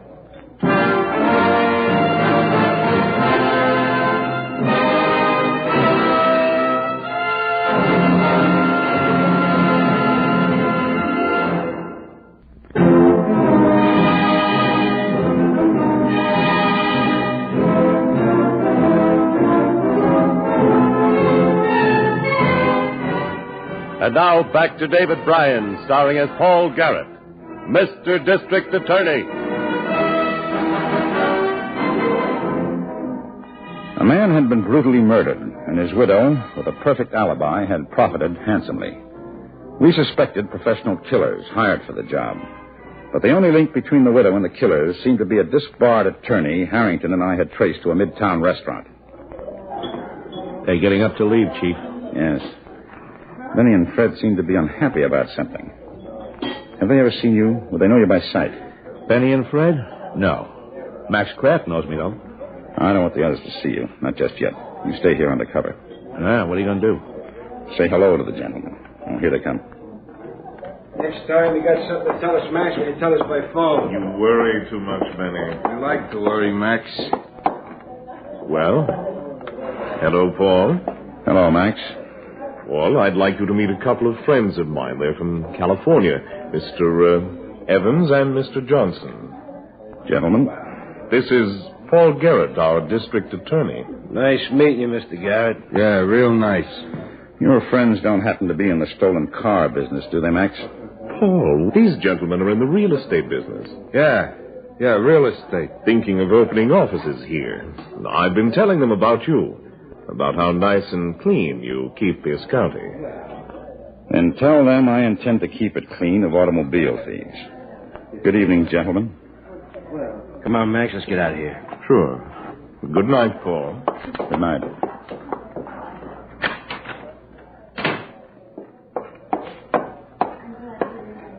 Hey, does he think we're dumb or something, Chief? Yes, Harrington. I'm afraid he does. What was that stolen car business all about? Just a throw-off. To make him keep on thinking as he does. Why didn't you want them to see me? Because you're going to be part of a little scheme, Harrington. A scheme to draw them out into the open. Oh? How? Oh, to be brief, I'm going to have somebody hire them to kill you. Well, how nice for me. It's our only chance, Harrington. If we could catch Benny and Fred red-handed, they might open up on Max. And if Max gets trapped... He'll dump anybody overboard trying to get himself out. That's right. Let's go.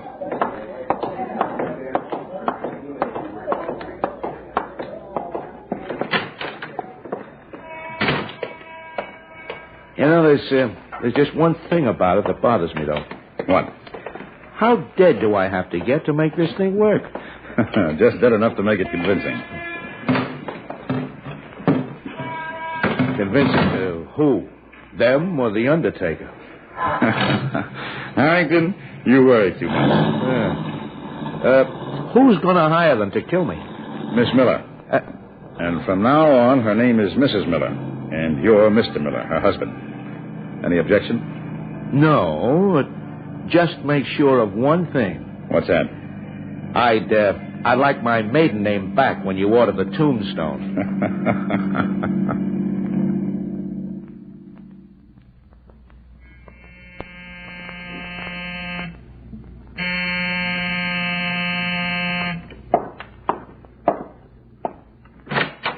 Yes? Are you Max Kraft? That's right. I phoned you yesterday, Mrs. Miller. Oh, yes, come on in. What's so important that you couldn't talk about it over the phone? My husband was around and I didn't want him to know. Yet.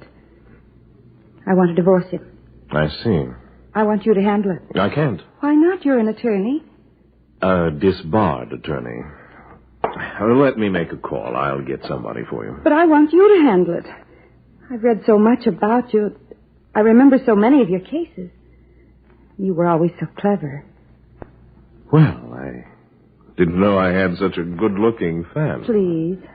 You can find some way to do it. Well, maybe I could work behind the scenes. Sit down, won't you? Oh, thanks. I can't pay you too much, though. Even if I get you a nice slice of alimony? From my husband? You'll never have a dime. The only way I could get any money out of him would be if he'd drop dead. Dead men don't pay alimony. No, but insurance companies do. That's all he ever thinks of, insurance. How's your husband's health? Too good, or I wouldn't be here. Why? I don't like to see young ladies rush into a divorce without thinking of all the possibilities. I've thought of all of them. Have you? Let me think about it. Now, how about having dinner with me tomorrow night? Then you will help me? Maybe.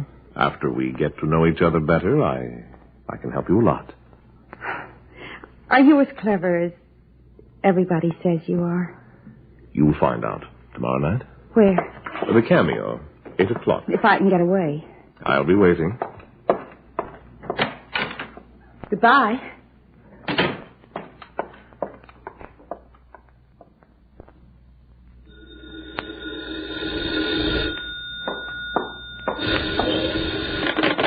Hello? Benny, Yeah, Kraft. you get my letter? Yeah, we got it. You burn it? Well, of course we burn it. What, do you think we're stupid? No, just make sure you remember the instructions, though. We'll remember. You just tell us when. He goes bowling tomorrow night, 8 o'clock sharp. Yeah? He'll leave the house carrying a bowling ball. As soon as he leaves, his wife will go next door to play bridge. Mm-hmm.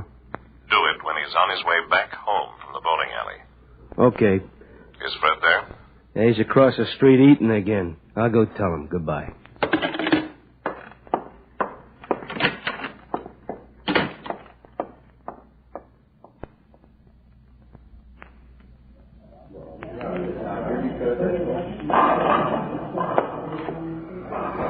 They still out there, Chief?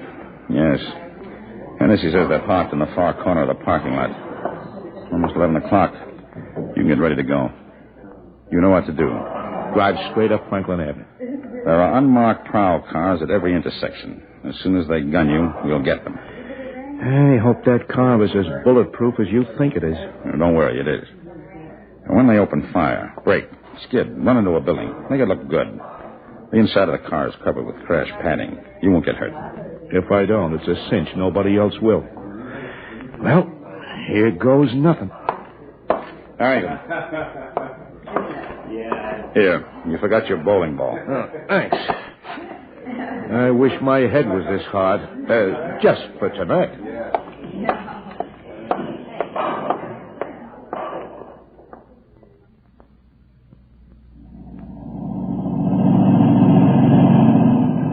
He's not going very fast, Benny. Just fast enough to make the lights without stopping the time for 25 miles an hour.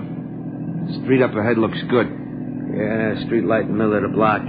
I'll pass him on the outside just as he gets to it. No, not too fast. Look, I know how to drive. Okay. Well, you gonna roll your window down or you plan to shoot right through it? I'm rolling it down. Happy? Yeah. Then speed it up if you're gonna pass at the light. Now, how's this? Perfect. We're coming up just right. Now! You got him! Give him a sweep. Get rolling fast. There isn't another car in sight. Hey, Benny, up ahead. Hey, 2 cars blocking the intersection. Back up. Turn around. It's no good. Other cars coming from back there. Red lights flashing. It's police cars. All right, pile out. Don't run, you men. Oh, no. That'll get you no place. Give them a sample, Hennessy. Go all over their heads. The next burst will be 5 feet lower. They'll chop us to ribbons with that thing, Benny. All right, drop your gun. Hey, we give up. We dropped our gun. That's better. Looks like we got to you a bit too late to save that man you killed back there, though. Well, who tipped you to this? His wife got cold feet at the last moment. I've seen you two before, haven't I? With Max Kraft. I told you, Benny, we were crazy to trust Max. Shut up, nothing. He was so sure this dame wouldn't crack up. Oh, no, he tells us. Iron nerves, just like the Wade dame. Mrs. Wade, the wife of the service station operator who was killed? Who else? Max and his bright idea. I told you to shut up, You Brad. shut up! If I get the chair, I'm going to make sure of one thing. Max Kraft is going to be sitting there right in my lap when he turned the juice on. Max hired you to kill Wade? That's right. And he got the payoff from Wade's wife, Estelle, out of the insurance money. You hear that, Harrington? Yeah, Chief. I heard. Hey, this guy ain't dead. Not because you didn't try. You see what your blabbing did, Fred? They had nothing on us. Until now. All right, boys. Take them in. Go ahead. All right, quit your shoving. All right, Harrington. Bring your bowling ball and let's roll for the spare. Miss Estelle Wade and Max Kraft are all set up in the middle alley.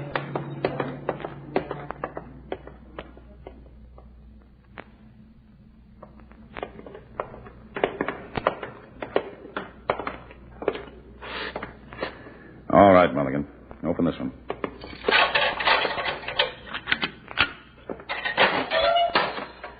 Go ahead, Mrs. Wade. Lock it up, Mulligan.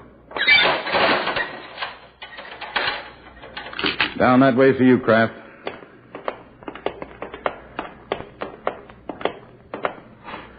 Mulligan.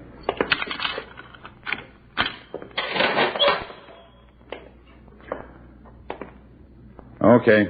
Lock it. Garrett. What do you want, Max? How about me turning state's witness, Paul? Want to make a deal? I don't want to. And I don't have to. Don't be too sure, Paul. When it comes to courtrooms, I know a few tricks. You'll need them because I've got a surprise witness who might be too much for you. Who? Mrs. Miller. She knows your whole operation. Don't kid me, Garrett. Why would she testify and incriminate herself? Because she isn't Mrs. Miller. She's Miss Miller. And she happens to be my secretary. You see, Max, I know a few tricks, too.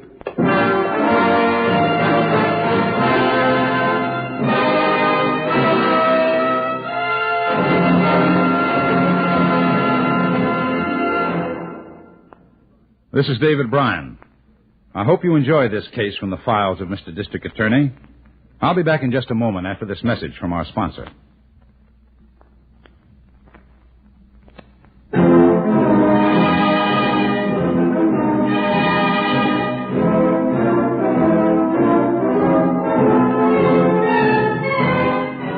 Now, here's the star of Mr. District Attorney, David Bryan, with a word about the program you have just heard. The law clearly states that the person who engages a professional killer for a homicide is fully as guilty as the hireling who wields the murder weapon. Estelle Wade, Benny Fox, Fred Lesser, and Max Kraft were all found guilty of murder in the first degree. There were no recommendations for clemency. Now, this is David Bryan inviting you to join us when we present our next case based on the facts of crime from the file of Mr. District Attorney. Mr. District Attorney was originated by Phillips H. Lord.